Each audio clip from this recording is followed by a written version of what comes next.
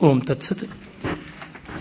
ಇನ್ನೀಗ ಪ್ರಕೃತಕ್ಕೆ ನಾವು ಬರುವುದಾದರೆ, ಭಾರತೀಯ ಹಬ್ಬ ಹರಿದಿನಗಳನ್ನು ಕುರಿತ 2 ಕಂತುಗಳ ಈ ಉಪನ್ಯಾಸ ಮಾಲಿಕೆಯಲ್ಲಿ 2ನೆಯ ನಿಡಿದಾದ ಈ ಕಂತು ಇಂದಿಗೆ ಸಮಾಪ್ತಿಯನ್ನು ಕಾಣ್ತಿದೆ.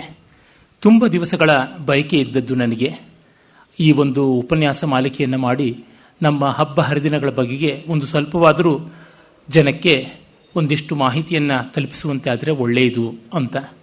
ಆ ಒಂದು ಬಯಕೆಯನ್ನು ತೀರಿಸುವಂತೆ ಮಾಡಿದ್ದಕ್ಕಾಗಿ ಗೋಖಲೆ ಸಾರ್ವಜನಿಕ ವಿಚಾರ ಸಂಸ್ಥೆಗೆ, ಅಲ್ಲಿಯ ರಾಮಸ್ವಾಮಿಯವರಿಗೆ, ರಾಮು ಅವರಿಗೆ, ಮತ್ತೆಲ್ಲ ಅಲ್ಲಿಯ ಕಾರ್ಯಕರ್ತರಿಗೆ, ಮತ್ತೆ ಎಲ್ಲಕ್ಕಿಂತ ಮಿಗಿಲಾಗಿ ಶ್ರೀಯುತ ಐರೋಡಿಯವರಿಗೆ, ಅವರ ಕುಟುಂಬಕ್ಕೆ, ಶ್ರೋತೃಗಳಾಗಿ ಬಂದು ಇಷ್ಟು ದಿವಸವೂ ಇದನ್ನು ಪೋಷಿಸಿದಂಥ ತಮಗೆ ತುಂಬ ಕೃತಜ್ಞತೆಗಳು ಸಲ್ಲಿಸ್ತಾ ಇದ್ದೀನಿ. ಏಕೆಂದರೆ ಶತೇಶು ಜಾಯತೆ ಶೂರ ಸಹಸ್ರೇಶು ಚ ಪಂಡಿತ ವಕ್ತಾ ದಶಸಹಸ್ರೇಶು ಶ್ರೋತಾ ಭವತಿ ವಾನವ ಅಂತ ವಸುದೇವ ಹಿಂಡಿಯಲ್ಲಿ ಬರತಕ್ಕಂಥ ಒಂದು ಮಾತು. ಅಂದರೆ ಎಷ್ಟೋ ಏನೆಲ್ಲ ಮಾಡ್ತಾರೆ, ಕೇಳೋದಕ್ಕಿರ್ತಾರೋ ಇಲ್ವೋ ಅಂತ. ನನಗಿಷ್ಟ ಇರತಕ್ಕಂಥ ವಿಷಯಗಳನ್ನು ಮಾತನಾಡೋದಕ್ಕೆ ಈ ಒಂದು ಆಯೋಜಕರು ಅವಕಾಶ ಕೊಟ್ಟಿದ್ದಾರೆ, ಪ್ರಾಯೋಜಕರು ಅದನ್ನು ಸಹಕರಿಸಿದ್ದಾರೆ, ಇನ್ನು ಶ್ರೋತೃಗಳು ಬಂದಿದ್ದೀರಾ, ಅದು ಭಾಗ್ಯ. ಯಾಕೆಂದರೆ ಇಷ್ಟವಿರುವ ಕೆಲಸವನ್ನು ಮಾಡೋದಕ್ಕೆ ಲೋಕದಲ್ಲಿ ಒತ್ತಾಸೆ ಸಿಗುವುದು ತುಂಬ ವಿರಳ. ಅದು ಕಬ್ಬನ್ನು ತಿನ್ನೋದಕ್ಕೆ ಕೂಲಿನಾ ಅಂತ ಒಂದು ಗಾದೆ ಉಂಟು. ಆ ಒಂದು ಭಾಗ್ಯ ಬಂದಿದೆ. ಅದಕ್ಕಾಗಿ ಮತ್ತೆ ಮತ್ತೆ ಆಯೋಜಕರಿಗೆ, ಪ್ರಾಯೋಜಕರಿಗೆ, ಶ್ರೋತೃಗಳಿಗೆ, ಆಮೇಲೆ ಎಲ್ಲಕ್ಕಿಂತ ಮಿಗಿಲಾಗಿ ಇಂಥ ಮಹಾ ವಿಷಯಗಳನ್ನು ಕುರಿತು ಪೂರ್ವಸೂರಿಗಳಾಗಿ ಅನೇಕ ಜನ ವಿದ್ವಾಂಸರು ಬರೆದಿದ್ದಾರೆ. ಪರಮಪೂಜ್ಯರಾದ ರಂಗಪ್ರಿಯ ಮಹಾದೇಶಿಕರಿರ್ಬೋದು, ಮಹಾಮಹೋಪಾಧ್ಯಾಯ ಭಾರತರತ್ನ ಪಿ ವಿ ಕಾಣಿಯವರಿರ್ಬೋದು, ಪ್ರೊಫೆಸರ್ ಎಸ್ ಕೆ ರಾಮಚಂದ್ರಾಯರಿರ್ಬೋದು, ಮಹಾವಿದ್ವಾಂಸರಾದಂಥ ಡಾಕ್ಟರ್ ವಿ ರಾಘವನ್ನು, ಅದೇ ರೀತಿಯಾದಂಥ ವಿಲಕ್ಷಣ ಮತಿ, ಪ್ರತ್ಯುತ್ಪನ್ನ ಮತಿ ವಿದ್ವಾಂಸ ತಿರುಮಲ ರಾಮಚಂದ್ರ ಅವರು, ಈ ಥರ ಅನೇಕರ ಒಂದು ಗ್ರಂಥ ವ್ಯಾಸಂಗದ ಬಲದಿಂದ ತತ್ಪೂರ್ವದಲ್ಲಿ ಅನೇಕ ನಿಬಂಧ ಗ್ರಂಥಗಳನ್ನು, ವ್ಯಾಖ್ಯಾನ ಗ್ರಂಥಗಳನ್ನು, ಆಕರ ಗ್ರಂಥಗಳನ್ನು ನಿರ್ಮಾಣ ಮಾಡಿಕೊಟ್ಟ ಸಂಸ್ಕೃತದ ಮೂಲ ಪರಂಪರೆಯ ವಿದ್ವಾಂಸರು ಯಾರಿದ್ದಾರೆ ಇವರೆಲ್ಲರಿಗೂ ನನ್ನ ಕೃತಜ್ಞತೆ ಸಲ್ಲುತ್ತಾ ಇದೆ. ಇದೀಗ ನಾವು ನಿನ್ನೆ ಸಂಕ್ರಾಂತಿಯನ್ನು ಕುರಿತು ಆಲೋಚನೆ ಮಾಡ್ತಾ ಇದ್ವಿ. ಆ ಸಂಕ್ರಾಂತಿಯ ಮತ್ತಷ್ಟು ಇನ್ನಷ್ಟು ಕೆಲವೊಂದು ವಿವರಗಳನ್ನು ನಾವು ಕಾಣಬಹುದು. ನಾವು ಪುಷ್ಯ ಮಾಸದಲ್ಲಿ ಇನ್ನೂ ಇದ್ದೀವಿ. ಈ ಒಂದು ದಿವಸ ಪುಷ್ಯ, ಮಾಘ, ಫಾಲ್ಗುಣ ಈ 3 ಮಾಸಗಳನ್ನು ಮುಗಿಸಬೇಕಾಗಿದೆ. ಅದಕ್ಕೆ ಒಂದು 5-10 ನಿಮಿಷ ಏನಾದರೂ ಹೆಚ್ಚಾದರೆ ದಯಮಾಡಿ ಸಹಕರಿಸಬೇಕು ಅಂತ ಪ್ರಾರ್ಥನೆ. ಯಾರಿರಲಿ ಇಲ್ಲದೆ ಹೋಗಲಿ, ನಾನಂತೂ ಮಾತಾಡಿ ಮುಗಿಸ್ತೀನಿ. ಕಾಲೇಜಿನ ಅಧ್ಯಾಪನ ಮಾಡ್ತಾ ಇದ್ದಾಗ ಕೆಲವೊಮ್ಮೆ ಕೊನೆ ಕ್ಲಾಸ್ ಕೊಟ್ಬಿಡೋರು ನನಗೆ ಆರ್ ವಿ ಕಾಲೇಜಲ್ಲಿ, ಜೂನಿಯರ್ ಮೋಸ್ಟ್ ಸ್ಟಾಫ್ ಅಂತ ಹೇಳಿಬಿಟ್ಟು 3:30 4:15 ಅಂತ.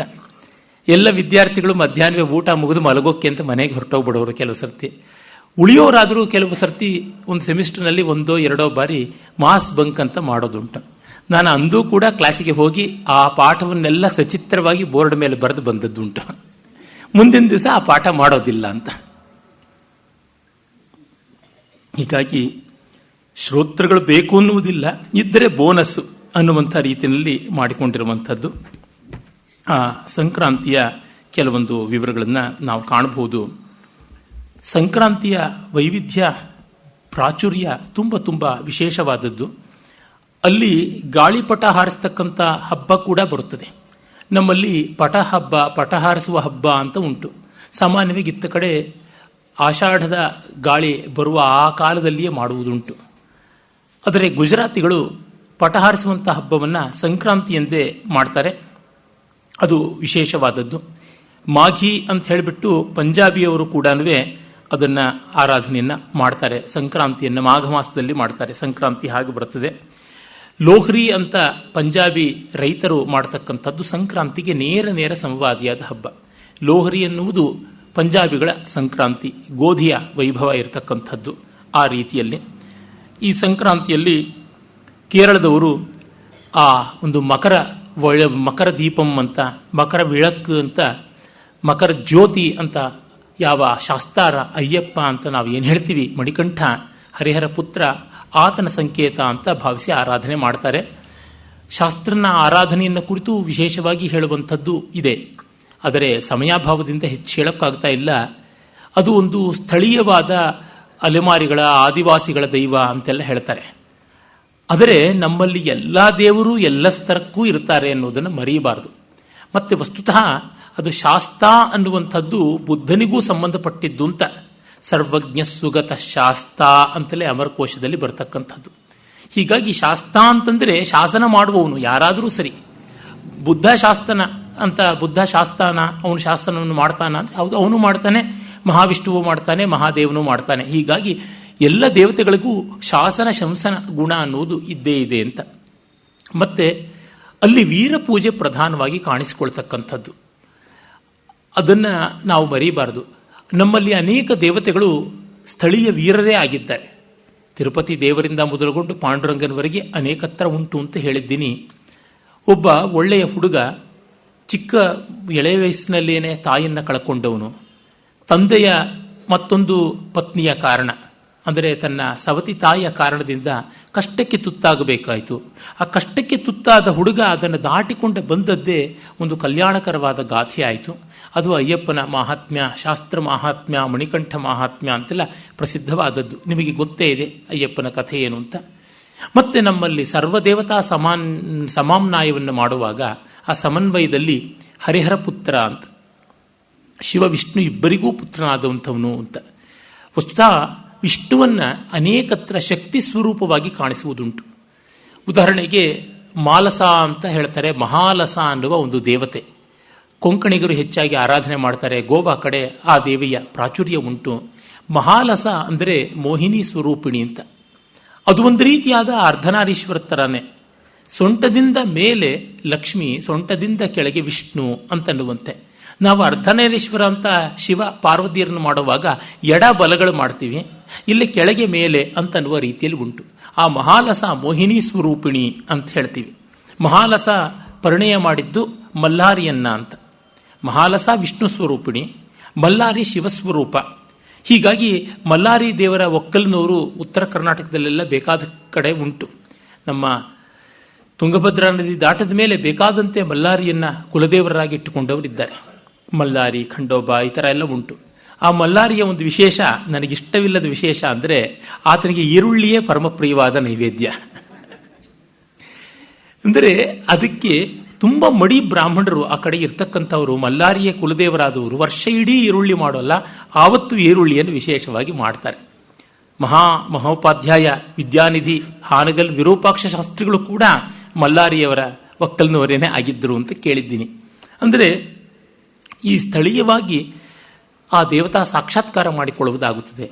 ಹಾಗೆ ಶಿವನಿಗೆ ಶಕ್ತಿ ಅಂದರೆ ವಿಷ್ಣುವೇ ಅಂತ ಹರಿಹರ ಮೂರ್ತಿ ಅಂತೀವಲ್ಲ, ಆ ಹರಿಹರ ಮೂರ್ತಿ ಅಂತನ್ನುವುದು ಅರ್ಧನೇಶ್ವರ ಸ್ವರೂಪವೂ ಹೌದು. ಆ ರೀತಿಯಲ್ಲಿ ಕಂಡಾಗ ಶಾಸ್ತ್ರ ಶಿವ ಕುಟುಂಬಕ್ಕೆ ಸೇರಿದಂತಕ್ಕಂಥವನು.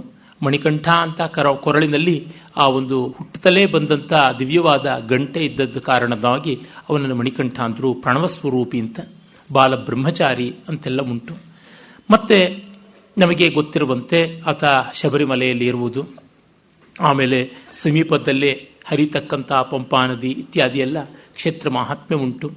ಆತ ಸ್ತ್ರೀ ವಿಮುಖ ಅಂತ, ಮಲತಾಯಿ ಕಷ್ಟ ಕೊಟ್ಟ ಕಾರಣ ಹಿಂಗಸರೇ ಹೀಗೆ ಅಂತ ಅನ್ನುವುದು ಸ್ಥಳೀಯವಾದ ವಿಶ್ವಾಸ. ಅಲ್ಲಿ ನಾವು ಕಾಣಬೇಕಾದದ್ದು ಆ ಥರ ಒಂದು ಕೆಲವು ಸ್ವಾರಸ್ಯಗಳು ಇರುತ್ತವೆ. ಕೇರಳದ ಭಗವತಿ ದೇವಸ್ಥಾನಗಳಲ್ಲಿ ಗಂಡಸರಿಗೆ ಪ್ರವೇಶ ಇರೋಲ್ಲ, ಅದಕ್ಕೆ ಗಂಡಸರೇನೂ ಗಲಾಟೆ ಮಾಡೋಲ್ಲ. ಹೆಂಗಸರು ಗಲಾಟೆ ಮಾಡಬೇಕಾಗಲ್ಲ, ಅಯ್ಯಪ್ಪನ ದೇವಸ್ಥಾನಕ್ಕೆ ನಮಗೆ ಯಾಕೆ ಪ್ರವೇಶ ಇಲ್ಲ ಅಂತ. ಅಲ್ಲ, ಮೆನ್ಸ್ ಬ್ಯೂಟಿ ಪಾರ್ಲರ್ನಲ್ಲಿ ಹೆಂಗಸರಿಗೆ ಏನು ಕೆಲಸ, ವಿಮೆನ್ಸ್ ಬ್ಯೂಟಿ ಪಾರ್ಲರ್ನಲ್ಲಿ ಗಂಡಸರಿಗೆ ಏನು ಕೆಲಸ, ಹೀಗೆ ಇರುತ್ತದೆ. ಅದೊಂದು ವಿಶೇಷ ಅನ್ನೋದು ಆ ರೀತಿ ಇಟ್ಕೊಳ್ತಾರೆ. ಅದನ್ನ ಈ ಸೆಕ್ಯುಲರಿಸ್ಟ್ಗಳು, ಲೆಫ್ಟಿಸ್ಟ್ಗಳು ಇರ್ತಾರಲ್ಲ, ಆಪರ್ಚುನಿಸ್ಟ್ಗಳು, ಅಯೋಗ್ಯರು, ಅವರು ಗಲಾಟೆ ಶುರು ಮಾಡ್ತಾರೆ. ನಂಬಿಕೆ ಇದ್ದವರು ತಗಾದೆ ಮಾಡೋಲ್ಲ, ನಂಬಿಕೆ ಇಲ್ಲದಿದ್ದವರು ಬರಬೇಕಾಗಿಲ್ಲ. ಇವ್ರಿಗೆ ನಂಬಿಕೆ ಇಲ್ಲ ಈ ದೇವಾಲಯ ಇತ್ಯಾದಿಗಳಲ್ಲಿ, ಅವ್ರು ಯಾಕೆ ಬಂದು ಗಲಾಟೆ ಮಾಡಬೇಕು? ಬೇಕಿಲ್ಲ. ಶ್ರದ್ಧಾವಂತರಿಗೆ ಅವರಿಗೆ ದಾರಿ ಕಾಣಿಸುತ್ತದೆ, ಯಾಕೆ ನಾವು ಆಕ್ಷೇಪ ಮಾಡಬೇಕು? ಹಾಗಾಗಿ ಆಯಾ ಉಪಾಸಕರಿಗೆ ಬೇಕಾದ ಸ್ವಾತಂತ್ರ್ಯ ಉಂಟು. ಅದನ್ನು ನಂಬಿದರೆ ಸರಿ. ನಂಬಿದವರ ನಾಕ ನರಕ ಎರಡೂ ಅಲ್ಲಿಯೇ ಕಾಣತಕ್ಕಂಥದ್ದು. 40 ದಿವಸಗಳ ಆ ಒಂದು ಮಂಡಲ ಕಾಲದ ವ್ರತದಲ್ಲಿ ಇರ್ತಾರೆ. ನನ್ನ ಅಣ್ಣ ಹೇಳ್ತಾ ಇರ್ತಾನೆ, ಈ ಡಿಸೆಂಬರ್ನಿಂದ ಜನವರಿವರೆಗೂ ಕೋರ್ಟ್ನಲ್ಲಿ ಅವನು ಕ್ರಿಮಿನಲ್ ಲಾಯರು. ಕ್ರಿಮಿನಲ್ ಕೋರ್ಟ್ನಲ್ಲಿ ಅಪರಾಧಿಗಳೇ ಇರೋದಿಲ್ಲ, ಎಲ್ಲ ಮಾಲೆ ಹಾಕ್ಕೊಂಡು ಬಿಟ್ಟಿರ್ತಾರೆ.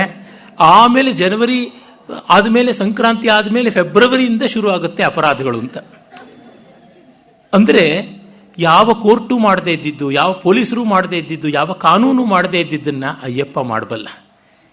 40 ದಿವಸಗಳ ಕಾಲ ಈಚೆಗೆ ಸ್ವಲ್ಪ ಅಲ್ಲೂ ಭ್ರಷ್ಟತೆ ಬಂದಿದೆ ಅಂತ ಹೇಳ್ತಾರೆ. ಆದರೂ ಆ ರೀತಿಯಲ್ಲಿ ಆ ಒಂದು ರಾಗದ್ವೇಷ ವಿಮುಕ್ತರಾಗಿ ಅಪೇಯಪಾನ, ಅಭಕ್ಷ್ಯ ಭೋಜನ ಮೊದಲಾದಂಥವನ್ನೆಲ್ಲ ದೂರ ಇಟ್ಟು ಬದುಕತಕ್ಕಂಥದ್ದು ಒಂದು ದೊಡ್ಡದಲ್ವ.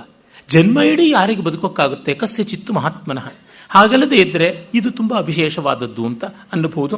ಆ ರೀತಿಯಾದ ಆ ಮಕರ ಜ್ಯೋತಿಯನ್ನು ಸಾಕ್ಷಾತ್ಕಾರ ಮಾಡಿಕೊಡುವಂಥ ದಿವಸವಾಗಿ ಸಂಕ್ರಾಂತಿ ಅಯ್ಯಪ್ಪನ ದರ್ಶನಕ್ಕೆ ವಿಶಿಷ್ಟವಾದಂಥ ಒಂದು ಅಂಶ ಅಂತ ಆಗಿದೆ. ತಮಿಳುನಾಡಿಂದು ನಾನು ಹೇಳಿಯೇ ಇದ್ದೀನಿ. ಅದೇ ರೀತಿಯಲ್ಲಿ ಆಂಧ್ರದಲ್ಲಿ ಅದನ್ನು ಪೆದ್ದ ಪಂಡುಗ ಅಂತಲೇ ಗೌರವಿಸ್ತಾರೆ. ಒರಿಸ್ಸಾದಲ್ಲಿ ಮಾಘಿ ಯಾತ್ರಾ ಅಂತ ಹೇಳಿಬಿಟ್ಟು ಭುಯಾ ಅನ್ನುವ ಒಂದು ವನವಾಸಿಗಳ ಗುಂಪು ಮಾಡುತ್ತದೆ. ಅವರು ಮನೆಯಲ್ಲಿಯೇ ಹೊಸ ಹೊಸ ಗುಡಿಗಾರಿಕೆಯ ಉಪಕರಣಗಳನ್ನು, ಕೆತ್ತನೆ ಇವನ್ನೆಲ್ಲ ಅಂದಿನಿಂದ ಆರಂಭ ಮಾಡ್ತಾರೆ. ಅದು ವರ್ಷಾರಂಭ ಅಂತ. ಅಲ್ಲಿ ಕ್ಯಾಂಪ್ ಫೈರ್ ಅಂತಿವೆಲ್ಲ ಆ ರೀತಿಯಾಗಿ ಹಾಕಿಕೊಂಡು ನೃತ್ಯನ ಇತ್ಯಾದಿಗಳನ್ನು ಮಾಡ್ತಾರೆ. ಬಂಗಾಳದಲ್ಲಿ ಭಗೀರಥ ಗಂಗೆಯನ್ನು ತಂದು ಪಿತೃಗಳನ್ನು ಉದ್ಧಾರ ಮಾಡಿದ ದಿವಸ ಅದು ಅಂತ ಹೇಳಿಬಿಟ್ಟಿದ್ರೆ ಗಂಗಾ ಸ್ನಾನವನ್ನು, ಸಮುದ್ರ ಸ್ನಾನವನ್ನು ಎಲ್ಲವನ್ನ ಮಾಡ್ತಾರೆ. ಅದಕ್ಕೆ ಲಕ್ಷಾಂತರ ಜನ ಬರ್ತಾರೆ. ಇನ್ನು ಅಸ್ಸಾಂನಲ್ಲಿ ಬೋಗಾಲಿ ಬಿಹು ಅಂತ ಕರೀತಾರೆ. ಬಿಹು ಅನ್ನೋದು ಅನೇಕ ವಿಧವಾದ ಹಬ್ಬ. ಸಾಮಾನ್ಯ ಪರ್ವವಾಚಕ ಶಬ್ದ ಅಂತಲೇ ಬಿಹು ಅಂತ ಅನ್ನಬಹುದು. ಒಂದೊಂದು ಋತುವಿನಲ್ಲಿ ಒಂದೊಂದು ಬಿಹು ಬರುತ್ತದೆ. ಹಾಗೆ ನೋಡಿದಾಗ ನಮಗೆ ತಿಳಿಯುತ್ತದೆ ಆ ಒಂದು ಬಿಹು ಹಬ್ಬ ಬೋಗಾಲಿ ಅನ್ನೋದು ಭೋಗಾಲಿ, ಭೋಗಿ, ಈ ರೀತಿ ಸಂಕ್ರಾಂತಿಗೆ ಸಂಬಂಧಪಟ್ಟಿರ್ತಕ್ಕಂಥದ್ದು. ಮಧ್ಯಪ್ರದೇಶದಲ್ಲಿ ಸಕರಾತ್ ಅಂತ, ಅದು ಸಂಕ್ರಾಂತಿ ಅನ್ನೋದು ಸಕರಾತ್ ಅನ್ನುವ ಹೆಸರಿನಲ್ಲಿ ಅದನ್ನು ಆರಾಧನೆ ಮಾಡ್ತಾರೆ. ಮಧುರ ಪದಾರ್ಥಗಳನ್ನು ವಿನಿಮಯ ಮಾಡ್ಕೋತಾರೆ. ಉತ್ತರ ಪ್ರದೇಶದಲ್ಲಿ ಸಂಕ್ರಾಂತಿ ಉತ್ಸವವನ್ನು ಖಿಚಡಿ ಅಂತ ಹೇಳ್ತಾರೆ. ಒಂದು ಅಲ್ಲಿ ಬರತಕ್ಕಂಥ ಪೊಂಗಲ್, ಮುದ್ಗಾನ್ನ ಮತ್ತೆ ಗುಡಾನ್ನ ಅದರ ಸಂಕೇತ. ಕಿಚಡಿ ಅಂದರೆ ಬೆರೆಸುವುದು ಎಲ್ಲವನ್ನಂತ, ಎಲ್ಲವೂ ಸೇರಿಕೊಂಡು ಹೊಂದಿಕೊಂಡು ಬರುತ್ತದೆ. ಪಶು ಪಕ್ಷಿಗಳಿಂದ ಮೊದಲುಗೊಂಡು ಮಾನವರವರೆಗೆ, ಕಲೆಗಳಿಂದ ಮೊದಲುಗೊಂಡು ಉಪಾಸನೆಯವರೆಗೆ ಎಲ್ಲ ಇರತಕ್ಕಂಥದ್ದು ಅಂತ. ಮತ್ತೆ ಪ್ರಯಾಗದ ತ್ರಿವೇಣಿ ಸಂಗಮದಲ್ಲಿ ಮಾಘಿ ಮೇಳ ಅಂತ, ಮಾಘಮೇಳ ಅಂತ ಒಂದು ವಿಶೇಷ ಸ್ನಾನವನ್ನು ಕೂಡ ಮಾಡುವುದು ಉಂಟು.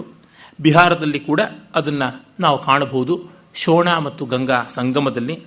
ಇನ್ನು ಪಂಜಾಬಿನಲ್ಲಿ ನಾನು ಮೊದಲೇ ಹೇಳಿದಂತೆ ಲೋಹಾರಿ ಅಂತಕ್ಕಂಥ ಒಂದು ವಿಶೇಷವಾದ ಹಬ್ಬ ಬರುತ್ತದೆ.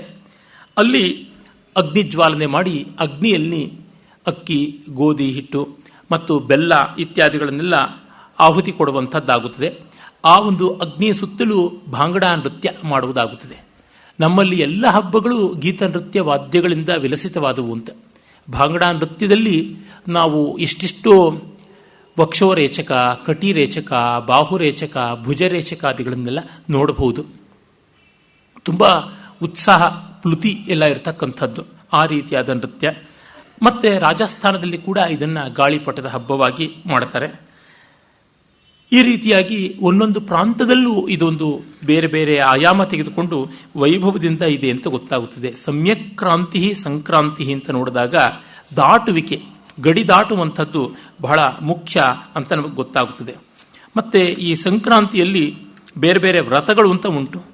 ಆ ವ್ರತಗಳಲ್ಲಿ ಧಾನ್ಯ ಸಂಕ್ರಾಂತಿ, ಲವಣ ಸಂಕ್ರಾಂತಿ, ಭೋಗ ಸಂಕ್ರಾಂತಿ, ರೂಪ ಸಂಕ್ರಾಂತಿ, ಜ್ಯೋತಿಷ್ ಸಂಕ್ರಾಂತಿ, ಸೌಭಾಗ್ಯ ಸಂಕ್ರಾಂತಿ, ತಾಂಬೂಲ ಸಂಕ್ರಾಂತಿ, ಮನೋರಥ ಸಂಕ್ರಾಂತಿ, ಅಶೋಕ ಸಂಕ್ರಾಂತಿ, ಆಯುಷ್ ಸಂಕ್ರಾಂತಿ, ಧನ ಸಂಕ್ರಾಂತಿ ಅಂತ ಬಗೆ ಬಗೆಯಲ್ಲಿ ದಾನ ಮಾಡಬೇಕು ಅಂತ ಉಂಟು. ಹಾಗೆ ನೋಡಿದಾಗ ಧಾನ್ಯ ಸಂಕ್ರಾಂತಿಯಲ್ಲಿ ಧಾನ್ಯವನ್ನು ಸೂರ್ಯಾರಾಧನೆ ಮಾಡಿ ದಾನ ಮಾಡಬೇಕು. ಲವಣ ಸಂಕ್ರಾಂತಿಯಲ್ಲಿ ಉಪ್ಪನ್ನ ದಾನ ಮಾಡಬೇಕು. ಭೋಗ ಸಂಕ್ರಾಂತಿಯಲ್ಲಿ ನಮಗೆ ತುಂಬ ಇಷ್ಟವಾಗತಕ್ಕಂಥ ಮಧುರ ಪದಾರ್ಥಗಳನ್ನು, ಒಳ್ಳೆಯ ಬೇರೆ ಬೇರೆ ಭೋಗ್ಯ ಪದಾರ್ಥಗಳನ್ನು, ಆಹಾರ ಪದಾರ್ಥಗಳನ್ನು ದಾನ ಮಾಡಬೇಕು. ರೂಪ ಸಂಕ್ರಾಂತಿಯಲ್ಲಿ ರೂಪವರ್ಧನಕ್ಕೆ ಕಾರಣವಾಗುವ ಘೃತ, ತುಪ್ಪವನ್ನು ದಾನ ಕೊಡಬೇಕು ಅಂತ. ಜ್ಯೋತಿಷ್ ಸಂಕ್ರಾಂತಿಯಲ್ಲಿ ದೀಪದಾನ ಉಂಟು. ಸೌಭಾಗ್ಯ ಸಂಕ್ರಾಂತಿಯಲ್ಲಿ ಮಂಗಳ ದ್ರವ್ಯಗಳನ್ನು ಮತ್ತು ಶಾಖ ಪಾಕಗಳನ್ನು, ತರಕಾರಿಗಳನ್ನು ದಾನ ಕೊಡಬೇಕು ಅಂತ ಉಂಟು. ಅಷ್ಟದ್ರವ್ಯಗಳು ಅಂತಲೇ ಹೇಳ್ತಾರೆ. ಮತ್ತು ತಾಂಬೂಲ ಸಂಕ್ರಾಂತಿಯಲ್ಲಿ ಹೆಸರೇ ಹೇಳತಕ್ಕಂಥ ರೀತಿಯಲ್ಲಿ ತಾಂಬೂಲ ಮತ್ತು ಚಂದನಾದಿಗಳನ್ನು, ಈ ಭೋಗವಸ್ತುಗಳನ್ನು ಕೊಡಬೇಕು ಅಂತ. ಮನೋರಥ ಸಂಕ್ರಾಂತಿಯಲ್ಲಿ ತಮ್ಮ ಇಷ್ಟ ಬಂದ ಪದಾರ್ಥವನ್ನು ಯೋಗ್ಯರಾದವರಿಗೆ ಕೊಡಬೇಕು, ಪೂರ್ಣ ಪಾತ್ರ ದಾನ ಅಂತ ಹೇಳ್ತಾರೆ. ಅಶೋಕ ಸಂಕ್ರಾಂತಿಯಲ್ಲಿ ಪುಷ್ಪಾದಿಗಳನ್ನು ಮತ್ತು ತಾಮ್ರದ ಪಾತ್ರೆಯಲ್ಲಿ ಎಳ್ಳನ್ನು ಅರಿಷ್ಟ ನಿವೃತ್ತಿ ದಾನ ಅಂತ ಕೊಡುವುದು. ಆಯುಷ್ ಸಂಕ್ರಾಂತಿಯಲ್ಲಿ ಆಯುರ್ವರ್ಧಕವಾದ ಘೃತ ಕ್ಷೀರಾದಿಗಳನ್ನು ದಾನ ಕೊಡಬೇಕು ಅಂತ. ಧನ ಸಂಕ್ರಾಂತಿಯಲ್ಲಿ ಹೇಳುವಂತೆಯೇ ಧನ. ಇಲ್ಲೆಲ್ಲ ಕೊಡುವಿಕೆ ತುಂಬ ಮುಖ್ಯವಾದದ್ದು. ಅಂದರೆ ನಮ್ಮಲ್ಲಿ ಕಮ್ಯುನಿಟಿ ಅಂಡರ್ಸ್ಟ್ಯಾಂಡಿಂಗ್ ಅಂತೀವಲ್ಲ, ಅದು ತುಂಬ ಉಂಟು. ಸಾಮುದಾಯಿಕ ಪ್ರಜ್ಞೆ ಬಹಳ ಉಂಟು. ಆ ವಿತರಣಶೀಲತೆ, ಯಜ್ಞದಾನ ತಪಕರ್ಮ ನತ್ಯಾಜ್ಯಂ ಕಾರ್ಯಮೇವಹಿ ಅನ್ನುವ ಗೀತಾ ವಾಕ್ಯದಂತೆ ನಡ್ಕೊಂಡು ಬರುವಂಥದ್ದು ಅಂತ ಗೊತ್ತಾಗುತ್ತದೆ. ಮತ್ತೆ ಸಂಕ್ರಾಂತಿ ದೀಪದಾನ ಪ್ರಸಿದ್ಧವಾದದ್ದು ಅಂದು. ಮತ್ತು ನವವಿವಾಹಿತರಾದಂಥ ತರುಣ ತರುಣಿಯರಿಂದ ಪೂರ್ಣಕುಂಭದಾನ ಮತ್ತು ಕದಳಿ ಫಲಾದಿ ಫಲದಾನವನ್ನು ಇವನ್ನೆಲ್ಲ ಮಾಡಿಸ್ತಾರೆ. ಅದು 5 ವರ್ಷಗಳವರೆಗೆ ಮಾಡಬೇಕು ಅಂತ. ಸಂಕ್ರಾಂತಿಯ ವಿಶೇಷವಾದಂಥ ಶಾಖಪಾಕ ಮೊದಲಾದವನ್ನೆಲ್ಲ ಸೇರಿಸಿ ಕೊಡಬೇಕು. ಮತ್ತು ಮಂಗಳ ದ್ರವ್ಯ ದಾನ ಮಾಡಬೇಕು ಅಂತ. ಇವೆಲ್ಲ 5 ವರ್ಷ ಮಾಡಬೇಕು ಮದುವೆ ಆದ ಮೇಲೆ ಅಂತ. ಅಂದರೆ ಆ ಮದುವೆ ಆದ ಮೇಲೆ ಎಷ್ಟೋ ಬಾರಿ ನಾವು ನಮಗೆ ಉಳಿಸ್ಕೊಳ್ಳೇದೇನೋ, ಮತ್ತೊಂದು ಮಾಡೋದೇನೋ, ಮಕ್ಕಳಿಗೇನು ಜೋಪಾನ ಮಾಡೋದು, ಈ ಥರ ಇರುವಾಗ ಮಿಕ್ಕ ಕಡೆಗೂ ಗಮನ ಇರಬೇಕು ಅಂತ ಬಂದದ್ದು. ಹಾಗೇನೆ ಫಲತಾಂಬೂಲ ಅಂತ ಪ್ರತಿದಿನ ಮುತ್ತೈದೆಗೆ ಒಂದು ದಾನ ಮಾಡುವುದು. ಹಾಗಾಗಲಿಲ್ಲ ಅಂದರೆ ಸೂರ್ಯನ ದಿವಸದಲ್ಲಿ ದಾನ ಮಾಡೋದು. ಹಾಗಲ್ಲ ಅಂದರೆ ಸಂಕ್ರಮಣದ ದಿವಸದಲ್ಲಿ ದಾನ ಮಾಡೋದು. ಹಾಗಲ್ಲ ಅಂದರೆ ಮಕರ ಸಂಕ್ರಮಣದಲ್ಲಾದರೂ ಮಾಡುವುದು. 4 ಸಂಕ್ರಮಣಗಳಲ್ಲಿ ವಿಶೇಷತಃ ಮಕರ, ಮೇಷ ಮತ್ತು ತುಲ ಹಾಗೂ ಕರ್ಕಾಟಕ, ಈ 4ರಲ್ಲಿ ಅಂತ. ಮತ್ತೆ ನೇತ್ರಾಂಜನ ದಾನ ಅಂತ, ಮುತ್ತೈದೆಯ ಅಲಂಕಾರಗಳು ಅಂತ ಅರಿಶಿನ, ಕುಂಕುಮ, ಕಾಡಿಗೆ ಮೊದಲಾದವು ಅವುಗಳನ್ನು ದಾನ ಮಾಡೋದು. ಹಾಗೆಯೇ ವಲಯ ದಾನ ಅಂತ ಬಳೆ, ಗೋದಾನ, ಗೋಗ್ರಾಸ ದಾನ, ಗೋವುಗಳಿಗೆ ಗೋದಾನ ಮಾಡೋಕ್ಕಾಗದೇ ಇದ್ರೂ ಗೋವಿಗೆ ಏನಾದರೂ ಕೊಡ್ತಕ್ಕಂಥದ್ದು, ಅದಕ್ಕೆ ಬೇಕಾಗಿರತಕ್ಕಂಥದ್ದನ್ನು ಹೊಂದಿಸಿ ಕೊಡ್ತಕ್ಕಂಥದ್ದು ಅಂತ ಈ ಬಗೆಯಲ್ಲಿ ತುಂಬ ವಿಶೇಷವಾಗಿ ದಾನ ಕರ್ಮಗಳನ್ನು ನಮ್ಮ ಈ ಸಂಕ್ರಾಂತಿಯಲ್ಲಿ ಹೇಳಿದೆ. ಸಾಮಾನ್ಯವಾಗಿ ಸಂಕ್ರಮಣಾದಿಗಳಲ್ಲಿ ದಾನಕ್ಕೆ ತುಂಬ ಪ್ರಾಶಸ್ತ್ಯ ಉಂಟು. ಅದನ್ನು ನಾವು ನೋಡ್ತೀವಿ. ಮುಂದೆ ನಾನು ಗ್ರಹಣವನ್ನು ಕುರಿತು ಒಂದಷ್ಟು ಮಾತನ್ನು ಹೇಳ್ತೀನಿ. ಆಗ ಗ್ರಹಣದ ದಾನದ ಬಗ್ಗೆ ಕೂಡ ನೋಡಬಹುದು. ಇವೆಲ್ಲ ಸಂಕ್ರಾಂತಿಯ ವಿಶಿಷ್ಟ ಆಯಾಮಗಳಾಗಿ ಕಾಣಿಸುತ್ತವೆ. ಸಂಕ್ರಾಂತಿಯ ಸಕ್ಕರೆ ಹೆಚ್ಚಿರಬಹುದು, ಬೆಲ್ಲ ಎಳ್ಳು ಇರಬಹುದು. ಅದನ್ನು ಮಾಡುವ ಒಪ್ಪ ಓರಣ, ಅದರ ಸೊಗಸು ಅದು ಅತಿಶಯವಾದದ್ದು. ಅದೊಂದು ಕಲಾ ಕೌಶಲದ ಮಟ್ಟಿಗೆ ಬಂದಿದೆ. ಅಲ್ಲೆಲ್ಲ ತೊಡಗಿಕೊಳ್ಳುವಿಕೆ ತುಂಬ ಮುಖ್ಯ. ಎಲ್ಲೋ ತಗೊಂಡು ಬಂದು ಕೊಂಡುಕೊಂಡು ಬಂದು ಮಾಡಿದ್ರೆ ಮಾಡ್ತೀವಿ ನಡೆಯುತ್ತೆ ಅನ್ನೋದಿದೆ. ಆದರೆ ನಾವು ಒಂದಿಷ್ಟು ಬಿಡುವು ಮಾಡಿಕೊಂಡು ಮಾಡುವುದಾದರೆ, ಅದು ಸಂತೋಷಪಟ್ಟು ಮಾಡುವುದಾದರೆ, ಇವೆಲ್ಲ ಬೇಕಾದಷ್ಟು ರೇ ಉಂಟು. ಇಫ್ ಆದರೆ ಅದಕ್ಕೆ ಹೆಚ್ಚಿನ ಸೌಭಾಗ್ಯ ಮತ್ತು ಸಮಗ್ರತೆ, ಸಂಪೂರ್ಣತೆ ಇವೆಲ್ಲ ಬರುತ್ತದೆ. ಅದು ತೊಡಗಿಕೊಳ್ಳುವಿಕೆ. ತಪಸ್ಸು ಅಂದರೆ ಅದೇನೆ, ಇನ್ವಾಲ್ವ್ಮೆಂಟ್ ಅಂತೀವಲ್ಲ, ಆ ರೀತಿಯಾಗಿ ಮಗ್ನತೆ ಬೇಕು. ಆ ಮಗ್ನತೆಗೆ ಬೇರೆ ಪರ್ಯಾಯವೇ ಇಲ್ಲ. ಅದನ್ನು ನಾವು ಇಲ್ಲಿ ಕಾಣ್ತೀವಿ. ಸಂಕ್ರಾಂತಿ ಮತ್ತು ಗ್ರಹಣ ಇತ್ಯಾದಿಗಳನ್ನೆಲ್ಲ ಪರ್ವಕಾಲಗಳು ಅಂತಂತೀವಿ. ಅಂದರೆ ಸಂಧಿಸ್ಥಾನದ್ದು ಅಂತ. ಆ ಪರ್ವಕಾಲದಲ್ಲಿ ಸ್ನಾನ ಅಂದರೆ ತೀರ್ಥಸ್ನಾನ, ಧ್ಯಾನ, ದಾನ, ಜಪ, ಹೋಮ, ತರ್ಪಣ, ಶ್ರಾದ್ದ ಇವು ಬಹಳ ಮುಖ್ಯ ಅಂತ. ಹೀಗಾಗಿ ಸ್ನಾನ, ಮಂಗಳ ಸ್ನಾನ, ನದಿ, ತಟಾಕ, ಸಮುದ್ರ ಇತ್ಯಾದಿ ಪುಣ್ಯ ತೀರ್ಥಗಳಲ್ಲಿ ಅಂತ ಆ ದಿವಸ ಗಂಗೋದ್ಭವ ಸರ್ವತ್ರ ಆಗುತ್ತದೆ ಅಂತ ಹೇಳುವುದುಂಟು. ಹಾಗಾಗಿ ಸ್ನಾನ ಮತ್ತು ಭಗವದ್ ಧ್ಯಾನ, ಅದರ ಒಂದು ವಿಸ್ತೃತವಾದ ರೂಪವೇ ಜಪ. ಆಮೇಲೆ ಅಗ್ನಿಮುಖವಾಗಿ ಮಾಡುವುದು ಹೋಮ, ಹಾಗಲ್ಲದೆ ಬಿಂಬರೂಪದಲ್ಲಿ ಮಾಡುವುದು ಪೂಜೆ, ಮತ್ತು ಪಿತೃಗಳಿಗೆ, ಋಷಿಗಳಿಗೆ, ದೇವತೆಗಳಿಗೆ ಕೊಡ್ತಕ್ಕಂಥ ತರ್ಪಣ, ಜಲ, ತಿಲ ಇತ್ಯಾದಿಗಳಿಂದ ಕೊಡ್ತಕ್ಕಂಥದ್ದು, ಮತ್ತು ಶ್ರಾದ್ದ, ಪಿತೃಗಳಿಗೆ ಪಿಂಡ ಪ್ರದಾನ ಮೊದಲಾದವನ್ನು ಮಾಡತಕ್ಕಂಥದ್ದು. ಈ 7 ಅಂಗಗಳು ಸಾಮಾನ್ಯವಾಗಿ ಸಂಕ್ರಾಂತಿಗಳಲ್ಲಿ ಹಾಗೂ ಗ್ರಹಣಗಳಲ್ಲಿ ಎಲ್ಲ ಕಡೆಗೂ ಉಂಟು ಅಂತ ಗೊತ್ತಾಗುತ್ತದೆ. ನಾನು ಹೇಳಿದ್ದೆ, ಆ ಒಂದು ತ್ರುಟಿಕಾಲ ಅಂತಕ್ಕಂಥದ್ದು ಒಂದು ನಿಮೇಷ, ಕಣ್ರೆಪ್ಪೆ ಇಕ್ಕುವಂತಹ ಕಾಲವನ್ನು 30 ಲಕ್ಷ ಭಾಗ ಮಾಡಿದ್ರೆ ಒಂದು ಭಾಗ ಆ ಅಂಶ, ಅದು ಈ ಸಂಕ್ರಮಣ ಕಾಲದ ಅಂಶ ಅಂತ. ಇಲ್ಲಿ ಸಂಕ್ರಾಂತಿ ಪುರುಷ ಅಥವಾ ಸಂಕ್ರಾಂತಿ ದೇವತಾ ಅಂತ ಆ ದೇವತೆಯ ಆರಾಧನೆ, ಅದರ ಚಿತ್ರ ಬರೆಯುವಂಥದ್ದು ಮತ್ತು ಪಂಚಾಂಗದಲ್ಲಿ ಬರುವ ಆ ವಿವರಗಳನ್ನು ಓದಿಸಿ ತಿಳ್ಕೊಳ್ಳುವಂಥದ್ದು ಅಂತೆಲ್ಲ ಉಂಟು. ಆ ಸಂಕ್ರಾಂತಿ ಮೂರ್ತಿಗೆ ಅದು ಸಾಮಾನ್ಯವಾಗಿ ಸ್ತ್ರೀ ದೇವತೆಯೋ ಪುರುಷ ದೇವತೆಯೋ ಸ್ತ್ರೀ ಪುಂ ದೇವತೆಯೋ ಆಗಿರುವಂಥದ್ದು ಅಂತ ಗೊತ್ತಾಗುತ್ತದೆ. ಕೆಲವೊಮ್ಮೆ ಅದನ್ನು ಸ್ತ್ರೀ ಪ್ರಾಧಾನ್ಯವನ್ನೇ ಇಟ್ಟುಕೊಂಡು ಬಾಲಿಕೆಯಿಂದ ಮೊದಲುಗೊಂಡು ವೃದ್ಧೆಯವರೆಗೆ ಬೇರೆ ಬೇರೆ ಹಂತಗಳನ್ನು ಹೇಳ್ತಾರೆ. 3 ತಲೆ, 2 ಮುಖ, 5 ಬಾಯಿ, 3 ಕಣ್ಣು, ಹುಬ್ಬುಗಳು, ಕೆಂಪು ಹಲ್ಲು, ಈ ರೀತಿಯಾಗಿ ವಿಚಿತ್ರವಾದ ವಿಲಕ್ಷಣವಾದ ರೂಪದ ಒಂದು ದೇವತೆ ಅಂತ ನಾವು ಹೇಳ್ತೀವಿ. ಅದು ಅರ್ಧನಾರೀಶ್ವರ ಸ್ವರೂಪವಾಗಿಯೂ ಕಾಣುತ್ತದೆ ಅಂತ. ಈ ಸಂಕ್ರಾಂತಿ ದೇವತೆಯನ್ನ ನಾವು ಊಹೆ ಮಾಡಿಕೊಳ್ಳುವ ಕಾರಣ ಇಷ್ಟೇ. ಇಷ್ಟು ವಿಲಕ್ಷಣವಾದ ವ್ಯಕ್ತಿ ಸ್ವರೂಪವೂ ಇದ್ದೀತು.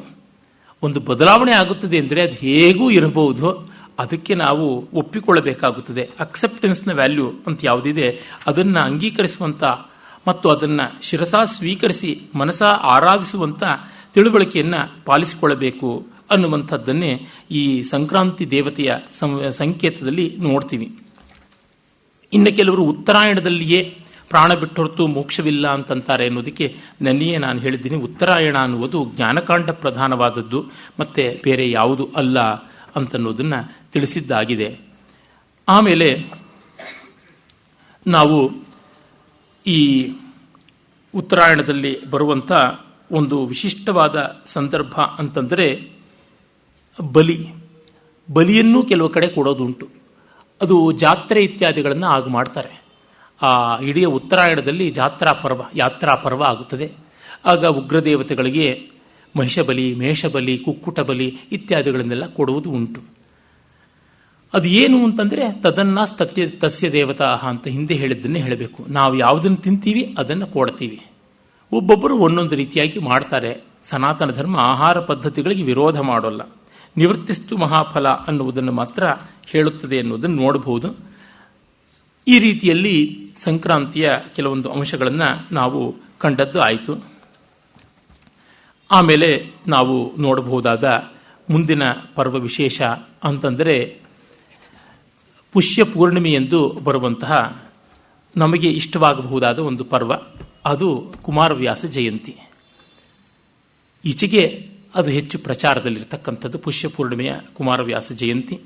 ನಮ್ಮ ಕನ್ನಡದ ಮಹಾಕವಿಯಾತ, ಭಾರತದ ಯಾವುದೇ ಉತ್ತಮ ಕವಿ ಜೊತೆಗೆ ಹೆಗಲಣೆಯಾಗಿ ನಿಲ್ಲಬಲ್ಲಂಥವನು. ಮಹಾಭಾರತವನ್ನು ಅನಿತರ ಸಾಧಾರಣ ಮನೋಹರ ರೂಪದಲ್ಲಿ 10 ಪರ್ವದಲ್ಲಿ ಕಂಡರಿಸಿಕೊಟ್ಟಂಥ ಸಿದ್ಧಕವಿ ವಶ್ಯವಾಕ್ ಆದವನು. ಅವನ ಜನ್ಮ ದಿವಸ ಅಂತ ಆರಾಧನೆ ಮಾಡ್ತೀವಿ. ವೀರನಾರಾಯಣನ ಭಕ್ತನಾಗಿ ಕುಣಿಸನಗನೇ ಕವಿ ಕುಮಾರವ್ಯಾಸ ನುಡಿದವರ ಅಂತ ಮಾಡಿದ ಮಹನೀಯ. ಹಾಗಾಗಿ ಅವನ ಆರಾಧನೆ ಇದು ಸಾಂಕೇತಿಕವಾಗಿ ನಾವು ಕಾಳಿದಾಸ ಜಯಂತಿ, ವ್ಯಾಸ ಜಯಂತಿ, ವಾಲ್ಮೀಕಿ ಜಯಂತಿ ಅಂತ ನೋಡಿದಂತೆ ಅಲ್ಲಿಗೆ ಬರ್ತಕ್ಕಂಥದ್ದು. ಆಮೇಲೆ ಆ ಹಬ್ಬವನ್ನು ಬನದ ಹುಣ್ಣಿಮೆ ಅಂತ ಉತ್ತರ ಕರ್ನಾಟಕದ ಕಡೆ ಮಾಡ್ತಾರೆ. ಬನಶಂಕರಿಯ ಆರಾಧನೆ. ಬನದ ಹುಣ್ಣಿಮೆಯಲ್ಲಿ ಬದಾಮಿ ಹತ್ತಿರ ಇರತಕ್ಕಂಥ ಬನಶಂಕರಿಯ ವಿಶೇಷವಾದ ಉತ್ಸವ ನಡೆಯುವಂಥದ್ದಾಗಿದೆ. ಆಗಲೇ ತಮಿಳುನಾಡಲ್ಲಿ ಕಾವಡಿ ಹಬ್ಬವನ್ನು ಮಾಡ್ತಾರೆ. ಕಾವಡಿ ಚಿಂದು ಸ್ಕಂದನಿಗೆ ಶಕ್ತ್ಯಾಯುಧವನ್ನು ಕೊಟ್ಟಂಥ ದಿವಸ ಗೌರಿ ದೇವಿಯೇ ಸಾಕ್ಷಾತ್ತಾಗಿ ಶಕ್ತ್ಯಾಯುಧವನ್ನು ಕೊಟ್ಟು ಶೂರಪದ್ಮಾಸುರನ ಸಂಹಾರ ಮಾಡು ಅಂತ ಹೇಳಿದ ದಿವಸ ಅಂತ ಕೂಡ ಆರಾಧನೆ ಮಾಡ್ತಾರೆ. ಅದಾದ ಮೇಲೆ ಬಹುಳಕ್ಕೆ ಬರ್ತೀವಿ. ಬಹುಳ ಪಂಚಮಿಯಂದು ವಾಗ್ಗೇಯಕಾರವರೇಣ್ಯರಾದ ತ್ಯಾಗರಾಜರ ಆರಾಧನೆ. ಉಂಚವೃತ್ತಿಯಲ್ಲಿದ್ದು ನಿಸ್ಪೃಹರಾಗಿ ಆಕಿಂಚನ್ಯದಲ್ಲಿಯೇ ಅನಂತವಾದಂಥ ಸಂಗೀತ ವಿದ್ಯೆಯನ್ನು ಆಪೋಷಣ ತೆಗೆದುಕೊಂಡು ಅದನ್ನು ಸ್ಮರಣೀಯ ರಮಣೀಯ ರೂಪದಲ್ಲಿ ಅನೇಕ ಕೃತಿಗಳಾಗಿ ರೂಪಣ ಮಾಡಿದ್ದಾರೆ. ಅನೇಕ ರಾಗಗಳ ನಿರ್ಮಾಪಕರು ಆಗಿದ್ದಾರೆ.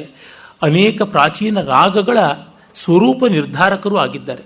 ಇಂದು ತ್ಯಾಗರಾಜರು ಅನ್ನೋರೊಬ್ಬರು ಇಲ್ಲದೇ ಇದ್ದರೆ ಕರ್ನಾಟಕ ಸಂಗೀತ ಮಾತ್ರವಲ್ಲ, ಭಾರತೀಯ ಸಂಗೀತದಲ್ಲಿಯೇನೆ ಎಷ್ಟೆಷ್ಟೋ ರಾಗ ಸ್ವಾರಸ್ಯಗಳು, ಎಷ್ಟೆಷ್ಟೋ ಗೇಯ ಸ್ವಾರಸ್ಯಗಳು ಇಲ್ಲವಾಗ್ತಾ ಇದ್ವು. ಅವರ ಪ್ರಮಾಣದಲ್ಲಿ ಅದಕ್ಕೆ ಪೂರ್ವದಲ್ಲಿ ಯಾರು ಇಷ್ಟು ವೈವಿಧ್ಯಮಯವಾದ ರಾಗಗಳ, ವೈವಿಧ್ಯಮಯವಾದ ಸಂಗತಿಗಳ ವಿಲಾಸ ವಿನ್ಯಾಸಗಳು ಉಳ್ಳಂತಹ ಕೃತಿ ರಚನೆ ಮಾಡಿರಲಿಲ್ಲ. ಸುಮಾರು 700ರಷ್ಟು ಬರುತ್ತವೆ ಅಂತ ಹೇಳ್ತಾರೆ.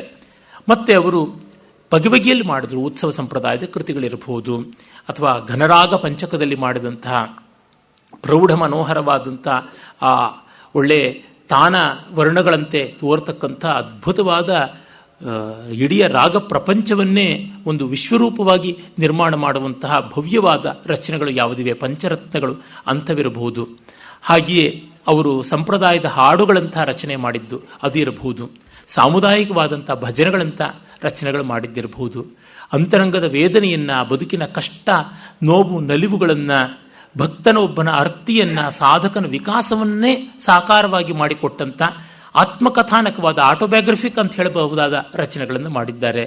ಅಲ್ಲಿ ಕೂಡಿದ ಮಟ್ಟಿಗೆ ತಾವು ತೆಲುಗಿನ ಕವಿತ್ವವನ್ನೂ ತೋರಿಸ್ತಾ ಭವ್ಯೋಜ್ವಲವಾದ ಸಂಗೀತವನ್ನೂ ರೂಪಣ ಮಾಡ್ತಾ ಮಾಡಿರುವ ಕೆಲಸ ದೊಡ್ಡದು. ಜೊತೆಗೆ ರಂಗಪ್ರಯೋಗಕ್ಕೆ ಅನುಕೂಲವಾಗುವಂತೆ ಯಕ್ಷಗಾನಾದಿಗಳ ರಚನೆ ಅನ್ನುವುದರ ದಿಗ್ದರ್ಶಕವಾಗಿ ಪ್ರಹ್ಲಾದ ಭಕ್ತಿ ವಿಜಯವನ್ನು, ನೌಕಾಚರಿತ್ರವನ್ನು, ಈ 2 ದೃಶ್ಯಕಾವ್ಯಗಳನ್ನು ನಿರ್ಮಾಣ ಮಾಡಿದ್ದಾರೆ. ಮತ್ತೆಲ್ಲಕ್ಕಿಂತ ಆಗೆಲ್ಲರೂ ರಾಜರುಗಳನ್ನು ಹಿಂಬಾಲಿಸಿಕೊಂಡು ಆಸ್ಥಾನ ವಿದ್ವಾಂಸನಾಗುವುದೇ ದೊಡ್ಡದು ಅಂದಾಗ ಈ ಸ್ಥಾನ ನನಗೆ ಬೇಡ, ನನಗಿರುವುದು ಆ ಪರಮಪದದ ಆಸ್ಥಾನವೇ ಹೊರತು ಮತ್ಯಾವುದು ಅಲ್ಲ ಅಂತ ಹೇಳಿ ನಿಂತಿರಲ್ಲ. ಇದು ನಮ್ಮ ದೊಡ್ಡ ಭಕ್ತಿ ಪರಂಪರೆಯ ಮಹಾಮೌಲ್ಯವಾಗಿದೆ. ಅಂದರೆ ಕಲಾವಿದನ ಸ್ವಾತಂತ್ರ್ಯಕ್ಕೆ, ಸ್ವಾಯತ್ತತೆಗೆ ಇದ್ದ ಬೆಲೆ. ಮತ್ತೆ ಆತ ಯಾವುದೋ 4 ಗೋಡೆಗಳ ಮಧ್ಯದ ಅರಮನೆಯ ಒಂದು ಶ್ರೋತೃಗಳಿಗೆ ಮಾತ್ರ ಸೀಮಿತನಾಗಬಾರದು ಅಂತ. ಅವರು ಪ್ರತಿದಿನ ಬೆಳಗ್ಗೆ ಕಾವೇರಿಯಲ್ಲಿ ಸ್ನಾನ ಮಾಡಿ ಅನ್ಹಿಕಾದಿಗಳನ್ನು ಮಾಡಿ 96 ಕೋಟಿ ಬಾರಿ ರಾಮ ಜಪವನ್ನು ಮಾಡಿದವರು, ರಾಮ ತಾರಕ ಮಂತ್ರ ಜಪ ಮಾಡಿದವರು. ಅದನ್ನೆಲ್ಲ ಮಾಡಿಕೊಂಡು ಬೀದಿಯಲ್ಲಿ ಬಂದು ಉಂಚವೃತ್ತಿಗೆ ನಿಂತುಕೊಂಡು ಕೃತಿಗಳನ್ನು ಹಾಡಿಕೊಂಡು ಹೋಗ್ತಾ ಇದ್ರು. ಅಂದರೆ ಇಡೀ ಊರಿನ ಕೇರಿ ಜನಕ್ಕೆಲ್ಲ ದಿವ್ಯ ಸಂಗೀತ ಸಿಗ್ತಾ ಇತ್ತು. ಮತ್ತೆ ಅನೇಕ ಶಿಷ್ಯರುಗಳನ್ನು ತಯಾರು ಮಾಡಿದ್ರು, ಶಿಷ್ಯ ಸಮೂಹ ತಯಾರಾಯಿತು. ಇನ್ನು ಮಿಕ್ಕವರಿಗೆ ಆ ಶಿಷ್ಯ ಸಮೂಹದ ಭಾಗ್ಯ ಬರಲಿಲ್ಲ. ತ್ಯಾಗರಾಜರು ಸ್ವಯಂ ವಾಗ್ಗೇಯಕಾರರಾಗಿದ್ದಲ್ಲದೆ ಅನೇಕ ವಾಗ್ಗೇಯಕಾರರ ಸೃಷ್ಟಿಗೂ ಕಾರಣರಾದರು. ಮತ್ತೂ ಒಂದು ಸ್ವಾರಸ್ಯ ಏನೆಂದರೆ, ಸಂಗೀತದಲ್ಲಿ ತುಂಬ ಸೊಗಸಾದಂಥ ಒಂದು ಅಂಶ ಸಂಗತಿ. ಸಂಗತಿಗಳನ್ನು ಮೊದಲಿಗೆ ತಂದುಕೊಟ್ಟವರು ಅವರು ಅಂತಂತಾರೆ. ತತ್ಪೂರ್ವದಲ್ಲಿ ಇದ್ದಂತೆ ಕಾಣೆ. ನಾವು ಕೇವಲ ಸಾಮವೇದಾದಿಗಳಲ್ಲಿ ಊಹ್ಯಗಾನದಲ್ಲಿ ಬೇರೆ ಬೇರೆ ಸಂಗತಿಗಳಂತೆ ಕಾಣ್ತೀವಿ. ಅಂದರೆ ಒಂದೇ ಸಾಹಿತ್ಯವನ್ನು ಬೇರೆ ಬೇರೆಯ ಸಂಗೀತಗಳಲ್ಲಿ ಹಾಡುವುದು, ಒಂದೇ ಮಾತನ್ನು ಬೇರೆ ಬೇರೆ ಧಾತುಗಳಲ್ಲಿ ಅಳವಡಿಸ್ತಕ್ಕಂಥದ್ದು. A creative expansion of the same lyric in the musical patterns, ಇದು ತುಂಬ ವಿಶಿಷ್ಟವಾದದ್ದು. ಅದನ್ನು ಮಾಡಿದ್ದು ಚಿಟ್ಟಾಸ್ವರಗಳು ಕೂಡ ಅವರೇ ದೊಡ್ಡ ಪ್ರವರ್ತಕರು ಅಂತ ಹೇಳ್ತಾರೆ. ಇಂಥ ಒಂದೊಂದು ಕೆಲಸ ಮಾಡಿದ್ರೆ ಸಾಕು ಅಜರಾಮರವಾಗ್ತಾರೆ. ಅವರನ್ನ ಕುರಿತಾದ ಆರಾಧನೆ. ಅವರು ನಾದ ಬ್ರಹ್ಮಾನಂದ ಸ್ವಾಮಿ ಅಂತ ಆಗಿ 10 ದಿವಸಕ್ಕೆ ಅವರು ಮೋಕ್ಷವನ್ನು ಪಡೆದರು ಅಂತ ನಮಗೆ ಗಿರಿಪೈ ನೆಲಕೊನ್ನ ಅನ್ನುವ ಶಾಹನ ರಾಗದ ಕೃತಿಯಿಂದ ಗೊತ್ತಾಗುವಂಥದ್ದು. ಮತ್ತೆ ಅದೇ ತಿಂಗಳಿನ ಬಹುಳ ಸಪ್ತಮಿ ಎಂದು ನಾವು ಕಾಣುವಂಥದ್ದು ಕ್ಷಾತ್ರ ಬ್ರಾಹ್ಮಗಳ ಸಮಾಹಾರವಾಗಿ ಆಧುನಿಕ ಭಾರತದ ಒಂದು ದೊಡ್ಡ ಆದರ್ಶ ಅಂತ ತೋರಬಹುದಾದದ್ದು ಸ್ವಾಮಿ ವಿವೇಕಾನಂದರ ಜಯಂತಿ ಬರುತ್ತದೆ. ಈ ಭಾರತೀಯ ಆಧುನಿಕತೆ ಅಂತೀವಲ್ಲ, modern India, the Indian renaissance ಅಂತ ನಾವೇನು ಕರಿತೀವಿ, ಅಲ್ಲಿ ಒಬ್ಬ ವ್ಯಕ್ತಿಯನ್ನ ನೀವು ಎತ್ತಿ ತೋರಿಸ್ಬಿಡಿ ಅನೇಕ ಕ್ಷೇತ್ರಗಳಲ್ಲಿ ಪ್ರಭಾವ ಬೀರಿದ್ದು ಅಂತ ಹೇಳಬೇಕು ಅಂತಂದ್ರೆ ಆಗ ಸ್ವಾಮಿ ವಿವೇಕಾನಂದರೇ ನಮಗೆ ಕಾಣಿಸ್ತಕ್ಕಂಥದ್ದು.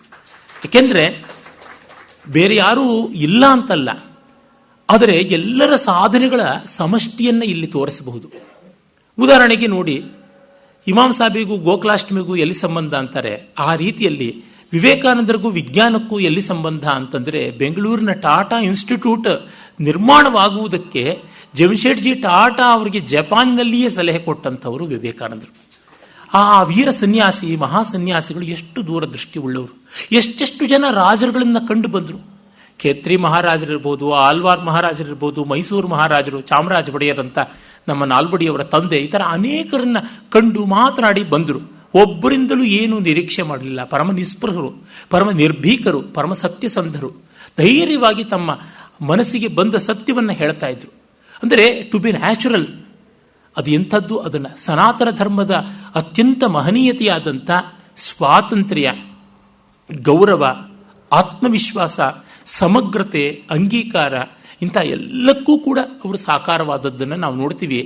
ಅವರ ಬದುಕಿನಲ್ಲಿ ಎಷ್ಟೋ ಘಟನೆಗಳು ನಡೆದವು ಅಂತ ದಂತಕಥೆಗಳಂತೆ ಎಷ್ಟನ್ನು ಹೇಳ್ತಾರೆ. ಸತ್ಯ ಸುಳ್ಳು ಅನ್ನೋದನ್ನು ತೀರ್ಮಾನ ಮಾಡೋಕ್ಕಾಗೋಲ್ಲ. ಆದರೆ ವಿವೇಕಾನಂದ ಒಬ್ಬ ಪುರಾಣ ಪುರುಷರಂತೆ ಆಗಿರೋದ್ರಿಂದ ಎಂಥೆಂಥ ಭವ್ಯೋಜ್ವಲವಾದ ಕಥೆಗಳಿಗೂ ಅವರಿಗೆ ಆರೋಪಣೆ ಮಾಡಿದ್ರೆ ಅದು ಸಹಜ ಅಂತ ಅನಿಸುವಂತೆ ಆಗುತ್ತದೆ. ಅಂಥದ್ದು ತುಂಬ ಕಥೆಗಳು ಉಂಟು. ಎಷ್ಟಿಷ್ಟು ಕಡೆಯೆಲ್ಲ ಹೇಳ್ತಾರೆ, ಅದು ಎಷ್ಟು ಮಟ್ಟಿಗೆ ಸತ್ಯವೋ ಮಿಥ್ಯವೋ ಗೊತ್ತಾಗೋಲ್ಲ. ಆದರೆ ಇವರಿಗೆ ಅದೆಲ್ಲವೂ ಕೂಡ ಮುಗ್ಗುತ್ತದೆ. ಅವರ ವ್ಯಕ್ತಿತ್ವ ತಾಳಿಕೊಳ್ಳಬಲ್ಲದು, ಆ ಬಗೆಯಾದದ್ದು. ನೋಡಿ, ದಯಾನಂದ ಸರಸ್ವತಿಗಳು ಆರ್ಯ ಸಮಾಜದ ಪ್ರವರ್ತಕರಾದವರು, ಮಹಾವಿದ್ವಾಂಸರಾದರು, ಸಂಕುಚಿತ ಬುದ್ಧಿಯವರು, ರೂಪನಿಷ್ಠರು, ಸ್ವರೂಪನಿಷ್ಠರಲ್ಲ. ಅವರು ವೇದೋಜ್ಜೀವನ ಇತ್ಯಾದಿಗಳನ್ನೆಲ್ಲ ಮಾಡಿದ್ರೂ ಕೂಡ ಅದು ಭಾರತೀಯತೆಯ ಸಮಗ್ರ ಸಂಕೇತವಲ್ಲ, ಆ ಒಂದು ವೇದಾಂತದ ಪರಿಪೂರ್ಣತೆಯನ್ನ ತಂದುಕೊಡ್ತಕ್ಕಂಥದ್ದಲ್ಲ. ಆದರೆ ದಕ್ಷಿಣೇಶ್ವರದ ಒಬ್ಬ ನಿರಕ್ಷರರಾದ ಅರ್ಚಕರಿಗೆ ಆ ಸತ್ಯ ಕಾಣಿಸ್ತು. ಆ ಮಹೋನ್ನತವಾದ ಸನಾತನ ಧರ್ಮದ ಸ್ಫೂರ್ತಿ ಕಾಣಿಸ್ತು. ಅವರು ತಮ್ಮ ತಪಸ್ಸನ್ನೇ ವಿವೇಕಾನಂದರಿಗೆ ಎರಕ ಹೊಯ್ದರು ಶ್ರೀ ರಾಮಕೃಷ್ಣ ಪರಮಹಂಸರು. ಆ ರಾಮಕೃಷ್ಣ ಪರಮಹಂಸರಿಂದ ಆ ಭಾರತೀಯ ಸ್ಫೂರ್ತಿಯನ್ನ, ಪಾಶ್ಚಾತ್ಯ ಪರಂಪರೆಯ ಜ್ಞಾನವನ್ನ ಅವರ ಭಾಷೆಯಲ್ಲಿ ಅವರಿಗೆ ಅವ್ರ ಊರಿನಲ್ಲಿ ಮೊದಲು ಹೇಳಿದ್ರಲ್ಲ. ನಮ್ಮಲ್ಲಿ ಈ ದಶನಾಮಿ ಸನ್ಯಾಸಿ ಪದ್ಧತಿಯಲ್ಲಿ ಅವರಿಗೆ ಯಾವ ಒಬ್ಬ ಸನ್ಯಾಸಿಯೂ ಕೂಡ ಈ ಮಧ್ಯಕಾಲದ ಯುಗ ಆದ ಮೇಲೆ ದ್ವೀಪಾಂತರಗಳು, ಸಮುದ್ರಾಂತರಗಳು, ಖಂಡಾಂತರಗಳಿಗೆ ಹೋಗಿ ಅವರಿಗೆ ಅವರ ಭಾಷೆಯಲ್ಲಿ ವೇದಾಂತವನ್ನು ಸಂಕೋಚವಿಲ್ಲದೆ ಹೇಳದಂಥದ್ದು ಇನ್ಯಾರು? ಸ್ವಾಮಿ ವಿವೇಕಾನಂದರು ಒಬ್ಬರೇ. ಅದಕ್ಕೆ ಆ ಕೆಚ್ಚು ಎಷ್ಟು ಬೇಕು. ಈಗ ಎಲ್ಲರೂ ಹೋಗ್ತಾರೆ, ಡೀಲ್ವುಡ್ ಬಾಕ್ಸ್ಗಳು ಹೋಗ್ತಾ ಇರ್ತವೆ ದೇಶ ವಿದೇಶಗಳಿಗೆ, ಅದರೊಳಗೆ ಯಾವ ಮಹತ್ವನೂ ಇಲ್ಲ. ನಾಚಿಕೊಂಡು ಭಂಡತನದಿಂದ ದಾಕ್ಷಿಣ್ಯ ಪಟ್ಟುಕೊಂಡು ರಾಮಾಯ ಸುಸ್ತಿ ರಾವಣಾಯ ಸುಸ್ತಿ ಅಂತ ಲಕ್ಷ ಲಕ್ಷ ತಿಪ್ಪೆ ಸಾರಿಸೋ ಮಾತುಗಳಾಡ್ತಾರೆ. ಆ ಧೀರತೆ ಯಾರಿಗಿದೆ ನೋಡಿ. ಅವರು ಒಬ್ಬರು ಒಂಟಿಯಾಗಿ ಮೊದಲಿಗೆ ಹೋಗಿದ್ದಾರೆ.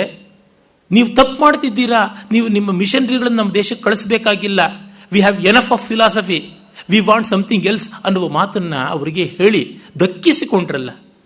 ಎಷ್ಟು ಜನ ಅವರ ವ್ಯಕ್ತಿತ್ವಕ್ಕೆ, ಅವರ ಜ್ಞಾನಕ್ಕೆ, ಅವರ ವರ್ತನೆಗೆ, ಅವರ ಪಾರದರ್ಶಕತೆಗೆ ಮಾರಿ ಹೋಗಿದ್ದು ಅಂತಂದರೆ ತುಂಬ ದೊಡ್ಡದಾದದ್ದು. ಹಾಗೆ ಒಂದು ವಿಜ್ಞಾನವೇ, ಸಾಹಿತ್ಯವೇ, ಕಲೆಯೇ, ಪ್ರತಿ ಕ್ಷೇತ್ರದಲ್ಲೂ ಕನ್ನಡವೇ ನೋಡಿಕೊಳ್ಳಿ. ಕನ್ನಡದ ನವೋದಯದ ಮಹಾಶಿಖರಗಳು ಅಂತ ಯಾರಿದ್ದಾರೆ? ಡಿವಿಜಿನ, ಮಾಸ್ತಿನ, ಕುವೆಂಪುನ, ಎಲ್ಲರೂ ಕೂಡ ವಿವೇಕಾನಂದರ ಮೇಲೆ ಗ್ಲೋಯಿಂಗ್ ಟ್ರಿಬ್ಯೂಟ್ಸ್ ಅಂತೀವಲ್ಲ, ಅವರಿಂದ ಸ್ಫೂರ್ತಿಗೊಂಡು ಸಾಹಿತ್ಯ ಬರೆದಿದ್ದೀವಿ ಅಂತಾರೆ. ಈ ರೀತಿಯಾಗಿ ಒಬ್ಬ ವ್ಯಕ್ತಿಯನ್ನ ನೋಡಿದ್ರೆ ಗೊತ್ತಾಗುತ್ತದೆ. ರಾಜಕೀಯಕ್ಕೂ ಅಷ್ಟೇನೆ, ತಿಲಕರಂತವರಿಗೆ ವಿವೇಕಾನಂದರ ಸ್ಫೂರ್ತಿಯನ್ನು ಕೊಟ್ಟರು ಅಂತ ಗೊತ್ತಾಗುತ್ತದೆ. ತಿಲಕರು ಗಾಂಧಿಗೂ ಮುಂಚೆ ಇದ್ದಂಥವರು. ಭಾರತದಲ್ಲಿ ತಿಲಕರ ಯುಗ ಅಂತ ಇತ್ತು, ಅವರು ಮತ್ತೆ ಅಕಾಲದಲ್ಲಿಯೇ ತೀರಿಕೊಂಡ್ರು. ಆಮೇಲೆ ಗಾಂಧಿಯವರಿಗೆ ಪ್ರಾಶಸ್ತ್ಯ ಬಂತು. ಹೀಗೆ ನೋಡಿದಾಗ ನಮಗೆ ಗೊತ್ತಾಗುತ್ತದೆ ಪ್ರತಿಯೊಂದು ಆಯಾಮದಲ್ಲಿಯೂ ವಿವೇಕಾನಂದರ ಕೊಡುಗೆ ಪ್ರತ್ಯಕ್ಷವಾಗಿ ಪರೋಕ್ಷವಾಗಿ ದೊಡ್ಡದು. ಇಂದೂ ಕೂಡ ಒಬ್ಬ ನಿರ್ವಿವಾದವಾದ ವ್ಯಕ್ತಿ ಆ ಒಂದು ಭಾರತೀಯ ಪುನರುತ್ಥಾನ ಯುಗದಲ್ಲಿ ಸ್ಫೂರ್ತಿದಾಯಕರಾಗಿದ್ದಾರೆ ಅಂದರೆ ಅವರೇ. ಎಷ್ಟು ಲಕ್ಷ ಜನ, ಎಷ್ಟು ಕೋಟಿ ಜನ ತರುಣ ತರುಣಿಯರು ಸರ್ವಸ್ವವನ್ನು ತ್ಯಾಗ ಮಾಡಿ ದೇಶಕ್ಕೆ, ಸಮಾಜಕ್ಕೆ ದುಡಿಯುವಂತೆ ಆಗಿದೆ ಅಂದರೆ ಈ ಒಬ್ಬ ಕಾಷಾಯಧಾರಿಯ ಪ್ರತಿಮವಾದ ವ್ಯಕ್ತಿತ್ವ. ಆ ಕಾರಣದಿಂದ ಅವರ ಒಂದು ಜನ್ಮ ದಿವಸ ಬರ್ತದಲ್ಲ, ಅದು ತುಂಬ ದಿವ್ಯವಾದಂಥದ್ದು. ಆ ಪುಷ್ಯ ಮಾಸದಲ್ಲಿ ಬರುವಂಥದ್ದು. ಅದನ್ನು ಯುವತಾ ದಿನಾಚರಣೆ, ಅದನ್ನು ಬಂದು ಡೇ ಆಫ್ ಯೂತ್ ಅಂತ ಆ ರೀತಿಯಲ್ಲಿ ಇವಾಗ ನಮ್ಮ ಸ್ವಾತಂತ್ರ್ಯ ಭಾರತದಲ್ಲಿ ಆರಾಧನೆ ಮಾಡೋದು ಆಗ್ತಾ ಇದೆ. ಇನ್ನು ನಾವು ಮಾಘ ಮಾಸಕ್ಕೆ ಬರ್ತೀವಿ. ಮಾಘ ಮಾಸದಲ್ಲಿ ತೃತೀಯ ದಿವಸ ಮೌನಗೌರಿ ವ್ರತ ಅಂತ. ಅಲ್ಲಿ ಬೆಳಗ್ಗೆಯಿಂದ ಸಂಜೆವರೆಗೂ ಮೌನದಲ್ಲಿದ್ದು ವ್ರತ ಮಾಡತಕ್ಕಂಥವ್ರು ಸ್ತ್ರೀಯರು. ಆಮೇಲೆ ನಕ್ತವ್ರತ ಮತ್ತೆ ಮಿಕ್ಕ ಪೂಜೆ ಪುನಸ್ಕಾರವನ್ನೆಲ್ಲ ಮಾಡಬೇಕು ಅಂತ. ಕೆಲವರು ಕುಹಕವಾಗಿ ಆಡುವುದುಂಟು, ಇದೊಂದು ದಿವಸವಾದರೂ ಗಂಡಸರಿಗೆ ಸ್ವಲ್ಪ ಸಮಾಧಾನ ಇರುತ್ತದೆ ಅಂತ. ಇಲ್ಲೆಲ್ಲ ನೋಡಿ, ನಮ್ಮಲ್ಲಿ ತುಂಬ ಬಾರಿ ಹೆಣ್ಣು ಗಂಡು ಬೀರಿ ಗಟ್ಟಿಗಿತ್ತಿ ಗಂಡನನ್ನ ದಬಾಯಿಸಿ ಇಟ್ಕೋತಾಳೆ ಅನ್ನುವಂತೆಯೇ ಈ ಹಾಸ್ಯ ಕಣಿಕೆಗಳು, ಜೋಕ್ಸ್ ಬಂದಿವೆ. ತದ್ವ್ಯತಿರಿಕ್ತವಾಗಿ ಬಂದಿಲ್ಲ. ಇಂಥದ್ದು ಯಾತಕ್ಕೆ ಬಂದಿದೆ ಅಂತಂದರೆ ನನಗೆ ಅನಿಸೋವಂಥದ್ದು, ಹೆಣ್ಣು ಅದನ್ನ ಕೇಳಿ ನಕ್ಕು ಬಿಡಬಲ್ಲಳು, ಅದಕ್ಕೋಸ್ಕರ ಬಂದಿದೆ. ಇಲ್ಲದೇ ಇದ್ರೆ ಬರ್ತಾ ಇರಲಿಲ್ಲ. ಪರ್ಯಾಯವಾಗಿ ಈ ಹಾಸ್ಯವನ್ನು ಮಾಡಿ ಹೆಂಗಸಿನ ಮಹತ್ವವನ್ನೇ ತೋರಿಸ್ತಾ ಇದ್ದಾರೆ ಅಂತ ಅನಿಸುತ್ತೆ. ಅವಳನ್ನೇ ಹಾಸ್ಯ ಮಾಡೋದಾಗಿದೆ. ಅರೆ, ಅವಳೇನು ಜಾತ ಹೊರಟಿಲ್ಲ, ಇದೆಲ್ಲ ನಮ್ಮ ಮೇಲೆ ಅತ್ತೆ ಮೇಲಿನ ಜೋಕ್ಸು, ಹೆಂಡತಿ ಮೇಲಿನ ಜೋಕ್ಸ್ ಎಲ್ಲ ಮಾಡಿ ನಮ್ಮನ್ನು ಇನ್ಸಲ್ಟ್ ಮಾಡಿದ್ದಾರೆ ಅಂತೇನು ಅಂದುಕೊಂಡಿಲ್ಲ. Part of the business, part of life ಅಂತ ತೆಗೆದುಕೊಂಡದ್ದು. ಪಾಪ ನಮ್ಮ ಸಿಖ್ ಬಂಧುಗಳು ಕೂಡ ಈಚಿನವರೆಗೂ ಹಾಗೇ ಇದ್ರು. ಸರ್ದಾರ್ಜಿ ಜೋಕ್ಸ್ ಅಂತ ಮಾಡಿದ್ರೆ ತುಂಬಾ ಜಾಸ್ತಿ ಆಯಿತು ಅಂತ ಈಗ ಸ್ವಲ್ಪ ಗಲಾಟೆ ಶುರು ಮಾಡಿದ್ದಾರೆ. ಕೇರಳದಲ್ಲಿ ನಂಬೂದಿರಿ ಜೋಕ್ಸ್ ಅಂತ ಉಂಟು, ಪ್ರತಿ ಪ್ರಾಂತದಲ್ಲೂ ಇರುತ್ತದೆ. ಅದು ಒಂದು ಎಣೆ ಮೀರಬಾರದು, ಒಂದು ಅಂಕೆ ಮೀರಬಾರದು. ಮೀರಿದ್ರೆ ಸರಿಯಾಗೋಲ್ಲ. ಔಚಿತ್ಯ ಅನ್ನೋದು ಒಂದು ಹಂತದವರೆಗೆ ಇರುತ್ತದೆ. ಆ ರೀತಿಯಲ್ಲೇ ಹೆಂಗಸರ ಮೇಲೆ ತುಂಬಾ ಜೋಕ್ಸ್ ಅನ್ನು ಮಾಡೋದು, ಅತಿರೇಕ ಮಾಡಿದ್ರೆ ಸರಿಯಾಗೋದಿಲ್ಲ. ಈ ಮೌನಗೌರಿ ವ್ರತವನ್ನ ಕಂಡಾದರೂ ಗಂಡಸರು ಆ ಬಗ್ಗೆ ಬುದ್ಧಿ ತಂದುಕೊಂಡ್ರೆ ಮೇಲು ಅಂತ ಅನಿಸುತ್ತದೆ. ಅದಾದ ಮೇಲೆ ನಾವು ನೋಡುವಂಥದ್ದು ವಸಂತ ಪಂಚಮಿ ಅಥವಾ ಶ್ರೀ ಪಂಚಮಿ, ಇಲ್ಲವೇ ವಾಗೀಶ್ವರಿ ಪಂಚಮಿ ಅಂತ ಹೆಸರಾದ ಒಂದು ಹಬ್ಬ. ವಸಂತ ಪಂಚಮಿ ಉತ್ತರ ಭಾರತದಲ್ಲೆಲ್ಲ ಬಹಳ ಪ್ರಖ್ಯಾತವಾದಂತಹ ಪರ್ವ.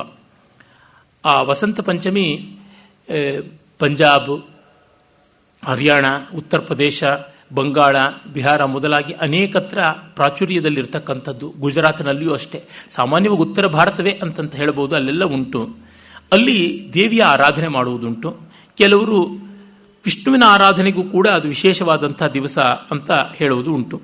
ನಮಗೆ ಯಾವ ದೇವರ ಆರಾಧನೆ ಆದರೂ ತೊಂದರೆ ಇಲ್ಲ. ಅದನ್ನ ಶಾಸ್ತ್ರ ಗ್ರಂಥಗಳಲ್ಲಿ ಹೇಳ್ತಾರೆ. ಹೇಮಾದ್ರಿ ಚತುರ್ವರ್ಗ ಚಿಂತಾಮಣಿಯಲ್ಲಿ ಹೇಳ್ತಾನೆ, ಮಾಘ ಶುಕ್ಲ ಚತುರ್ಥ್ಯಾಂತು ವರಮಾಸಾದ್ಯ ಚ ಶ್ರಿಯ ಪಂಚಮ್ಯಾಂ ಕುಂದಕುಸುಮೈ ಪೂಜಾಂ ಕುರ್ಯಾತ್ ಸಮೃದ್ಧಯೇ ಅಂತ ಶಿವ ಪಾರ್ವತಿಯರನ್ನ ಅಥವಾ ರತಿ ಮನ್ಮಥರನ್ನ ಲಕ್ಷ್ಮೀನಾರಾಯಣರನ್ನ ಇವ್ರನ್ನೆಲ್ಲ ಆರಾಧನೆ ಮಾಡಬೇಕು ಅಂತ ಹೇಳ್ಬಿಟ್ಟು ಅಂತಾನೆ. ಅಲ್ಲಿ ನಾವು 7 ರೀತಿಯಲ್ಲಿ ಆರಾಧನೆ ಮಾಡಬಹುದು ಅಂತ ಶಾಸ್ತ್ರಕಾರರು ಹೇಳ್ತಾರೆ. ಮತ್ತೆ ಮುಖ್ಯವಾಗಿ 12 ನಾಮಗಳನ್ನ ಅನ್ವಯ ಮಾಡಬೇಕು ಅಂತ. ವಿಷ್ಣುವಿನ 12 ನಾಮಗಳು ಅಂತ ಒಂದು ಪ್ರಸಿದ್ಧಿ ಉಂಟು. ಹಾಗಲ್ಲದೆ ದೇವಿಯ 12 ನಾಮಗಳು ಇವೆ. ವಿಷ್ಣುವಿನ 12 ನಾಮಗಳು ನಮಗೆ ಗೊತ್ತೇ ಇರತಕ್ಕಂಥದ್ದು. ದೇವಿಯ 12 ನಾಮಗಳು ಭಾರತಿ, ಸರಸ್ವತಿ, ಶಾರದಾ, ಹಂಸವಾಹಿನಿ, ಜಗತಿ, ವಾಗೀಶ್ವರಿ, ಕುಮುದ, ಬ್ರಹ್ಮಚಾರಿಣಿ, ಬುದ್ಧಿದಾತ್ರಿ, ವರದಾಯಿನಿ, ಚಂದ್ರಕಾಂತಿ, ಭುವನೇಶ್ವರಿ ಅಂತಕ್ಕಂಥವನ್ನ ವೀಳೆದೆಲೆ ಮೇಲೆ ಬರೀಬೇಕು. ಬರೆದು ಅದಕ್ಕೆ ಪೂಜೆ ಮಾಡಬೇಕು ಅಂತ ಬರ್ತದೆ. ಆಮೇಲೆ ಅಲ್ಲಿ ವಿಶೇಷವಾಗಿ ಸೂರ್ಯ ಗಣಪತಿಗಳ ಆರಾಧನೆಯನ್ನು ಮಾಡುವುದು ಅಂತ ಆಗುತ್ತದೆ. ಒಂದು ನಿರ್ದಿಷ್ಟ ದೇವರಿಲ್ಲದೆ ಅವರ ಇಷ್ಟ ದೇವರೆಲ್ಲ ಇಲ್ಲಿ ವಿನಿಯುಕ್ತರಾಗುತ್ತಾರೆ ಅಂತ ಗೊತ್ತಾಗುತ್ತದೆ. ಕೆಲವು ಕಡೆ ಭೂದೇವಿಯ ಪೂಜೆಯೂ ಮಾಡುವುದುಂಟು. ವಸಂತ ಇನ್ನು ಆರಂಭವಾಗುತ್ತದೆ ಅನ್ನುವ ಸೂಚನೆಯಾಗಿ ಮಾಡ್ತಾರೆ. ಮತ್ತೆ ಆ ಸಂದರ್ಭದಲ್ಲಿ ಒಂದು ಉಜ್ವಲವಾದ ಹಳದಿ ಬಣ್ಣದ ವೇಷವನ್ನು ಧರಿಸಬೇಕು ಅಂತ ಉಂಟು. ಅದನ್ನ ಗೋಲ್ಡನ್ ಯೆಲ್ಲೋ ಅಂತ ನಾವು ಕರಿತೀವಲ್ಲ, ಉಜ್ವಲವಾದ ಸ್ವರ್ಣವರ್ಣ ಅಥವಾ ಸ್ವಲ್ಪ ಹಳದಿ ಕೇಸರಿಯ ಬಣ್ಣ, ಆ ರೀತಿಯಾದ ವಸ್ತ್ರವನ್ನು ಧರಿಸಬೇಕು ಅಂತ.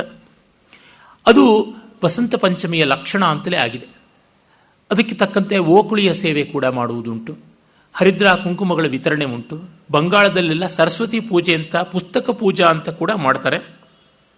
ಮಹಾರಾಷ್ಟ್ರದಲ್ಲೆಲ್ಲ ಕೇಸರಿಯ ಬಣ್ಣದ ಬಟ್ಟೆಯನ್ನೇ ಹಾಕಿಕೊಳ್ತಾರೆ ಆ ಸಂದರ್ಭದಲ್ಲಿ. ಹೀಗೆಲ್ಲ ವಸಂತದ ಒಂದು ಅನುರಾಗವನ್ನು ತೋರ್ಪಡಿಸುವಂತಹ ರೀತಿಯಲ್ಲಿ ಆ ಪರ್ವ ಬರುತ್ತದೆ. ಅದು ವಸಂತ ಪಂಚಮಿ ಅಥವಾ ಶ್ರೀ ಪಂಚಮಿ ಅಂತ ಆಯಿತು.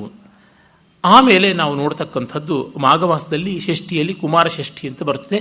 ಸ್ಕಂದನದ ವಿವರಗಳನ್ನು ನಾವು ಕಂಡೇ ಇದ್ದೀವಿ. ಆಮೇಲೆ ಭೀಷ್ಮಾಷ್ಟಮಿ ಎಂದು ಭೀಷ್ಮ ತಾನು ಪರಮಪದವನ್ನು ಪಡ್ಕೊಂಡಿದ್ದು ಅಂತ. ಉತ್ತರಾಯಣ ಬಂದ ತಕ್ಷಣ ಆತ ಪ್ರಾಣ ಬಿಡಲಿಲ್ಲ. ಸ್ವಲ್ಪ ಕಾಲ ಆದಮೇಲೆ ಪ್ರಾಣ ಬಿಟ್ಟದ್ದು. ಧರ್ಮರಾಜನಿಗೆ ತತ್ವೋಪದೇಶವನ್ನೆಲ್ಲ ಮಾಡಿದ್ದು. ವಿಸ್ತೃತವಾದ ಶಾಂತಿ ಪರ್ವ, ಅನುಶಾಸನ ಪರ್ವಗಳನ್ನು ಪೂರ್ತಿ ಹೇಳಬೇಕಲ್ವಾ, ಅದಕ್ಕೆ ಅನೇಕ ದಿವಸಗಳಾಯಿತು. ಅಂದು ಭೀಷ್ಮ ಕೈವಲ್ಯವನ್ನು ಪಡೆದದ್ದು ಅನ್ನುವ ನೆನಪಿಗಾಗಿ ಭೀಷ್ಮನನ್ನ ಮನಸ್ಸಿನಲ್ಲಿಟ್ಟುಕೊಂಡು ಶ್ರೀಕೃಷ್ಣನ ಆರಾಧನೆ ಮಾಡುವಂಥದ್ದಾಗಿದೆ. ಕೆಲವರು ಆಗ ಶಾಂತಿ ಪರ್ವ, ಅನುಶಾಸನ ಪರ್ವದ ಭಾಗಗಳನ್ನು ಕೂಡ ಆವರ್ತನ ಮಾಡುವುದುಂಟು. ವಿಶೇಷವಾಗಿ ಅಲ್ಲಿ ಬರುವ ಯಾವ ಒಂದು ನಾರಾಯಣ ಅಂತನ್ನುವ ಭಾಗ ಇದೆಯಲ್ಲ, ಭೀಷ್ಮ ಸ್ತವರಾಜ ಅನ್ನುವ ಸ್ತೋತ್ರ ಇದೆಯಲ್ಲ, ಅದನ್ನ ಅಥವಾ ವಿಷ್ಣು ಸಹಸ್ರನಾಮ, ಶಿವಸಹಸ್ರನಾಮಗಳು ಅನುಶಾಸನ ಪರ್ವದಲ್ಲಿ ಬರ್ತವೆ, ಅವನ್ನ ಆರಾಧನೆಯನ್ನ ಮಾಡ್ತಾರೆ. ಆಮೇಲೆ ಬರ್ತಕ್ಕಂಥದ್ದು ಮಧ್ವನವಮಿ. ಮಧ್ವಾಚಾರ್ಯರು ಅಂದು ಅಂತರ್ಧಾನರಾದರು ಅಂತ. ಮಧ್ವರು ಚಿರಂಜೀವಿಗಳು. ಆ ಕಾರಣದಿಂದ ಅವರ ದೇಹಕ್ಕೆ ಅಳಿವು ಅನ್ನೋದಿಲ್ಲ.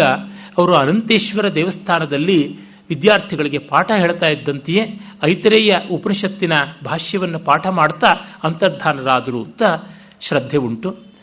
ಅದಕ್ಕಾಗಿ ಅವರನ್ನ ಅಲ್ಲಿ ಆ ದಿವಸದಲ್ಲಿ ವಿಶೇಷವಾಗಿ ಆರಾಧನೆಯನ್ನು ಮಾಡುವುದು ಇದೆ, ಸಂಪ್ರದಾಯ ಉಂಟು. ಉಡುಪಿಯಲ್ಲಿ ಕೇಂದ್ರದಲ್ಲಿರ್ತಕ್ಕಂಥದ್ದು ಅನಂತೇಶ್ವರ, ಪಕ್ಕದಲ್ಲಿರ್ತಕ್ಕಂಥದ್ದು ಶ್ರೀಕೃಷ್ಣ ಮಠ. ಅನಂತೇಶ್ವರ ಮಧ್ವಾಚಾರ್ಯರ ಜನ್ಮಕ್ಕೂ ಮೊದಲಿದ್ದಂಥದ್ದು. ಉತ್ಸಾಹ ಉಡುಪಿ ಅನ್ನುವ ಹೆಸರು ಮೊದಲು ಶಿವಳ್ಳಿ ಅಂತ ಆಗಿತ್ತು. ಆ ಅನಂತೇಶ್ವರ ಶಿವ ದೇವಸ್ಥಾನದಿಂದಾಗಿ ಬಂತು ಅಂತ ಹೇಳ್ತಾರೆ. ಶಿವಳ್ಳಿ ಬ್ರಾಹ್ಮಣರು ಅಂತ ಆಸುಪಾಸಿನ ಬ್ರಾಹ್ಮಣರಿಗೆಲ್ಲ ಶಿವಳ್ಳಿ ಬ್ರಾಹ್ಮಣರು ಅಂತಲೇ ಹೇಳ್ತಾ ಇದ್ದದ್ದು. ಇಂದು ಆ ಬ್ರಾಹ್ಮಣ ಪಂಗಡ ಇದೆ. ಆ ಪಂಗಡಕ್ಕೆ ಸೇರಿದವರು ಮಧ್ವಾಚಾರ್ಯರು. ಹಾಗಾಗಿ ಅಲ್ಲಿ ಅವರು ಹೆಚ್ಚು ಕಾಲ ಇರ್ತಾ ಇದ್ರು. ಮತ್ತೆ ಕೃಷ್ಣ ಮಠಕ್ಕೆ ಹೋಗಿ ಕೃಷ್ಣನಿಗೆ ನಿತ್ಯವೂ ಆರಾಧನೆ ಮಾಡಿ ಬರ್ತಾ ಇದ್ರು. ಹಾಗೆ ಅವರು ಪಾಠ ಹೇಳ್ತಾ ಇದ್ದ ಕಾಲದಲ್ಲಿ ಅಂತರ್ಗತರಾದರು, ಅಂತರ್ಧಾನರಾದರು ಅಂತ ಹೇಳ್ತಾರೆ. ಈ ರೀತಿಯಾಗಿ ನಾವು ಮಾಘ ಮಾಸವನ್ನು ಕಂಡ್ವಿ. ಆಮೇಲೆ ಇನ್ನು ಉಳಿತಕ್ಕಂಥದ್ದು ಫಾಲ್ಗುಣ ಮಾಸ. ಫಾಲ್ಗುಣ ಮಾಸದಲ್ಲಿ ತ್ರಯೋದಶಿ ದಿವಸ ಮಹಾಶಿವರಾತ್ರಿ ಬರುತ್ತದೆ. ಮಹಾಶಿವರಾತ್ರಿ ಮಹೋನ್ನತವಾದ ಪರ್ವ ಅಂತ ಪ್ರಸಿದ್ಧಿಯನ್ನು ಪಡೆದಿರತಕ್ಕಂಥದ್ದು. ಮಹಾಶಿವರಾತ್ರಿ ಪ್ರತಿ ತಿಂಗಳಲ್ಲೂ ಬರತಕ್ಕಂಥ ಮಾಸ ಶಿವರಾತ್ರಿ ಅಂತ ಯಾವುದಿದೆ, ಚತುರ್ದಶಿ ದಿವಸ, ಅದರ ಪರಾಕಾಷ್ಠೆ, ಪರಿಪೂರ್ಣತೆ ಅಂತ ಹೇಳಬಹುದು. ಇಲ್ಲಿ ನಾವು ಕಾಣುವ ಒಂದು ಸ್ವಾರಸ್ಯ ಏನಂತಂದ್ರೆ, ಕ್ಷಮಿಸಬೇಕು, ಮಹಾಶಿವರಾತ್ರಿಗೂ ಮುಂಚೆ ಮಾಘ ಮಾಸದಲ್ಲಿ ಬರುವಂತಹ ಶುಕ್ಲ ಪಕ್ಷದ ರಥಸಪ್ತಮಿಯನ್ನು ಕುರಿತು ಹೇಳಿಬಿಡ್ತೀನಿ. ರಥಸಪ್ತಮಿಯನ್ನ ಬಿಟ್ಟೆ, ಅದು ಬಿಡಬಾರದಂತಹ ಹಬ್ಬ. ಹಾಗಾಗಿ ಅದಾದ ಮೇಲೆ ನಾವು ಶಿವರಾತ್ರಿ ಕಡೆಗೆ, ಆಮೇಲೆ ಹೋಲಾಕ ಅಥವಾ ಹೋಳಿಕಾ ಕಡೆಗೆ ಹೋಗಬಹುದು. ಶುಕ್ಲ ಪಕ್ಷದ ಮಾಘ ಸಪ್ತಮಿಯಂದು ರಥಸಪ್ತಮಿ ಅಂತ ಸೂರ್ಯ ತನ್ನ ರಥ ಚಾಲನ ಮಾಡುವ ದಿವಸ ಅಂತ. ಉತ್ತರಾಯಣ ಬಂದ ಮೇಲೆ ಸೂರ್ಯ ತನ್ನ ರಥವನ್ನು ಉತ್ತರದ ಕಡೆಗೆ ಬದಲಿಸಿದವನು ಕುದುರೆಗಳನ್ನು ರಥದ ಮೇಲೆ ನಿಂತು ನಿಯಂತ್ರಣ ಮಾಡಿಸ್ತಾನೆ ಅರುಣನ ಮೂಲಕವಾಗಿ. ಹಾಗಾಗಿ ಅದಕ್ಕೆ ರಥಸಪ್ತಮಿ ಅಂತ ಬಂತು. ಸೂರ್ಯನನ್ನು ನಾವು ಪರಮ ಪೂಜ್ಯವಾದ ತತ್ವ ಅಂತ ಆರಾಧನೆ ಮಾಡ್ತೀವಿ ಅನ್ನೋ ಮಾತುಗಳನ್ನೆಲ್ಲ ನಾನು ಸಂಕ್ರಾಂತಿಯ ಸಂದರ್ಭದಲ್ಲಿಯೇ ಹೇಳಿದ್ದೆ. ಅದಕ್ಕೆ ಅಚಲಾ ಸಪ್ತಮಿ ಅಂತ ಕೂಡ ಹೇಳ್ತಾರೆ. ಯಾಕೆಂದರೆ ಇದು ತುಂಬ ಉಜ್ವಲವಾದ ತಿಥಿ. ಅಕ್ಷಯ ಪೂರ್ಣಿಮೆಯ ಅಕ್ಷಯ ತೃತೀಯ ಅಂತೆಯೇ ಅಕ್ಷಯವಾದ ಸ್ಥಿರವಾಗಿರುವ ಛಲವಲ್ಲದ ಸಂಪತ್ತಿಯನ್ನು, ಅಭ್ಯುದಯವನ್ನು ಕೊಡುತ್ತದೆ ಅಂತ. ರಥಸಪ್ತಮಿ ಎನ್ನುವುದಕ್ಕೆ ಕಾರಣ ರಥವನ್ನು ಏರಿ ಆದಿತ್ಯ ತಾನು ಉತ್ತರ ದಿಕ್ಕಿನ ಕಡೆಗೆ ಕುದುರೆಗಳನ್ನು ವೇಗವಾಗಿ ಓಡಿಸ್ತಾನೆ ಅಂತ. ರಥವರ ಅಂತಲೇ ಸೂರ್ಯನನ್ನು ಆರಾಧನೆ ಮಾಡಬೇಕು ಅಂತ ಬರುತ್ತದೆ. ರಥ ಅನ್ನೋದು ಮತ್ತೆ ದೇಹವೇ. ಆತ್ಮಾನಂ ರಥಿನಂ ವಿದ್ಧಿ ಶರೀರಂ ರಥಮೇವಹಿ ಎನ್ನುವ ಮಾತಿನಂತೆ ರಥವೇ. ಆ ರಥದಲ್ಲಿರ್ತಕ್ಕಂಥ ಜೀವಾತ್ಮ ಪರಮಾತ್ಮನ ಮಾರ್ಗದರ್ಶನವನ್ನು ಪಡೆಯಬೇಕು ಅನ್ನುವುದು ಅಲ್ಲಿಯ ತಾತ್ಪರ್ಯ. ಇದು ಮಾಘ ಮಾಸವೇ ಇಡಿಯಾಗಿ ಸ್ನಾನಕ್ಕಾಗಿ ಮೀಸಲಾದ ಮಾಸ ಅಂತ ನಮಗೆ ಗೊತ್ತು. ಪರಮಾತ್ಮ ಸ್ನಾನ ಮಾಡುವ ತಿಂಗಳು ಅಂತ. ಪರಮಾತ್ಮ ಮಲಗಿದ್ದು ಚಾತುರ್ಮಾಸ್ಯ ಆದರೆ, ಎದ್ದದ್ದು ಪುಷ್ಯ ಮಾಸ ಆದರೆ ಮಾಘ ಮಾಸದಲ್ಲಿ ಸ್ನಾನ ಅಂತ. ಹೀಗಾಗಿ ಉತ್ಥಾನ ದ್ವಾದಶಿ ಕಾರ್ತಿಕದಲ್ಲಿ ಬಂತು, ಹೇಳ್ತಾನೆ. ಎದ್ದ ಮೇಲೆ ಮತ್ತೆ ಮಗ್ಗಲು ಬದಲಾಯಿಸ್ಕೊಂಡು ಮಲಕ್ಕೋತಾನೆ, ಎಣ್ಣೆ ಹಚ್ಚಿಕೊಂಡು ಮಂಪರಿಗೆ ಎಳೀತಾನೆ. ಮತ್ತೆ ಸ್ನಾನಕ್ಕೆ ತೊಡಕೊಳ್ತಕ್ಕಂಥದ್ದು ಸುಪ್ರಭಾತವನ್ನೆಲ್ಲ ಇಡೀ ಪುಷ್ಯ ಮಾಸದಲ್ಲಿ ಕೇಳಿ ಧನುರ್ಮಾಸದಲ್ಲಿ ಆ ಮಾಘದಲ್ಲಿ ಸ್ನಾನ ಮಾಡ್ತಾನೆ. ಅವನು ಸ್ನಾನ ಮಾಡುವುದರಿಂದ ಅವನ ಜೊತೆಗೆ ಸ್ನಾನ ಮಾಡಿದರೆ ಸ್ನಾನಶೇಷದ ಭಾಗ್ಯ ನಮಗೆ ಬರುತ್ತದೆ. ಆ ಕಾರಣದಿಂದ ಪುಣ್ಯ ಹೆಚ್ಚು ಅಂತ ಹೇಳಿ ದಿವ್ಯ ನದಿ ತಟಾಕಾದಿಗಳಲ್ಲಿ ಚಳಿಗಾಲದಲ್ಲಿ ಬೆಳಗ್ಗೆ ಸ್ನಾನ ಮಾಡಬೇಕು ಅಂತ ಅದೊಂದು ಶಿಕ್ಷಣ. ಬೇಸಿಗೆ ಕಾಲದಲ್ಲಿ ಬೆಳಗ್ಗೆ ಏಳೋದು, ಬೇಸಿಗೆ ಕಾಲದಲ್ಲಿ ತಣ್ಣೀರಲ್ಲಿ ಸ್ನಾನ ಮಾಡೋದು ಏನು ದೊಡ್ಡ ಕ್ರೆಡಿಟ್ಗೆ ಬರ್ತಕ್ಕಂಥದ್ದಲ್ಲ. ಬಿರುಗಾಳಿಯಲ್ಲಿ ಹಾರು ಹೋದರೆ ನಾವು ಹನುಮಂತರಾಗ್ತೀವ? ಅಲ್ಲ. ಆ ರೀತಿಯಲ್ಲಿ ಆ ಬಗೆಯಲ್ಲಿ ಮಾಘ ಸ್ನಾನ ಮಾಸ ಅಂತಾಗಿರ್ತಕ್ಕಂಥದ್ದು. ಅಸ್ಮಿನ್ ಯೋಗೇ ತ್ವಶಕ್ತೋಪಿ ಸ್ನಾಯಾದಪಿ ದಿನತ್ರಯಂ ಅಂತ. ಎಷ್ಟು ಅಶಕ್ತನಾಗಿದ್ದರೂ 3 ದಿವಸವಾದರೂ ಪುಣ್ಯ ನದಿಗಳಲ್ಲಿ ಸರೋವರಗಳಲ್ಲಿ ಸ್ನಾನ ಮಾಡಬೇಕು ಅಂತ ಹೇಳ್ತಾರೆ. ಆಗ ಆ ಮಾಘದಲ್ಲಿ ಸೂರ್ಯ ತನ್ನ ರಥ ಪ್ರವರ್ತನ ಮಾಡ್ತಾನೆ.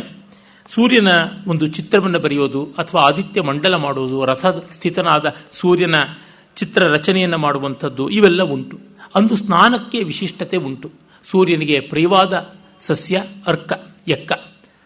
ಆ ಎಕ್ಕದ ಎಲೆಗಳನ್ನು ಕಾಲಿನ ಮೇಲೆ, ಮೊಣಕಾಲಿನ ಮೇಲೆ, ಕೈಗಳ ಮೇಲೆ, ಭುಜಗಳ ಮೇಲೆ, ತಲೆಯ ಮೇಲೆ ಇಟ್ಟುಕೊಂಡು ಸೂರ್ಯನಿಗೆ ಪ್ರಿಯವಾದ ಧಾನ್ಯ, ಅದು ಗೋಧಿ, ಕೆಲವರು ಅಕ್ಕಿಯನ್ನು ಇಡ್ತಾರೆ, ಅದನ್ನು ಇಟ್ಟುಕೊಂಡು ಅದರ ಮೇಲೆ ಜಲ ಹಾಕಿಕೊಂಡು ಸ್ನಾನ ಮಾಡಬೇಕು ಅಂತ. 7 ಎಕ್ಕದ ಎಲೆಯನ್ನು ಇಟ್ಟುಕೊಳ್ಬೇಕು ಅಂತ. 7 ಬದರಿ ಫಲ, ಬೋರೆ ಹಣ್ಣು ಅಂತಂತೀವಲ್ಲ, ಎಲಚಿ, ಅದನ್ನು ಇಟ್ಟುಕೊಳ್ಬೇಕು. ಹೀಗೆ ದೀಪ ಸನ್ನಿಧಿಯಲ್ಲಿ ಸ್ನಾನ ಮಾಡಬೇಕು ಅಂತ ಉಂಟು. ಆರೋಗ್ಯಂ ಭಾಸ್ಕರಾದಿಚ್ಛೇತ್ ಅಂತ. ಎಕ್ಕ ಚರ್ಮರೋಗವನ್ನು ನಿವಾರಣೆ ಮಾಡತಕ್ಕಂಥ ಸಸ್ಯ. ಹೀಗಾಗಿ ಅದು ಪ್ರಯೋಜನಕಾರಿ ಅಂತ. ಸೂರ್ಯನಿಗೆ ಇಷ್ಟವಾದ ಬಣ್ಣ ಕೆಂಪು. ಅದರಿಂದ ರಕ್ತಚಂದನದಲ್ಲಿ ಆತನ ಮಂಡಲವನ್ನು ನಿರ್ಮಾಣ ಮಾಡಬೇಕು. ರಕ್ತ ಪುಷ್ಪಗಳಲ್ಲಿ ಅಂದರೆ ಕಣಗಿಲೆ ಇರಬಹುದು, ಕರ್ಣಕುಂಡಲ ಇರಬಹುದು, ಅಥವಾ ಜಪಾ ಪುಷ್ಪ ಅಂತ ನಾವು ಯಾವುದನ್ನು ಹೇಳ್ತೀವಿ, ದಾಸವಾಳ, ಈ ರೀತಿಯಾದ ಹೂಗಳಿಂದ ಅಥವಾ ಕಮಲದಿಂದ ಅರ್ಚನೆ ಮಾಡಬೇಕು ಸೂರ್ಯನನ್ನು. ಅವನನ್ನು ಉಷಾ ಛಾಯಾ ಪದ್ಮಿನಿ ಪತ್ನಿ ತರೆಯ ಪರಿವೇಷ್ಟಿತನಾಗಿ ಅರುಣ ಸಾರಥಿ ಪುರಸ್ಸರವಾಗಿರುವಂತೆ ಚಿತ್ರಣ ಮಾಡತಕ್ಕಂಥದ್ದು. ಸಪ್ತಾಶ್ವರಥಾರೂಢ, ಏಕಚಕ್ರ, ಹೀಗೆ ಇವನ್ನೆಲ್ಲವನ್ನು ಕೂಡ ನಾವು ಗಮನದಲ್ಲಿಟ್ಟುಕೊಂಡು ಸೂರ್ಯನಿಗೆ ಪಾಯಸಾನ್ನವನ್ನು ನಿವೇದನೆ ಮಾಡಬೇಕು. ಅದು ಗೋಧಿಯ ಪಾಯಸವೇ ಆಗಬೇಕು. ಯಾಕೆಂದರೆ ದಕ್ಷಾಧ್ವರದಲ್ಲಿ ವೀರಭದ್ರನ ಪಾದಾಹತಿಯಲ್ಲಿ ಸೂರ್ಯ ಹಲ್ಲನ್ನೆಲ್ಲ ಕಳಕೊಂಡ ಅಂತ ಪುರಾಣ ಕಥೆ. ಅದರಿಂದ ಆತನ ಹಲ್ಲಿಲ್ಲದ ಬಾಯಿಗೆ ಒಗ್ಗುವಂಥದ್ದು ಪಾಯಸ ಅಂತ. ಅದನ್ನೆಲ್ಲವನ್ನ ಹಾಗೆ ನಿವೇದನೆ ಮಾಡಬೇಕು ಅಂತ. ದ್ವಾದಶಾದಿತ್ಯರ ಆರಾಧನೆ ಆಗಬೇಕು ಅಂತ ಉಂಟು. ಇದು ನಾವು ಸಾಮಾನ್ಯವಾಗಿ ನೋಡತಕ್ಕಂಥ ಆ ರಥಸಪ್ತಮಿಯ ಸ್ವಾರಸ್ಯ. ಇನ್ನು ನಾವು ಶಿವರಾತ್ರಿ ಕಡೆಗೆ ತಿರುಗಬಹುದು.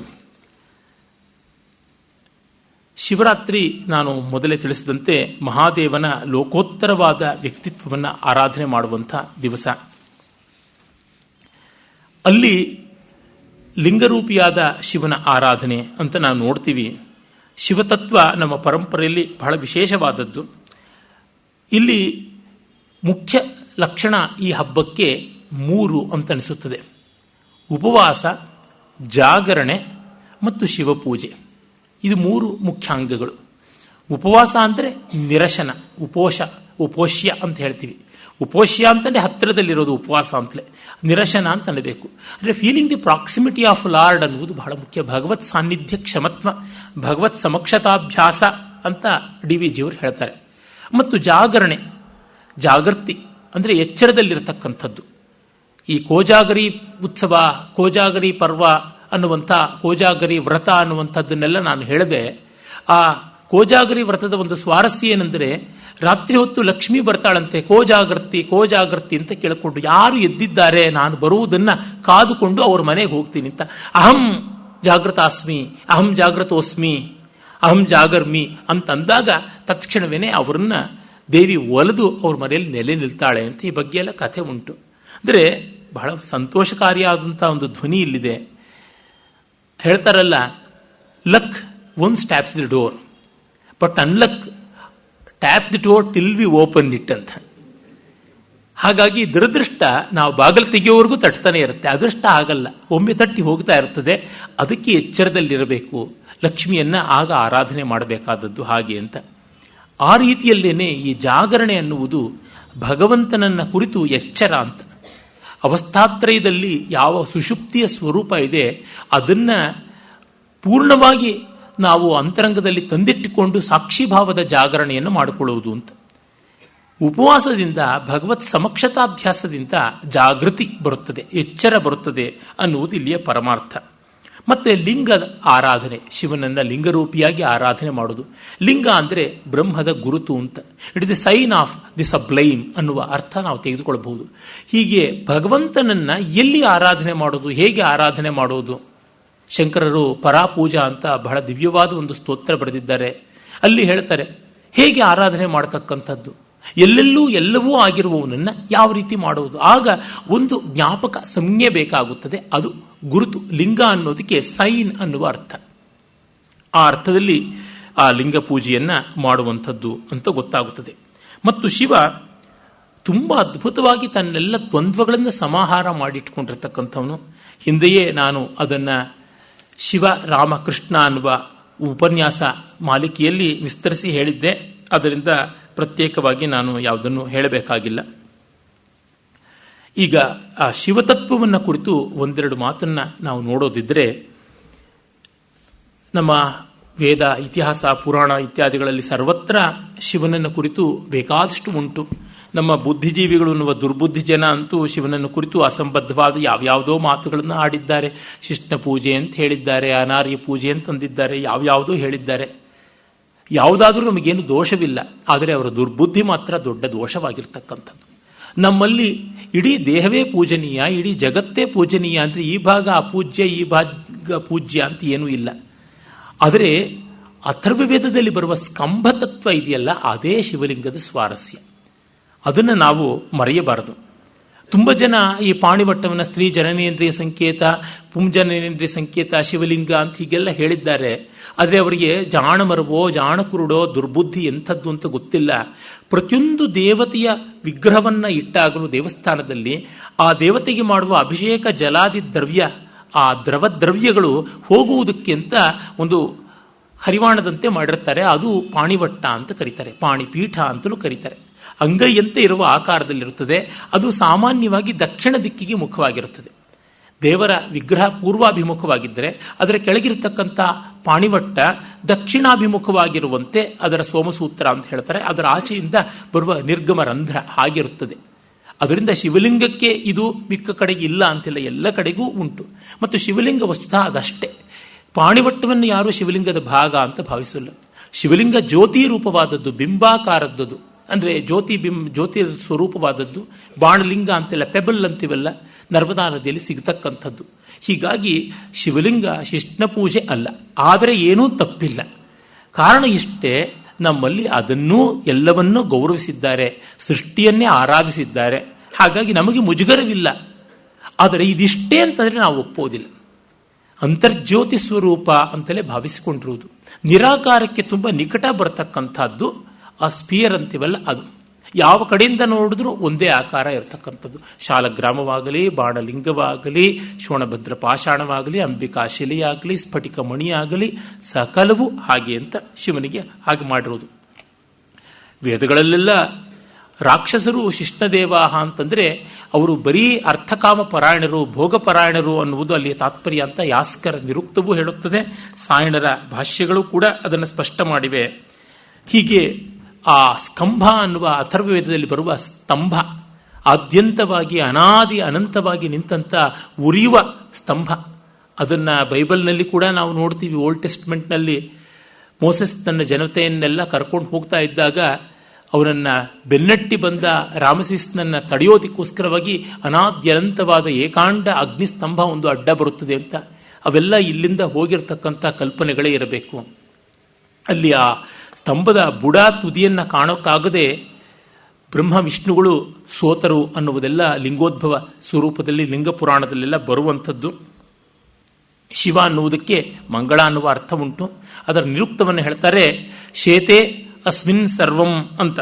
ಅಂದರೆ ಇಲ್ಲಿ ಎಲ್ಲವೂ ಮಲಗುತ್ತದೆ, ಇಲ್ಲಿ ಎಲ್ಲ ವಿಶ್ರಾಂತಿಯನ್ನು ಪಡೆಯುತ್ತವೆ. ತ್ರೈಲೋಕ್ಯಸ್ಯ ಸರ್ವಸ್ಯ ವಿಶ್ರಾಂತಿ ಜನನಂ ನಾಟ್ಯಮೇತದ್ ಭವಿಷ್ಯತಿ ಅಂತೀವಲ್ಲ, ಹಾಗೆ ಮಹಾನಟ ಸಮಸ್ತಕ್ಕೂ ವಿಶ್ರಾಂತಿಯನ್ನು ಕೊಡ್ತಾನೆ. ನಮಗೆ ವಿಶ್ರಾಂತಿ ಸಿಗೋದು ಸುಷುಪ್ತಿಯಲ್ಲಿ. ಸುಷುಪ್ತಿಯಲ್ಲಿ ಬ್ರಹ್ಮಣಿ ಆಪೀತಾಹ ವಯಂ ಇತಿ ಸುಪ್ತಿ ಅಂತ ನೋಡಿದಾಗ we are drunk in the highest truth ಪರಬ್ರಹ್ಮ ಅಂತ ನೋಡಿದ್ರೆ ಶಿವ ಪರಬ್ರಹ್ಮವಸ್ತು ಅನ್ನುವುದು ನಮಗೆ ಗೊತ್ತಾಗುತ್ತದೆ. ಈ ವಿವರಣೆಯನ್ನು ಉಣಾದಿ ಕೋಶಗಳು ಕೂಡ ಕೊಡುತ್ತವೆ. ಪಾಣಿನಿ ಶಿವನನ್ನ ವ್ರಾತಪತಿ ಅಂತೆಲ್ಲ ಗುರುತಿಸಿ ಗೌರವಿಸ್ತಾನೆ. ಶಿವಭಾಗವತರು, ಈಗ ವಿಷ್ಣು ಭಾಗವತರು ಹೇಗೂ ಶಿವಭಾಗವತರು ಇದ್ರು ಅಂತ ಗೊತ್ತಾಗುತ್ತದೆ. ಭಗವಂತನಿಗೆ ಸಂಬಂಧಪಟ್ಟವರೆಲ್ಲ ಭಾಗವತರು ಅಂತ. ಹೀಗೆ ಇವರೆಲ್ಲರೂ ಶಿವ ಸಮೂಹದಲ್ಲಿದ್ದಂಥ ಕಾಡು ಮೇಡುಗಳವರು, ಭೂತ ಪ್ರೇತಗಳು ಎಲ್ಲರನ್ನೂ ಒಲಿಸಿಕೊಂಡು ಅವರನ್ನು ಅನುಗ್ರಹಿಸಿಕೊಂಡು ಇದ್ದವನು ಅಂತ. ಶಿವತತ್ವದಲ್ಲಿ ನಾವು ಕಾಣುವುದೇನೆಂದರೆ ಒಂದು ದಿವ್ಯವಾದ ವಿಶೃಂಖಲತ್ವ. ಅದು ಒಂದು ಬಗೆಯಾದ it is the divine indifference ಅಂತ ಅನ್ನಬಹುದು. ಭವ್ಯವಾದಂತಹ ಉದಾಸೀನತೆ ಜ್ಞಾನಿಯ ಒಂದು ಲಕ್ಷಣವೇ ಆಗಿದೆ. ನಿಸ್ತ್ರೈಗುಣ್ಯೇ ಪತಿ ವಿಚರತಾಂ ಕೋವಿಧಿ ಕೋ ನಿಷೇಧ ಅಂತೀವಲ್ಲ ಹಾಗೆ. ಅಂತಹ ಶಿವನನ್ನ ರುದ್ರಸ್ವರೂಪಿ ಅಂತ ವೇದದಲ್ಲಿ, ಸೇನಾನಿ ಅಂತ, ಮತ್ತೆ ಸೇನಾಪತಿಯಾದವನು ಒಳ್ಳೆ ವೈದ್ಯನೂ ಆಗಿರಬೇಕು. ಇಲ್ಲದೇ ತನ್ನ ಸೈನ್ಯ ಸತ್ತೋಗುತ್ತೆ. ಅವನು ವೈದ್ಯೇಶ್ವರನೂ ಹೌದು. ಮತ್ತು ಅವನು ಜ್ಞಾನೇಶ್ವರನಾದಂಥ ಸಾಕ್ಷಾತ್ ದಕ್ಷಿಣಾಮೂರ್ತಿಯಾಗಿದ್ದಾನೆ ಮತ್ತು ಕಲಾಧರನಾದ ಮಹಾನಟ ಆಗಿದ್ದಾನೆ. ನೋಡಿ, ಕಲೆ ಇದ್ದಲ್ಲಿ ಜ್ಞಾನ ಇರೋಲ್ಲ, ಜ್ಞಾನ ಇದ್ದಲ್ಲಿ ಶೌರ್ಯ ಇರೋಲ್ಲ, ಶೌರ್ಯ ಇದ್ದಲ್ಲಿ ಸ್ವಾಸ್ಥ್ಯ ಇರೋಲ್ಲ, ಸ್ವಾಸ್ಥ್ಯ ಇದ್ದಲ್ಲಿ ಸಂಪತ್ತಿರೋಲ್ಲ. ಅವನು ಈಶ್ವರ, ಅವನ ಭಾವವೇ ಐಶ್ವರ್ಯ. ಹೀಗೆ ಅನೇಕ ಭಿನ್ನ ಭಿನ್ನವಾದ ಪರಸ್ಪರ ಇಲ್ಲದೇ ಇರತಕ್ಕಂಥ ಎಷ್ಟೆಷ್ಟೋ ಗುಣಗಳು ಒಟ್ಟು ಸೇರಿ ಇರತಕ್ಕಂಥದ್ದು ಶಿವನಲ್ಲಿ ಅಂತ ಗೊತ್ತಾಗುತ್ತದೆ. ರೋದನಂ ದ್ರಾವಯತೀತಿ ರುದ್ರ ಅಂತ ನಿರ್ವಚನ ಮಾಡ್ತಾರೆ. ನಮ್ಮ ದುಃಖವನ್ನೆಲ್ಲ ಹೋಗಿಸ್ತಾನೆ ಅಂತ. ರೋದಯತಿ ದ್ರಾವಯತಿ ಚ ಅಂತ. ದುಷ್ಟರ ಪಾಲಿಗೆ ಅವನು ರೋದನವನ್ನು ಕೊಡ್ತಾನೆ, ಅವರನ್ನು ಕರಗಿಸಿ ಒದ್ದಾಡಿಸ್ತಾನೆ ಅಂತೆಲ್ಲ ಉಂಟು. ಯಜುರ್ವೇದದ 4ನೆಯ ತೈತ್ರಿಯ ಸಂಹಿತೆಯಲ್ಲಿ ಬರ್ತಕ್ಕಂಥ ಯಾವ ರುದ್ರಾಧ್ಯಾಯ ಅಂತ ಪ್ರಸಿದ್ಧವಾಗಿದೆ, ಅದು 4ನೆಯ ಭಾಗ. ಅಲ್ಲಿ ಮಧ್ಯಮಣಿಯಾಗಿ ಓಂ ನಮಃ ಶಿವಾಯ, ನಮಃ ಶಿವಾಯ ಚ ಶಿವತರಾಯ ಚ ಅಂತ ಬರುವಂಥದ್ದು ಆಗಿದೆ. ಅದು ನೋಡಿದಾಗ ತೈತ್ರಿಯ ವೇದದ ಒಂದು ಮಾಲೆಯಲ್ಲಿ ಮಧ್ಯದ ಪದಕ ಎಂಬಂತೆ ನಮಃ ಶಿವಾಯ ಚ ಅಂತ ಆಗಿರ್ತಕ್ಕಂಥದ್ದು. ಹಾಗೆ ಶಿವನನ್ನ ಕುರಿತು ಯಜುರ್ವೇದ ಕೂಡ ಕೊಂಡಾಡುತ್ತದೆ. ಅದು ಒಂದು ಬಗೆಯ ವಿಭೂತಿ ಯೋಗವೇ ಆಗಿದೆ ಶಿವನದು. ಆಮೇಲೆ ವಿಶ್ವರೂಪ ಸಂದರ್ಶನ ಅಂತಲೂ ಅದನ್ನು ಹೇಳಬಹುದು. ಮತ್ತೆ ಅವನು 11 ಇಷ್ಟೆಷ್ಟೋ ಏನು ಅಂತಲೇ ಹೇಳಕ್ಕಾಗೋಲ್ಲ. ಸಂತಿನೋ ಬಹವೋ ರುದ್ರಾಹ ಶೂಲಹಸ್ತ ಕಪರ್ದಿನಃ ಏಕಾದಶ ಸ್ಥಾನಗತ ನಾಹಂ ವೇದ್ಮಿ ಮಹೇಶ್ವರಂ. ಒಬ್ಬ ಪ್ರತ್ಯೇಕ ಅಂತ ಇಲ್ಲ, ಎಲ್ಲ ಸೇರಿ ಒಂದು ಅಂತ ಇದ್ದದ್ದು. ಭಗವದ್ಗೀತೆಯ ವಿಭೂತಿ ಯೋಗದಲ್ಲಿ ರುದ್ರಾಣಾಂ ಶಂಕರಶ್ಚಾಸ್ಮಿ ಅನ್ನುವ ಮಾತು ಕೂಡ ಬರ್ತದೆ. ಏಕೋ ಹಿ ರುದ್ರೋ ನ ದ್ವಿತೀಯಾಯ ಅಂತ ಶ್ವೇತಾಶ್ವೇತರ ಉಪನಿಷತ್ತು ಹೇಳುತ್ತದೆ. ಹೀಗಿರ್ತಕ್ಕಂಥವನ್ನ ಅಥರ್ವವೇದ ಸ್ಕಂಭ ರೂಪದಲ್ಲಿ ಕಂಡು ಆರಾಧಿಸುತ್ತದೆ. ಯತ್ರಾಮೃತಂಚ ಮೃತ್ಯುಶ್ಚ ಪುರುಷೇ ಅಧಿಸಂಹಿತೆ ಸಮುದ್ರೋ ಯಸ್ಯ ನಾಡ್ಯ ಪುರುಷೇ ಅಧಿಸಂಹಿತಾ ಸ್ಕಂಭಂ ತಂ ಬ್ರೂಹಿ ಕಥಮಸ್ವಿ ದೇವಸ್ಸಹ ಅಂತ ಎಲ್ಲವೂ ಸಮನ್ವಿತವಾಗಿರುವಂಥದ್ದು ಸ್ಕಂಭ. ಆದ್ದರಿಂದಲೇ ಈ ಒಂದು ವಿಶಿಷ್ಟವಾದ ಪರ್ವದಲ್ಲಿ ಶಿವರಾತ್ರಿಯಲ್ಲಿ ಲಿಂಗೋದ್ಭವ ಕಾಲಕ್ಕೆ ಪೂಜೆ ಮಾಡಬೇಕು ಅಂತ. ಅದರೊಳಗೂ ಆರ್ದ್ರ ನಕ್ಷತ್ರ ಬಂದರೆ ಮತ್ತೂ ಒಳ್ಳೆಯದು ಅಂತ. ಲಿಂಗೋದ್ಭವ ಅಂತಂದರೆ ಈ ಗುರುತು ನನಗಾಯಿತು ಅಂತ. It is the moment of recognition, ಪ್ರತ್ಯಭಿಜ್ಞಾನದ ಲಕ್ಷಣ. ಅದು ಈ ಸ್ಕಂಭತತ್ವ ಅಂತನ್ನೋದು ಗೊತ್ತಾಗುತ್ತದೆ. ಪುರಸ್ತಾತ್ ಕಾಂಚನೀ ವೇದಿ ಪ್ರಾದುರಾಸೀನ್ ಮಹಾತ್ಮನಃ ತಸ್ಯಾಂ ವೇದ್ಯಾಂ ತದಾ ರಾಜನ್ಸ್ ಚಿತ್ರಭಾನು ರಜಾಯತ ಅಂತ ಮಹಾಭಾರತದಲ್ಲಿ ಚಿತ್ರಭಾನು ಅಂದರೆ ಬೆಂಕಿ, ಉಜ್ವಲವಾಗಿ ಒಂದು ಅಗ್ನಿ ಸ್ವರೂಪವಾಗಿ ಶಿವ ಕಾಣಿಸಿಕೊಂಡ. ಅಗ್ನಿಯೇ ಶಿವ ಅನ್ನುವಂಥದ್ದನ್ನೆಲ್ಲ ನಾವು ನೋಡಿದ್ದೀವಿ. ವೃಕ್ಷರೂಪಿಯಾಗೂ ಶಿವನನ್ನು ಆರಾಧನೆ ಮಾಡ್ತಾರೆ. ಹಾಗಾಗಿಯೇ ನಾವು ಋಗ್ವೇದದಲ್ಲಿ ಕಿಂಸಿದ್ವನಂ ಕವು ಸ ವೃಕ್ಷ ಅಂತ ಹೇಳಿ ಕಾಡು ಯಾವುದು ಮರ ಯಾವುದು ಅಂತ ಆ ಬ್ರಹ್ಮವಸ್ತುವನ್ನು ವೃಕ್ಷರೂಪವಾಗಿ ನೋಡ್ತೀವಿ. ಅದೇ ಸನಾತನವಾದ ಅಶ್ವತ್ಥ ವೃಕ್ಷ, ಊರ್ಧ್ವಮೂಲ ವಾಕ್ಶಾಖ ಅಂತನ್ನುವುದು.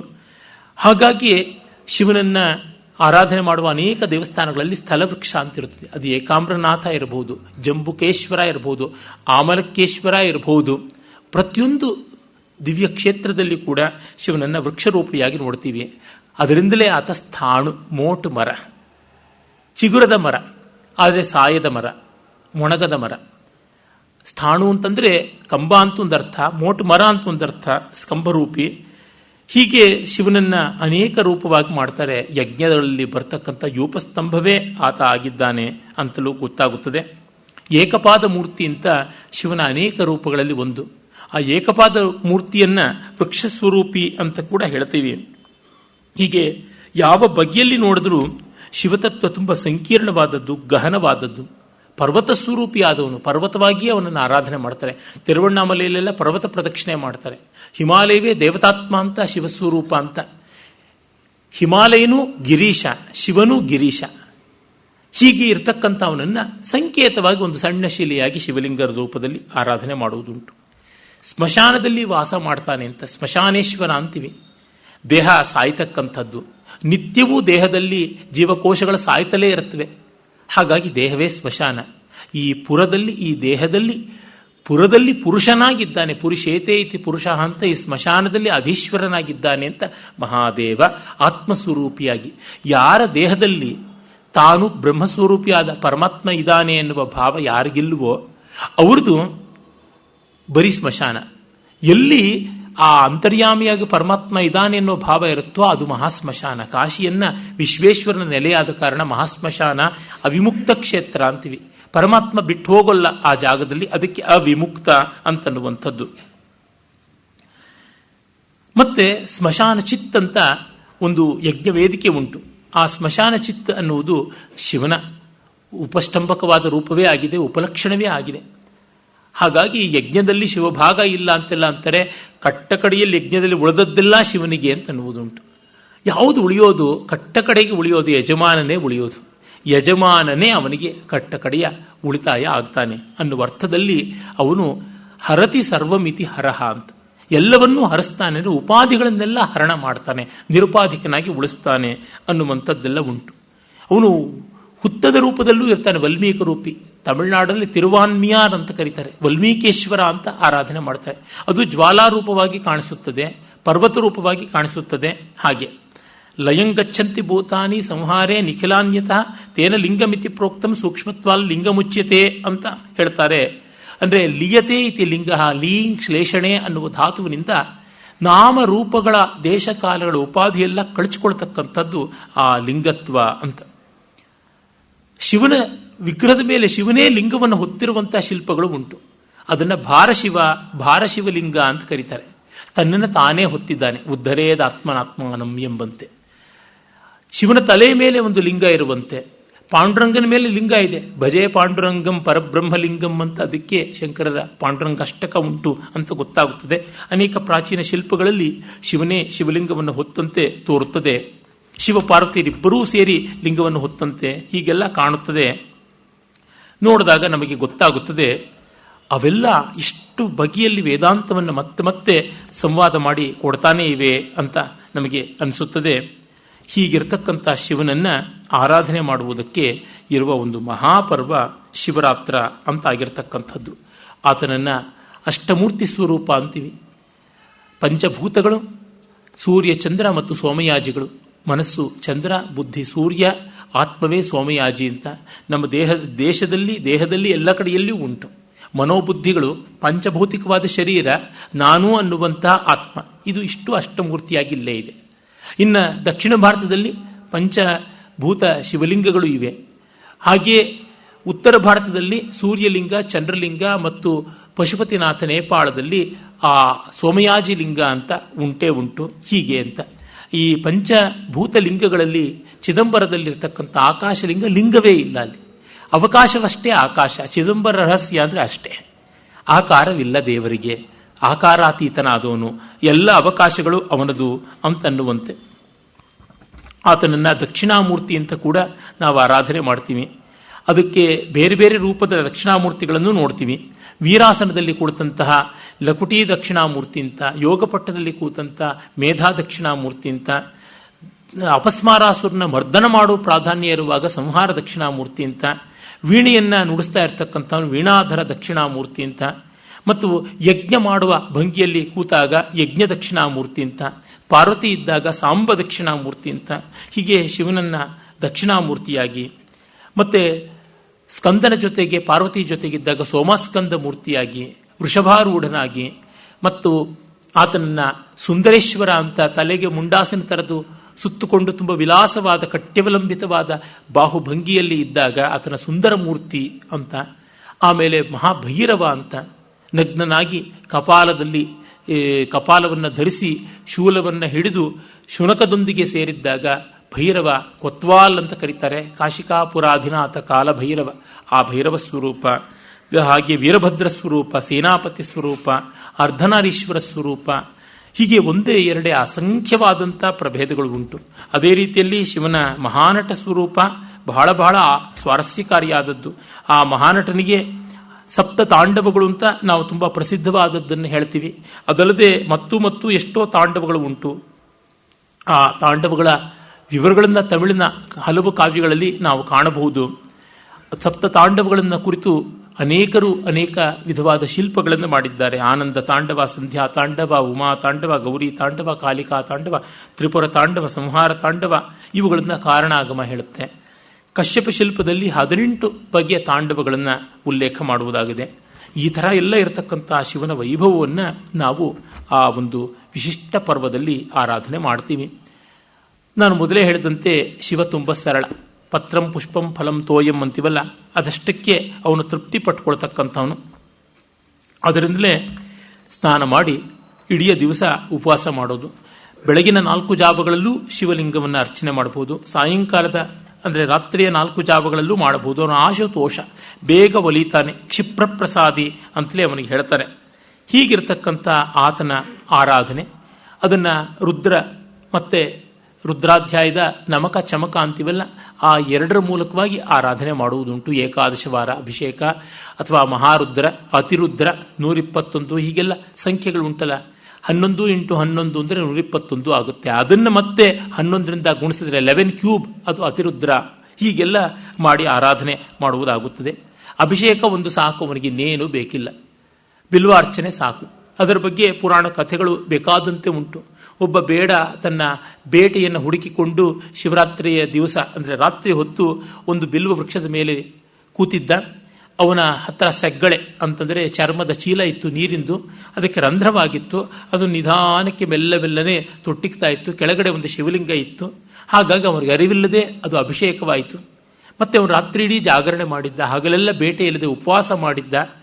ಹೊತ್ತು ಹೋಗಬೇಕು, ಎಚ್ಚರ ಇರಬೇಕು ಅಂತ ಆ ಮರದ ಎಲೆಗಳನ್ನು ಚಿವುಟಿ ಹಾಕ್ತಾ ಇದ್ದ. ಅದು ಬಿಲ್ವ ಎಲೆ. ಹಾಗಾಗಿ ಬಿಲ್ವಾರ್ಚನೆ ಆಯಿತು, ಅಭಿಷೇಕವಾಯಿತು, ಅರ್ಚನೆ ಆಯಿತು, ಉಪವಾಸ ಆಯಿತು, ಜಾಗರಣೆ ಆಯಿತು.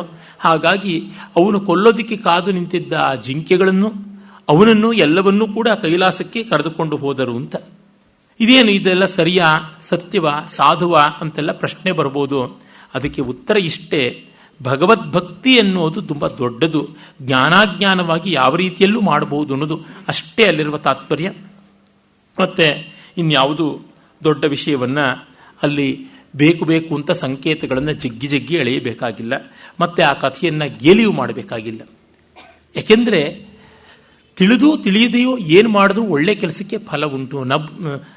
ಅದನ್ನು ನಹಿ ಕಲ್ಯಾಣ ಕಶ್ಚಿತ್ ದುರ್ಗತಿಂ ತಾತ ಗಚ್ಚತಿ ಅಂತ ಕೃಷ್ಣ ಹೇಳ್ತಾನಲ್ಲ, ಹಾಗೆ ನಾವು ಕಾಣಬಹುದಾದದ್ದು ಅಂತ ಗೊತ್ತಾಗುತ್ತದೆ.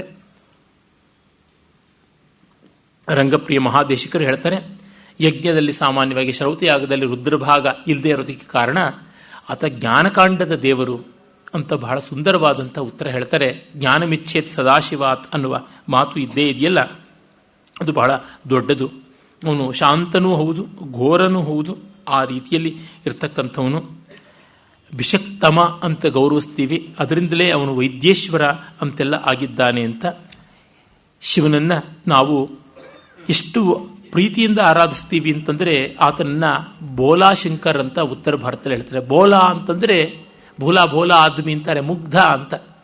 ಭಸ್ಮಾಸುರನಂತವನಿಗೆ ವರ ಕೊಡಬಲ್ಲ. ತನ್ನ ತಲೆ ಮೇಲೆ ಕೈ ಇರಿಸ್ಕೊಳ್ಳೋದಕ್ಕೆ ಬೆನ್ನಟ್ಟಿಕೊಂಡು ಬಂದಾಗ ಓಡುವಂತಹ ಮುಗ್ಧ ಮನೋಹರನಾದ ವ್ಯಕ್ತಿತ್ವದವನು. ಅದೇ ರೀತಿಯಲ್ಲಿ ಅವನು ಆತ್ಮಲಿಂಗವನ್ನು ರಾವಣನಿಗೆ ಕೊಡಬಲ್ಲ. ಬಯಸಿದಂಥ ಪಾರ್ವತಿನೂ ದಾನ ಮಾಡಿಬಿಡ್ತೀನಿ ಅಂತಾನೆ, ಭಿಕ್ಷಾಟನೆಯನ್ನು ಮಾಡ್ತಾನೆ. ಅದಕ್ಕೆ ಕಾರಣ ಭಕ್ತ ಪರಾಧೀನನಾದವನು ಅಂತ. ಬೇಗ ಒಲಿತಾನೆ, ಕ್ಷಿಪ್ರಪ್ರಸಾದಿ ಅಂತ. ಇವನ್ನೆಲ್ಲ ನಾವು ಆ ಶಿವತತ್ವದಲ್ಲಿ ತುಂಬ ಹೃದಯವಾಗಿ ನಿರೀಕ್ಷಣೆ ಮಾಡಬಹುದಾದದ್ದು. ಅದನ್ನು ನಾಲ್ಕು ಜಾವಗಳ ಒಟ್ಟು 8 ಜಾವದ ಪೂಜೆಯನ್ನು ಮಾಡುವುದು. ಆ ಇಡೀ ದಿವಸ ರಾತ್ರಿ ಉಪವಾಸ ಇದ್ದು ಮರುದಿವಸ ಕೂಡ ಬೆಳಗ್ಗೆ ನಿದ್ರೆ ಮಾಡದೆ ಅಂದು ಮರುದಿನ ಸಂಜೆ ಪಾರಣೆಯನ್ನು ಮಾಡ್ತಕ್ಕಂಥದ್ದು, ಶಿವಪೂಜೆಯನ್ನು ಮಾಡಿ ಚಂದ್ರ ದರ್ಶನದ ಬಳಿಕ ಹಾಗೆ ಅಂತ ಇರತಕ್ಕಂಥದ್ದು. ಈಗ ಜಾಗರಣೆ ಅಂತ ಹೇಳಿ ಜೂಜಾಟ ಆಡೋದ್ರಿಂದ ಮೊದಲುಗೊಂಡು ಬೀದಿನಲ್ಲೆಲ್ಲನೂ ಗಲಾಟೆ ಮಾಡ್ಕೊಂಡು ಹೋಗ್ತಕ್ಕಂಥದ್ದು, ರ್ಯಾಂಪೇಜ್ ಅಂತೀವಲ್ಲ, ಅದೆಲ್ಲ ಜಾಗರಣೆ ಆದರೆ ಪ್ರಯೋಜನ ಬರ್ತಕ್ಕಂಥದ್ದೆಲ್ಲ ನರಕ ದ್ವಾರವೇ ಹೌದು. ಭಗವತ್ ಚಿಂತನ ಆಗಬೇಕು, ಶಿವಲೀಲೆಯನ್ನು ಚಿಂತಿಸಬೇಕು. ಕಾಳಿದಾಸನ ಕಾವ್ಯವನ್ನು ಓದಿದ್ರೆ ಸಾಕು, ಕುಮಾರ ಸಂಭವ, ಶಿವರಾತ್ರಿಯ ಜಾಗರಣೆ ಸಾರ್ಥಕವಾಗುತ್ತದೆ. ಒಂದೇ ಎರಡೇ ನೂರಾರು ಉಜ್ವಲವಾದಂಥ ಶಿವಸ್ತುತಿ ಕಾವ್ಯಗಳಿವೆ, ಶಿವನ ಸಂಬಂಧಿಯಾದಂಥ ಗೀತ ನೃತ್ಯಾದಿಗಳಿವೆ. ನಗೆ ಜಾಗರಣೆ ಮಾಡ್ತೀವಿ, ಹೊಗೆ ಜಾಗರಣೆ ಮಾಡ್ತೀವಿ, ಹಗೆ ಜಾಗರಣೆ ಮಾಡ್ತೀವಿ, ಅವೆಲ್ಲ ಫಲ ಕೊಡ್ತಕ್ಕಂಥದ್ದಲ್ಲ. ಜಾಗರಣೆ ಮಾಡಬಹುದು, ಹಗಲಾಗ್ತಕ್ಕಂಥದ್ದು ರಾತ್ರಿ ಆಗುತ್ತೆ, ತಪ್ಪಲ್ಲ, ಆದರೆ ಫಲವಿಲ್ಲ. ಫಲ ಬೇಕು ಅಂದರೆ ಅದಕ್ಕೆ ವಿಧವಾದ ರೀತಿಯಲ್ಲೇ ಮಾಡಬೇಕಾಗುತ್ತೆ. ಶಿವಚಿಂತನೆ ಅಲ್ಲಿ ಇರಬೇಕು, ಶುಭ ಚಿಂತನೆ ಅಲ್ಲಿ ಇರಬೇಕು ಅನ್ನುವುದು ನಮಗೆ ತಿಳಿದು ಬರ್ತಕ್ಕಂಥದ್ದಾಗಿದೆ. ಆಮೇಲೆ ನಾವು ಈ ತಿಂಗಳಿನ ಮತ್ತು ಸ್ವಾರಸ್ಯವನ್ನು ನೋಡೋದಿದ್ರೆ ಆಗೆಲ್ಲ ವನಮಹೋತ್ಸವಾದಿಗಳನ್ನು ಮಾಡ್ತಾರೆ. ಕಾರ್ತಿಕ ಮಾಸದಿಂದಲೇ ಧಾತ್ರಿ ಹವನ, ವನಮಹೋತ್ಸವ ಎಲ್ಲ ಆಗುತ್ತದೆ. ಧಾತ್ರಿ ಹವನದಲ್ಲಿ ಕಾಡಿಗೆ ಹೋಗಿ, ವನಕ್ಕೆ ಹೋಗಿ, ನೆಲ್ಲಿಕಾಯಿಯ ಮರಕ್ಕೆ ಪೂಜೆ ಮಾಡಿ, ಅದು ಲಕ್ಷ್ಮೀನಾರಾಯಣ ಸ್ವರೂಪವಾದದ್ದು ಅಂತ, ಅದರ ಬುಡದಲ್ಲಿಯೇ ಧಾತ್ರಿ ಹವನ ಅಂತ ಒಂದು ವಿಶೇಷವಾದ ಹೋಮ ಇದೆ. ಅದನ್ನು ಮಾಡಿ ಚಾತುರ್ವರ್ಣ್ಯ ಸಮಾರಾಧನೆ. ಊರಿನಲ್ಲಿ ಯಾರು ಮನೆಯಲ್ಲಿ ಅಡಿಗೆ ಮಾಡಬಾರ್ದು, ಅವತ್ತು ಕಾಡಿನಲ್ಲಿ ಬಂದು ಅಡಿಗೆ ಮಾಡಬೇಕು ಅಂತ. ಹೀಗೆ ಈ ರೀತಿಯಾದೊಂದು ಸ್ವಾರಸ್ಯ ಇದೆ. ಹಿಂದೆ ಲಿಚ್ಛವಿಗಳು ಆ ಥರ ಮಾಡ್ತಾ ಇದ್ರು, ಬುದ್ಧನಿಗೂ ಹಿಂದಿನ ಕಾಲದಲ್ಲಿ. ಅವರು ಮೊದಲು ಆ ಒಂದು ಪ್ರಾಂತದಲ್ಲಿ ಬಂದು, ವೈಶಾಲಿ ಪ್ರಾಂತದಲ್ಲಿ ಸೆಟ್ಲ್ ಆದಾಗ ಮರ ಗಿಡ ಯಾವುದೂ ಇದ್ದದ್ದು ಹೊರತು ಮನೆ ಮಠ ಯಾವುದೂ ಇರಲಿಲ್ಲ. ಹಾಗಾಗಿ ಅಲ್ಲಿ ಬಂದು ಅವರು ಒಂದು ದಿನ ತಮ್ಮ ತೋಳ್ಬಲದ ಮೇಲೆಯೇ ಆಹಾರವೆಲ್ಲ ಸಂಪಾದಿಸಿಕೊಂಡು ಕಾಡಿನಲ್ಲಿಯೇ ಅಡಿಗೆ ಮಾಡಿಕೊಂಡು ಬಾಳಿದ್ರು. ಆಮೇಲೆ ಮನೆಗಿನೇ ಎಲ್ಲ ಕಟ್ಟಿಕೊಂಡ್ರು ಅಂತ ಅದರ ಸಂಸ್ಮೃತಿಗಾಗಿ ಹಾಗೆ ಒಂದು ಉತ್ಸವ ಮಾಡ್ತಾ ಇದ್ರು ಅಂತ ಗೊತ್ತಾಗುತ್ತದೆ. ಅದೇ ರೀತಿಯಲ್ಲಿ ಈ ವನಭೋಜನದಲ್ಲಿ ಕೂಡ ನಮಗೆ ಮನೆ ಕಾಡೇ ಮೊದಲು, ಆಮೇಲೆ ಈ ಮಾಡು ಬಂದದ್ದು. ಅದರಿಂದ ಕಾಡಿನಲ್ಲಿ ಇದ್ದು ಅಲ್ಲಿ ಏನು ಸಿಗುತ್ತದೆಯೋ ಅದನ್ನೇ ಹೊಂಚಿಕೊಂಡು, ಅದನ್ನೇ ಅಡಿಗೆ ಮಾಡಿಕೊಂಡು ಎಲ್ಲರಿಗೂ ಹಂಚಿ ತಿಂದು ಬರಬೇಕು ಅನ್ನುವುದು ಆ ಧಾತ್ರಿ ಹೋಮದ ತಾತ್ಪರ್ಯವಾಗಿ ನಾವು ಕಾಣಬಹುದಾದದ್ದು. ಆಮೇಲೆ ನಾವು ನೋಡಬಹುದಾದ ಒಂದು ವಿಶೇಷವಾದ ದಿವಸ ಅಂತಂದರೆ ಹೋಲಾಕ ಅಥವಾ ಹೋಳಿ. ಹೋಲಿ ತುಂಬ ಆಕರ್ಷಕವಾದ ಪರ್ವ, ಲೋಕ ಮನೋಹರವಾದಂಥ ಪರ್ವ, ನಮಗೆಲ್ಲರಿಗೂ ಬಹಳ ಇಷ್ಟವಾಗತಕ್ಕಂಥದ್ದು. ಅದರೊಳಗೂ ಉಲ್ಲಾಸ, ವಿನೋದ, ವಿಭ್ರಮ ಇತ್ಯಾದಿಗಳನ್ನೆಲ್ಲ ಮೈಗೂಡಿಸಿಕೊಂಡವರಿಗಂತೂ ತುಂಬ ತುಂಬ ಸ್ವಾರಸ್ಯಕಾರಿಯಾದದ್ದು ಅಂತ ಗೊತ್ತಾಗುತ್ತದೆ. ಆ ಹೋಳಿಯ ಹಬ್ಬ ಆಮೇಲೆ ಪರಿಶಿಷ್ಟಭೂತವಾಗಿ ಕೆಲವೊಂದು ಪರ್ವಗಳನ್ನು ಇಟ್ಟುಕೊಂಡು ನಾವು ಈ ಹಬ್ಬಗಳ ಪರಿಚಯಾತ್ಮಕವಾದ ಭಾಷಣವನ್ನು ಮುಗಿಸಬಹುದು. ಹೋಳಿಗೆ ತುಂಬ ತುಂಬ ಎಳೆಗಳು ಉಂಟು. ಅದನ್ನು ಬೇರೆ ಬೇರೆ ಪ್ರಾಂತದಲ್ಲಿ ಬೇರೆ ಬೇರೆ ರೀತಿಯಾಗಿ ಮಾಡ್ತಾರೆ. ಆ ಹೋಳಿ ಹಬ್ಬ ಫಾಲ್ಗುಣ ಪೂರ್ಣಿಮಾ ದಿವಸ ಬರ್ತಕ್ಕಂಥದ್ದು. ಕಾಮದಹನ ಅಂತ ಹೇಳ್ತೀವಿ, ಹೋಲಾಕ ಅಂತ ಹೇಳ್ತೀವಿ. ಅದನ್ನೆಲ್ಲ ಹೋಲ, ಹೋಲಿ, ಹೂಲಿ, ಹೋಲಾಕ, ಹೋಲಿಕ ಅಂತ 6 ಬಗೆಯಲ್ಲಿ ಉಂಟು ಅಂತ ಹೇಳ್ತಾರೆ. ಅದು ಹೋ ಹೋ ಹಾ ಹಾ ಅಂತೆಲ್ಲ ಬರುವಂಥ ಒಂದು ಉದ್ಗಾರಗಳಿಂದ ಹುಟ್ಟಿದಂಥದ್ದು ಅಂತ ಕೂಡ ಹೇಳ್ತಾರೆ. ಅಲ್ಲಿ ಕಾಮದಹನ ಆಗೋದನ್ನೆಲ್ಲ ಇಟ್ಟುಕೊಂಡು ಹೋಲೋಕಾಸ್ಟ್ ಅನ್ನುವ ಪದ ಕೂಡ ಇಲ್ಲಿಂದ ಬಂದದ್ದು ಹೌದು ಅಂತ ಶ್ರೀಕಂಠ ಶಾಸ್ತ್ರಿಗಳಂತಹ ವಿದ್ವಾಂಸರು ಅಭಿಪ್ರಾಯ ಪಡ್ತಾರೆ. ಅದೇನೋ ಅದರ ತಾತ್ಪರ್ಯ ಹೇಗೆ ಇರಲಿ, ಈ ವಿದ್ವಾಂಸರ ನಿರುಕ್ತಿಯ ಕ್ರಮ ಹೇಗೆಲ್ಲ ಹೋಗುತ್ತದೆ ಅಂತಕ್ಕಂಥದ್ದು ನೋಡಿ. ಬಂಗಾಳದಲ್ಲಿ ಇದನ್ನ ಡೋಲೋತ್ಸವವಾಗಿ ಮಾಡ್ತಾರೆ. ಗೋವಿಂದೋತ್ಸವ ಅಂತ ಕೃಷ್ಣನನ್ನ ಉಯ್ಯಾಲೆಯಲ್ಲಿ ಕಟ್ಟಿ ಆಗ ಗೋಪಿಕೆಯರು ಅಂತ ಅವ್ರನ್ನೆಲ್ಲರನ್ನೂ ನರ್ತನ ಮಾಡಿಸುವುದು ಇದೆಲ್ಲ ನಡೆಯುತ್ತದೆ. ಮತ್ತೆ ಬೇರೆ ಪ್ರಾಂತಗಳಲ್ಲಿ ಅಂದರೆ ಕೊಂಕಣ ಇತ್ಯಾದಿ ಪ್ರದೇಶಗಳಲ್ಲಿ ಸ್ತ್ರೀವೇಷವನ್ನು ಹಾಕಿಕೊಂಡಂಥ ಗಂಡಸರು ನೃತ್ಯ ಮಾಡಿಕೊಂಡು ಹೋದಾಗ ಬೇರೆಯವರನ್ನು ಗೇಲಿ ಮಾಡಿಕೊಂಡು ಅಶ್ಲೀಲವಾದ ಮಾತುಗಳನ್ನು ಆಡಿಕೊಂಡು ಹೋಗುವಂಥದ್ದು ಹೀಗೆಲ್ಲ ಉಂಟು. ಮತ್ತೆ ಮುಂದೆ ಬರತಕ್ಕಂಥ ವಸಂತಕ್ಕೆ ಮುನ್ನ ಎಲ್ಲ ಮನೆಗಳನ್ನು ಶುಭ್ರ ಮಾಡಿ ಹಾಳೆ ಸಾಮಾನು ಬೇಡದ್ದು ಎಲ್ಲವನ್ನೂ ತೆಗೆದು ಬಿಸಾಡುವುದು. ಭೋಗಿ ಬೆಂಕಿ ಅಂತ ನಾನು ಹೇಳಿದೆ, ಭೋಗಿ ಮಂಟಲು ಅಂತ ನಿನ್ನೆ ಹೇಳಿದನಲ್ಲ, ಆ ರೀತಿಯಾಗಿ ಅವನ್ನೆಲ್ಲವನ್ನು ತೆಗೆದು ಬಿಸಾಡಿ ಸುಡ್ತೀವಿ, ಅದೆಲ್ಲ ಹೋಗಬೇಕು ಅಂತ. ಆಗ ಆ ಹಳೆದನ್ನೆಲ್ಲ ಸುಟ್ಟಿದ್ದು ಅದು ಕಾಮನನ್ನು ಸುಟ್ಟಿದ್ದು ಅಂತ ಒಂದು. ಹಾಗಲ್ಲದೆ ಹೋಲಾಕ ಅಂತ ಒಬ್ಬ ರಾಕ್ಷಸಿ ಇದ್ದಳು. ಅವಳು ಹಿರಣ್ಯಕಶಿಪುವಿನ ಬಳಿ ಇದ್ದಳು ಅಂಥವಳು. ಹಿರಣ್ಯಕಶಿಪು ಪ್ರಹ್ಲಾದನನ್ನು ನಾನಾ ವಿಧವಾದ ತೊಂದರೆಗೆ ಒಳಪಡಿಸಿದಾಗ, ನಾನು ಇವನನ್ನು ಮಡ್ಲಲ್ಲಿಟ್ಟುಕೊಂಡು ಬೆಂಕಿಗೆ ಹಾಯ್ತೀನಿ, ನನಗೇನು ಬೆಂಕಿ ಮಾಡೋದಿಲ್ಲ, ಅವನನ್ನು ಮಾತ್ರ ಬೆಂಕಿ ಸುಟ್ಟು ಬಿಡುತ್ತೆ, ಚಿತೆ ಏರ್ಪಡಿಸಿ ಅಂತ ಅವಳು ಹೋಲಾಕ ರಾಕ್ಷಸಿ ಎಲ್ಲ ಒಟ್ಟುಗೂಡಿಸ್ಕೊಂಡ್ಳು. ಆಮೇಲೆ ಅವಳು ಅಪ್ಪಿ ಹಿಡ್ಕೊಂಡ್ಲು ಪ್ರಹ್ಲಾದನ್ನ. ಚೆನ್ನಾಗಿ ಬೆಂಕಿ ಹಾಕಿದ್ರು. ಬೆಂಕಿ ಪ್ರಹ್ಲಾದನ ಸುಡಲಿಲ್ಲ, ಇವಳನ್ನು ಸುಡ್ತು. ಇವಳು ಚಿತ್ಕಾರ ಮಾಡಿದ್ರೆ ಓ ಪ್ರಹ್ಲಾದನನ್ನ ಇವಳು ಉಳಿಸ್ಕೊಳ್ಬೇಕು ಅಂತ ಮಾಡ್ತಾ ಇದ್ದಾಳೆ ಅನ್ಸುತ್ತೆ ಅಂತ ಇನ್ನಷ್ಟು ಬೆಂಕಿ ಹಾಕಿದ್ರು. ಆಗ ಅವಳು ಸತ್ತೋದಳು. ಮೂಳೆಯೂ ಉಳಿಲಿಲ್ಲ. ಪ್ರಹ್ಲಾದ ಮಾತ್ರ ಪುಟವಿಟ್ಟ ಬಂಗಾರದಂತೆ ಹೊರಗೆ ಬಂದ. ಹಾಗಾಗಿ ಆ ಹೋಲಾಕಾನ ಸುಟ್ಟಿದ್ದು ಇದು ಹೋಲಿ ಅಂತ ಆಯಿತು ಅಂತ ಇದು ಒಂದು ಕಥೆ ಉಂಟು.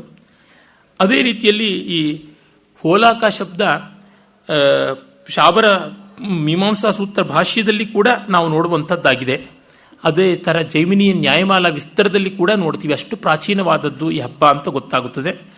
ವಾತ್ಸ್ಯಾಯನನ ಕಾಮಸೂತ್ರಗಳಲ್ಲಿ ಹೋಲಿಕಾ ಅಂತಕ್ಕಂಥ ಒಂದು ಪರ್ವವನ್ನು ಜೈಮಂಗಲ ವ್ಯಾಖ್ಯಾನ ಬಣ್ಣ ಬಣ್ಣದ ನೀರನ್ನ, ಸುಗಂಧ ಚೂರ್ಣವನ್ನ ಎಲ್ಲ ಕಡೆ ಚಿಮ್ಮಿಸ್ತಕ್ಕಂಥದ್ದು, ಹರಡತಕ್ಕಂಥದ್ದು, ವಸಂತ ಓಕುಳಿ ಅಂತ ಗುಲಾಲ್ ಅಂತೀವಲ್ಲ ಅದನ್ನು ಮಾಡತಕ್ಕಂಥದ್ದು ಅಂತ, ಆ ವಸಂತವನ್ನ ಚೆಲ್ಲಾಡಿಕೊಂಡು ಮಾಡುವ ಒಂದು ಹಬ್ಬ ಅಂತ ಹೋಲಾಕ ಅಂತ ಹೇಳುತ್ತದೆ.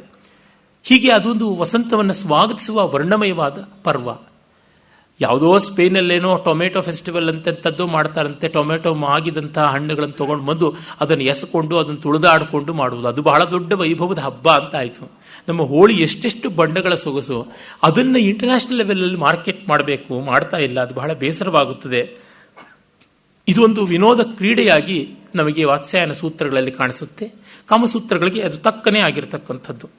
ಆಮೇಲೆ ಅದನ್ನು ಫಾಲ್ಗುನಿಕಾ ಅಂತಲೂ ಹೇಳ್ತಾರೆ, ಹುತಾಶನಿ ಅಂತ ಕೂಡ ಹೇಳ್ತಾರೆ. ಭವಿಷ್ಯೋತ್ತರ ಪುರಾಣದಲ್ಲಿ ಕೃಷ್ಣ ಧರ್ಮರಾಜನಿಗೆ ಈ ಹಬ್ಬದ ಬಗ್ಗೆ ಹೇಳ್ತಾ, ಇಲ್ಲಿ ಒಂದು ದೇವತೆ ಬರುತ್ತದೆ, ಅದರ ಪೂಜೆ ಮಾಡುವಾಗ ಅಡಾಡ ಅಂತಂತಾರೆ. ಅದು ಏನು, ಯಾಕೆ, ಮತ್ತೆ ಏನಿದ್ರೆ ವಿವರ ಅಂದಾಗ ಧೂಂಡ ಅಥವಾ ಢೋಂಡ ಅಂತಕ್ಕಂಥ ಒಬ್ಬ ರಾಕ್ಷಸಿ ಈ ಹುಡುಗರನ್ನ ಹಗಲಿರಲು ಗೋಳಾಡಿಸ್ತಾ ಇದ್ಳು ಮತ್ತು ಎಳೆ ಮಕ್ಕಳನ್ನ ಕೊಂದು ಬಿಡ್ತಾ ಇದ್ಲು. ಆಗ ಊರಿನ ಜನರೆಲ್ಲ ಅವಳ ಜೊತೆಗೆ ಒಂದು ಒಪ್ಪಂದ ಮಾಡಿಕೊಂಡ್ರು, ಪ್ರತಿ ದಿವಸ ನಿನಗೊಂದು ಮಗು ಕೊಡ್ತೀವಿ, ಗಲಾಟೆ ಮಾಡಬೇಡ ಅಂತ. ಒಬ್ಬ ಮುದುಕಿಗೆ ಇನ್ಯಾರೂ ಮಕ್ಕಳಿರಲಿಲ್ಲ, ಒಬ್ಬ ಮೊಮ್ಮಗ ಮಾತ್ರ ಇದ್ದ. ಅವನಿಗೆ ಅಪಾಯ ಅಂತ ಗೊತ್ತಾಯಿತು. ಆಗ ಏನು ಮಾಡೋದು ಅಂತ ಯೋಚನೆ ಮಾಡಿದಾಗ ಜ್ಞಾನಿಗಳಿಂದ ತಿಳಿಯಿತು, ಈ ಢುಂಡ ರಾಕ್ಷಸಿ ಭಯ ಪಡೋದು ಬೈಗಳಿಗೆ, ಕೆಟ್ಟ ಕೆಟ್ಟ ಮಾತು, ಪೋಲಿ ಮಾತಿಗೆ ಭಯ ಪಡೋದು. ಹಾಗಾಗಿ ಪಾಲಕರೇ ಸೇರಿ ಬೈಬೇಕು. ಬೈದಾಗ ಆ ಬೈಗಳಿಗೆ ಅವಳು ಸತ್ತೋಗ್ತಾಳೆ, ಅವಳಿಗೆ ಮತ್ತೆ ಎದ್ದು ಬರದಂತೆ ಸುಟ್ಟು ಬಿಡಿ. ಹೀಗೆ ಢುಂಡ ರಾಕ್ಷಸಿಯನ್ನ ಪೃಥು ಮಹಾರಾಜ ಅಥವಾ ರಘು ಮಹಾರಾಜನ ಕಾಲದಲ್ಲಿ ಸುಟ್ಟಿದ್ದು, ಹಾಗೆ ಸುಟ್ಟದ್ದು ಹೋಲಿಕಾ ಆಯಿತು ಅಂತ ಕೂಡ ಬರುತ್ತದೆ. ಮತ್ತೆ ಕಾಮ ಸಾಕ್ಷಾತ್ತಾಗಿ ಶಿವನ ತಾರ್ತೀಕಾಕ್ಷಿಯಿಂದ ಮೂರನೇ ಕಣ್ಣಿಂದ ಸುಡಲ್ಪಟ್ಟಾಗ ಆದ ಭಸ್ಮ ಅಂತ ಕೂಡ. ಆ ಭಸ್ಮವನ್ನ ನಮಸ್ಕಾರ ಮಾಡಬೇಕು ಅಂತ ಉಂಟು, ಮತ್ತು ಆ ಭಸ್ಮವನ್ನ ಕೆಲವು ಕಡೆ ಎರಚಬೇಕು ಅಂತ ಉಂಟು. ಹಿಂದೆ ಎಲ್ಲ ಒಂದು ಸಂಪ್ರದಾಯ ಇತ್ತು. ಮಾಸ್ತಿಯವರು ಒಂದು ಕಥೆಯಲ್ಲೂ ಹೇಳ್ತಾರೆ, ಆ ಮನ್ಮಥ ಭಸ್ಮ ಯಾವುದಿದೆ ಅದನ್ನ ವಿಧವೆಯ ತಲೆ ಮೇಲೆ, ವಿಧುರರ ತಲೆ ಮೇಲೆ ಹಾಕಿದ್ರೆ ಅವರಿಗೆ ಮುಂದಿನ ಜನ್ಮದಲ್ಲಿ ಪತ್ನಿ ವಿಯೋಗವೋ ಪತಿ ವಿಯೋಗವೋ ಆಗೋಲ್ಲ, ಒಳ್ಳೆ ಗಂಡ ಒಳ್ಳೆ ಹೆಂಡತಿ ಸಿಗ್ತಾರೆ ಅಂತಕ್ಕಂಥದ್ದು. ಆ ರೀತಿಯಾದಂಥ ಕಲ್ಪನೆಯೆಲ್ಲ ಉಂಟು. ಕಾಮದೇವ ಪ್ರೀಣಾತು ಅಂತ ಕಾಮದೇವ ಮಂಡಲ ಮಾಡಿ ಪೂಜೆ ಮಾಡಬೇಕು, ಕೃಷ್ಣಮೂರ್ತಿಯ ವಿಗ್ರಹ ಸ್ಥಾಪನೆ ಮಾಡಬೇಕು, ಹೀಗೆಲ್ಲ ಉಂಟು. ಶೂಲಪಾಡಿ ಒಂದು ದೋಲಯಾತ್ರೆಯನ್ನು ಕುರಿತೇ ಬರೀತಾನೆ.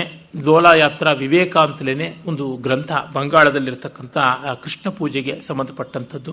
ಮನ್ಮಥನ ವಿಗ್ರಹವನ್ನು ಮಾಡಿ ಮಾವಿನ ಮರದ ಕೆಳಗೆ ಸ್ಥಾಪನೆ ಮಾಡಿ ಪೂಜೆ ಮಾಡಬೇಕು ಅಂತಕ್ಕಂಥದ್ದೆಲ್ಲ ಬರುತ್ತದೆ. ಈ ರೀತಿಯಾದ ವಿಷ್ಣುವಿನ ಉತ್ಸವ, ಈ ದೋಲೋತ್ಸವವನ್ನೆಲ್ಲ ಇಂದ್ರದ್ಯುಮ್ನ ಮಹಾರಾಜ ಆರಂಭ ಮಾಡ್ದ ಅಂತ ಕೂಡ ಹೇಳ್ತಾರೆ. ಕಾಟಕದಲ್ಲಿ ಮತ್ತೆ ಜೈಮಿನಿಯ ಸೂತ್ರಗಳಲ್ಲಿ ಇಲ್ಲೆಲ್ಲ ಇದರ ಉಲ್ಲೇಖ ಇದೆ ಅಂತ ಹೇಳಿದೆ. ಇದಕ್ಕೆ ರಂಗಪಂಚಮಿ ಅಂತಲೂ ಕೂಡ ಹೇಳ್ತಾರೆ, ಮುಂದೆ ಬರತಕ್ಕಂಥ 5ನೇ ದಿವಸಕ್ಕೆ ಅಂತ. ಹೀಗೆಲ್ಲ ಹೋಳಿ ಹಬ್ಬದ ವೈಭವ ಬಗೆ ಬಗೆಯಾಗಿ ಬಂದಿದೆ. ಇಲ್ಲಿ ಕಾಣುವುದು ಎರಡೇ: ದುಷ್ಟ ಧ್ವಂಸ, ಆಮೇಲೆ ಸಂತೋಷ ಸಂಭ್ರಮ. ಅದರ ಜೊತೆಗೆ ಬಂದದ್ದು ಈ ಅಶ್ಲೀಲ ಸಂಭಾಷಣೆ, ಅಶ್ಲೀಲ ಗೀತ. ಶಾಬರೋತ್ಸವ ಅಂತ ಒಂದು ಉಂಟು, ಅಲ್ಲಿ ಯಥೇಷ್ಟವಾಗಿ ಈ ಅಶ್ಲೀಲ ಸಂವಾದಗಳು ಮತ್ತು ಅಶ್ಲೀಲ ಭಾಷಣ, ಅಶ್ಲೀಲ ಕಥನ, ಅಶ್ಲೀಲ ಗಾನ, ಅಶ್ಲೀಲ ಚರ್ಯೆ, ಅಶ್ಲೀಲ ಚಟುವಟಿಕೆ ಅಂತೆಲ್ಲ ಇದೆ. ಯಾಕೆ ಹೀಗೆ ಮಾಡ್ತಾರೆ ಅಂದರೆ ಅದೂ ಒಂದು ಅಂಶ ಜಗತ್ತಿನಲ್ಲಿ, ಅದು ಇರಲೇಬೇಕು. ಹೀಗಾಗಿ ಲೋಕದ ವ್ಯವಸ್ಥೆಯನ್ನು ಗೌರವಿಸ್ತಕ್ಕಂಥದ್ದು ಮತ್ತು ಅದಕ್ಕೂ ಭಾಗವನ್ನು ಕೊಡುವುದು ಇದು ಮುಖ್ಯ. ಯಾಕೆಂದರೆ ಇದು ಕ್ರಿಶ್ಚಿಯಾನಿಟಿ, ಇಸ್ಲಾಂ ಥರ ಮಾನೋಕಲ್ಚರ್ ಅಲ್ಲ, ಬಹುಮುಖಿಯಾದದ್ದು. ಅದಕ್ಕಾಗಿ ಈ ಸ್ವಾರಸ್ಯ ಅಂತ. ಈ ಮನ್ಮಥ ಚಿತಾಭಸ್ಮವನ್ನು ಧೂಲ್ ಧುಲಂಡಿ ಅಂತೆಲ್ಲ ಕರೀತಾರೆ. ಉತ್ತರ ಭಾರತದಲ್ಲಿ ಧೂಲ್ವಾಡ್, ಧುಲಂಡಿ ಅಂತ ಈ ಹಬ್ಬವನ್ನು ಕೂಡ ಹೇಳ್ತಾರೆ ಅಂತ ಗೊತ್ತಾಗುತ್ತದೆ. ಆ ಬೆಂಕಿಯಲ್ಲಿ ಕಾಯಿಸಿದ ನೀರನ್ನು ಸ್ನಾನ ಮಾಡಬೇಕು ಅಂತ ಮಾಡ್ತಾರೆ. ಆ ಅಗ್ನಿ, ಮನ್ಮಥನ ಸುಡತಕ್ಕಂಥ ಅಗ್ನಿ ಹೋಲಾಕ ಬನ್ನಿಯಲ್ಲಿ ಆ ಭಕ್ಷ್ಯ ಭೋಜ್ಯಾದಿಗಳನ್ನು ಕೂಡ ಆಹುತಿಯಾಗಿ ಕೊಡುವಂಥದ್ದು ಉಂಟು. ಈ ಸಂತಾಲರು ಮೊದಲಾದವರೆಲ್ಲ ಈ ಹಬ್ಬವನ್ನು ಮಾಡುವಾಗ ಸಾಲವೃಕ್ಷವನ್ನು ಪೂಜನೆ ಮಾಡ್ತಾರೆ ಅಂತ ಕೂಡ ಗೊತ್ತಾಗುತ್ತದೆ. ಮತ್ತೆ ನಾವು ನೋಡುವ ಈ ಹಬ್ಬದ ಒಂದು ವಿಶಿಷ್ಟತೆ, ಮುಂದೆ ವಸಂತೋತ್ಸವ ಅಂತ ಯಾವುದು ಬರುತ್ತೆ ಅದಕ್ಕೆಲ್ಲಕ್ಕೂ ಪೀಠಿಕಾಪ್ರಾಯವಾಗಿರ್ತಕ್ಕಂಥದ್ದು. ಮುಂದೆ ಅವೆಲ್ಲವೂ ಇದರಿಂದ ನಡ್ಕೊಂಡು ಹೋಗುತ್ತದೆ ಅಂತ. ಇನ್ನೂ ಒಂದು ಕಥೆ ಕೂಡ ಉಂಟು, ಭವಿಷ್ಯೋತ್ತರ ಪುರಾಣದಲ್ಲಿ ಬರುತ್ತದೆ. ಪಾರ್ವತಿ ಮತ್ತೆ ಶಿವ ಅವರಿಬ್ಬರ ಶಕ್ತಿಯಿಂದ ಹುಟ್ಟಿದಂಥ ಒಬ್ಬ ಭಯಂಕರವಾದ ರಾಕ್ಷಸನಂಥ ವ್ಯಕ್ತಿತ್ವ ಇಬ್ಬರೂ ಸೇರಿಕೊಳ್ತಾರೆ. ಹಾಗೆ ಆ ಇಬ್ಬರೂ ಸೇರಿಕೊಂಡು ಪಂಕಿಲ ಶರೀರ ಒಬ್ಬಳು, ಆಮೇಲೆ ಭೈರವ ಅಂತ ಇವರಿಬ್ಬರೂ ಕೂಡ ಲೋಕಕಂಟಕರಾಗಿ ದಗ್ಧರಾಗ್ತಾರೆ. ಅದು ಕೂಡ ಈ ಒಂದು ಹೋಲಾಕಾದ ಸಂಕೇತ ಅಂತ ಹೇಳ್ತಾರೆ. ಗೌಂಡಲಿ ಅಂತಕ್ಕಂಥ ಒಂದು ನೃತ್ಯ ಪದ್ಧತಿ ಸಂಗೀತ ರತ್ನಾಕರ ಮತ್ತೆ ಮಾನಸೋಲ್ಲಾಸದಲ್ಲಿ ಒಂದು ಸಣ್ಣ ಉಲ್ಲೇಖ ಬರುತ್ತದೆ. ಅಶೋಕಮಲ ನೃತ್ಯಾಧ್ಯಾಯ ಮತ್ತು ಜಾಯಪಸೇನಾನಿ ನೃತ್ಯ ರತ್ನಾವಳಿ ಇಂಥದ್ರಲ್ಲೆಲ್ಲ ಬರತಕ್ಕಂಥ ಒಂದು ದೇಶಿ ನೃತ್ಯ. ಈ ಗೌಂಡಲಿ ನೃತ್ಯವನ್ನ ಈ ಹಬ್ಬದ ಕಾಲದಲ್ಲಿ ಮಾಡ್ತಾ ಇದ್ರು ಅಂತ ನೃತ್ಯರತ್ನಾವಳಿಕಾರ ಹೇಳ್ತಾನೆ. ಇದು ಭೂತಮಾತ್ರಕಾ ಮಹೋತ್ಸವ ಅಂತ ಕೂಡ ಇದನ್ನು ಹೇಳ್ತಾರೆ ಅಂತ ಗೊತ್ತಾಗುತ್ತೆ. ಗಾಥಾ ಸಪ್ತಶತಿಯಲ್ಲಿ ಒಂದು 3 ಗಾಹೆಗಳು ಈ ಒಂದು ಹಬ್ಬದ ಉಲ್ಲೇಖವನ್ನು ಮಾಡುತ್ತವೆ. ಬೌದ್ಧರು ಕೂಡ ಈ ಹಬ್ಬ ಮಾಡ್ತಾ ಇದ್ರು ಅಂತ ಗೊತ್ತಾಗುತ್ತೆ. ಧಮ್ಮಪದದಲ್ಲಿ ಒಂದು ಅಟ್ಟಕಥಾ ಅಂತ ಒಂದು ಹೇಳ್ತಾರೆ, ಬೌದ್ಧ ಗ್ರಂಥ, ಅಲ್ಲಿ ಬರ್ತದೆ. ಮತ್ತೆ ಅಲ್ಲಿ ಕೂಡ ಈ ಅಶ್ಲೀಲವಾದ ಮಾತುಗಳು ಇವೆಲ್ಲ ನಡೀತಾ ಇತ್ತು ಅನ್ನುವುದನ್ನ ನಾವು ನೋಡ್ತೀವಿ. ವಿದ್ಯಾರಣ್ಯರು ಇದರ ಉಲ್ಲೇಖವನ್ನು ಮಾಡ್ತಾರೆ. ಮೊಘಲರು ಕೂಡ ತಮ್ಮ ದರ್ಬಾರ್ನಲ್ಲಿ ಹೋಳಿ ಹಬ್ಬವನ್ನು ಆಚರಣೆ ಮಾಡ್ತಾ ಇದ್ರು ಅಂತ ಗೊತ್ತಾಗುತ್ತದೆ. ಹಾಗೆ ರೋಮನರು, ಗ್ರೀಕರು ಎಲ್ಲ ಹೋಳಿ ಹಬ್ಬಕ್ಕೆ ಸಂವಾದಿಯಾದಂತಹ ಒಂದು ಉತ್ಸವ, ವೈಭವ, ವಿನೋದ, ಅಶ್ಲೀಲ ಇತ್ಯಾದಿಗಳನ್ನು ನಡೆಸ್ತಾ ಇದ್ರು ಅನ್ನುವುದನ್ನು ನಾವು ತಿಳಿತೀವಿ. ಒಟ್ಟಿನಲ್ಲಿ ಇದು ತುಂಬ ಆಕರ್ಷಕವಾದ ಹಬ್ಬ ಅನ್ನೋದ್ರೊಳಗೆ ಯಾವ ಸಂದೇಹವೂ ಇಲ್ಲ. ಈ ಬಗ್ಗೆಯಲ್ಲಿ ನಾವು ಹೋಳಿಯನ್ನು ಕಾಣೋದ್ರಿಂದ ಹೆಚ್ಚು ಕಡಿಮೆ ಎಲ್ಲ ಪರ್ವಗಳು ಕೂಡ ಮುಗಿಯುತ್ತವೆ. ಆದರೆ ನಮ್ಮ ಈ ಕಡೆಯಲ್ಲೆಲ್ಲ ಗುಲಾಲನ್ನು ಹಾಕ್ಕೊಂಡು ಮಕ್ಕಳು, ಕಾಮಣ್ಣ ಮಕ್ಕಳು, ಡ್ಯಾಶ್ ಮಕ್ಕಳು ಏನೇನೋ ಕದ್ದರು, ಸೌದೆ ಬೆರಣಿ ಕದ್ದರು, ಯಾತಕ್ಕೆ ಕದ್ದರು, ಕಾಮಣ್ಣನ ಸುಡೋಕ್ಕೆ ಅಂತೆಲ್ಲ ಕಡೆಗೆ ಬಾಯಿ ಬಡ್ಕೊಳ್ಳೋದು, ಲುಲುಲು ಅಂತಕ್ಕಂಥದ್ದು ಬಂಗಾಳಿಗಳಲ್ಲಿ ಇದ್ದದ್ದು, ಬಾಯಿಂದ ಒಂದು ಸದ್ದು ಮಾಡೋದು, ಆ ಥರದ್ದೆಲ್ಲ ಮಾಡ್ತಾ ಇದ್ರು. ಇದರ ಪರಮಾರ್ಥ ಇಷ್ಟೇ. ಕಾಮಾಗ್ನಿ ಶಮನ ಸೂಕ್ತ ಅಂತ ಅಥರ್ವವೇದದಲ್ಲಿ ಬರ್ತದೆ. ಋಗ್ವೇದದಲ್ಲೂ ಕಾಮಾಗ್ನಿ ಶಮನ ಮಂತ್ರಗಳು ಉಂಟು. ಬಯಕೆಯನ್ನು ಸುಡುವುದು ಕಷ್ಟ, ಎಷ್ಟು ಸುಟ್ಟರೂ ಮತ್ತೆ ಬರುತ್ತದೆ. ಅದು ಮುಖ್ಯವಾಗಿ ನಮಗೆ ಗೊತ್ತಾಗುವುದು ಭಂಡಾಸುರನ ಕಥೆಯಲ್ಲಿ, ಬ್ರಹ್ಮಾಂಡ ಪುರಾಣದಲ್ಲಿ, ಲಲಿತೋಪಾಖ್ಯಾನದಲ್ಲಿ ಇಲ್ಲೆಲ್ಲ ಕಾಣಿಸ್ತಕ್ಕಂಥದ್ದು. ಆ ಭಂಡಾಸುರ ಸುಟ್ಟ ಮನ್ಮಥನ ಬೂದಿಯಿಂದಲೇ ಎದ್ದು ಬಂದ ಅಂತ ಗೊತ್ತಾಗುತ್ತದೆ. ಶಿವನೇ ತಾನು ಸುಟ್ಟ ಮನ್ಮಥನ ಬೂದಿಯಿಂದ ಒಂದು ವಿಗ್ರಹ ಮಾಡ್ದ. ಆಗ ಬ್ರಹ್ಮ ಇದೆಂಥದ್ದು ಅನ್ಯಾಯ ಅಂತ ಭಣ್ ಅಂತಂದ್ರಂತೆ, ಭಂಡ ಅಂತ. ಹಾಗಾಗಿ ಅವನು ಭಂಡ ಅನ್ನೋ ರಾಕ್ಷಸನಾದ ಅಂತ. ಅಂದರೆ ಬಯಕೆಯನ್ನು ಸುಟ್ಟರೂ ಆ ಬೂದಿ ಕೂಡ ಒಂದು ಬೆಂತರ ಬೊಂಬೆಯಾಗಿ ಭಯಾನಕವಾಗಿ ನಿರ್ಮಾಣವಾಗುತ್ತದೆ, ಲೋಕಕಂಟಕವಾಗುತ್ತದೆ ಅಂತ.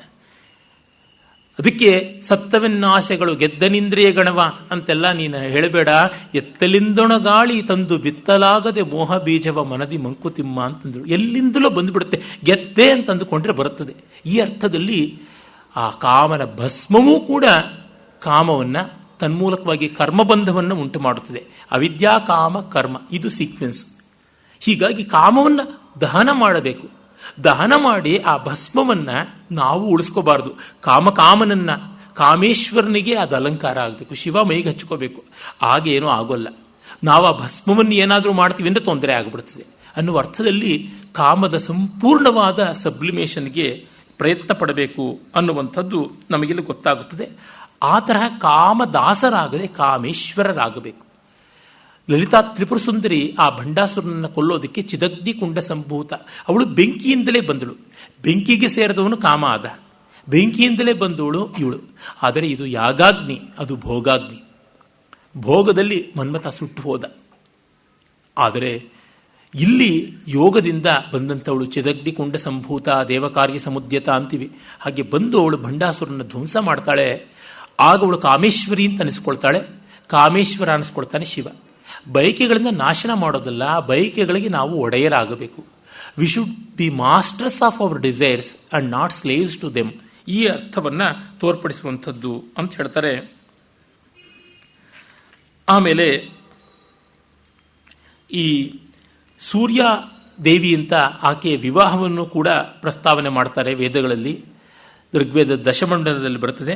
ಅವಳು ಅರ್ಜುನ ನಕ್ಷತ್ರದಲ್ಲಿ, ಅಂದರೆ ಫಲ್ಗುಣಿ, ಉತ್ತರ ಫಲ್ಗುಣಿ, ಈ ನಕ್ಷತ್ರಗಳಲ್ಲಿ ತನ್ನ ಪತಿಯಾದ ಸೋಮನ ಮನೆಗೆ ಹೋದಳು, ಸೋಮರಾಜನ ಮನೆಗೆ ಹೋದಳು ಅಂತ ಗೊತ್ತಾಗುತ್ತದೆ. ಹೀಗಾಗಿ ಆ ಉತ್ತರ ಫಲ್ಗುಣಿ ನಕ್ಷತ್ರದ ಅಧಿದೇವತೆಯಾದ ಭಗ ಅವನು ಸರ್ವಶ್ರೇಷ್ಠನಾದವನು. ಆ ಅರ್ಥದಿಂದ ಸೋಮ ಅಂದರೆ ಶಿವ ಭಗ ನಕ್ಷತ್ರವನ್ನು ಪ್ರವೇಶ ಮಾಡಿದ್ದು ಕಾಮದಹನದ ಸಂಕೇತ ಅಂತ ಕೂಡ ಹೇಳುವುದು ಉಂಟು. ಶ್ರೀಚಕ್ರದಲ್ಲಿ ವಾಸ ಮಾಡತಕ್ಕಂಥ ದೇವಿ ಕಾಮೇಶ್ವರಿ ಕಾಮವನ್ನು ಹಿತ ಮಾಡಿಕೊಡುವುದು ಹೇಗೆ, ಅದನ್ನು ಒಂದು ಪುರುಷಾರ್ಥವಾಗಿ ಮಾಡುವುದು ಹೇಗೆ ಅಂತ ತೋರ್ಪಡಿಸಿದ್ದಾಳೆ. ಶಿವನೂ ಹಾಗೆ ಮಾಡಿದ್ದಾನೆ. ಅರ್ಧನಾರೀಶ್ವರ ಸ್ವರೂಪದಲ್ಲಿ ಕಾಮಕ್ಕೆ ಒಂದು ಪುರುಷಾರ್ಥದ ಮೌಲ್ಯ ಉಂಟು. ಅರಿಷಡ್ವರ್ಗದ ಕಾಮ ಸುಟ್ಟು ಬೂದಿಯಾಗುತ್ತದೆ. ಹಾಗಲ್ಲದೆ ಪುರುಷಾರ್ಥಗಳಲ್ಲಿ ಒಂದಾದ ಕಾಮ ತನ್ನ ಪತ್ನಿಗೆ, ರತಿಗೆ ಮಾತ್ರ ಕಾಣಿಸಿಕೊಳ್ತಕ್ಕಂಥದ್ದು, ಆಸ್ವಾದ ಇದ್ದಲ್ಲಿ ಮಾತ್ರ ತೋರಿಕೊಳ್ಳುವಂಥ ಮೌಲ್ಯವಾಗುತ್ತದೆ ಅನ್ನೋ ಮಾತನ್ನು ಹೇಳ್ತಾರೆ. ಇದು ಕಾಮತತ್ವ ಅಂತ. ನಾವಿನ್ನ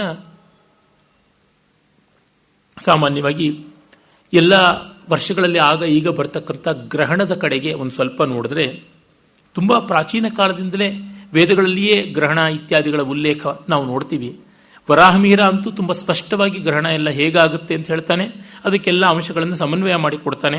ಹೇಮಾದ್ರಿ ತನ್ನ ಕಾಲ ವಿವೇಕದಲ್ಲಿ, ಕೃತ್ಯರತ್ನಾಕರ, ವರ್ಷಕ್ರಿಯಾ ಕೌಮುದಿ, ತಿಥಿತತ್ವ, ನಿರ್ಣಯ ಸಿಂಧು, ಧರ್ಮಸಿಂಧು, ಹೀಗೆ ಅನೇಕ ಗ್ರಂಥಗಳಲ್ಲಿ ನಾವು ಗ್ರಹಣದ ಸಂದರ್ಭದಲ್ಲಿ ಏನು ಮಾಡಬೇಕು ಅಂತೆಲ್ಲ ನೋಡ್ತೀವಿ. ಋಗ್ವೇದ, ಶಾಂಖ್ಯಾಯನ ಬ್ರಾಹ್ಮಣ, ಇಲ್ಲೆಲ್ಲ ಗ್ರಹಣಗಳ ಉಲ್ಲೇಖವನ್ನು ಕಾಣ್ತೀವಿ.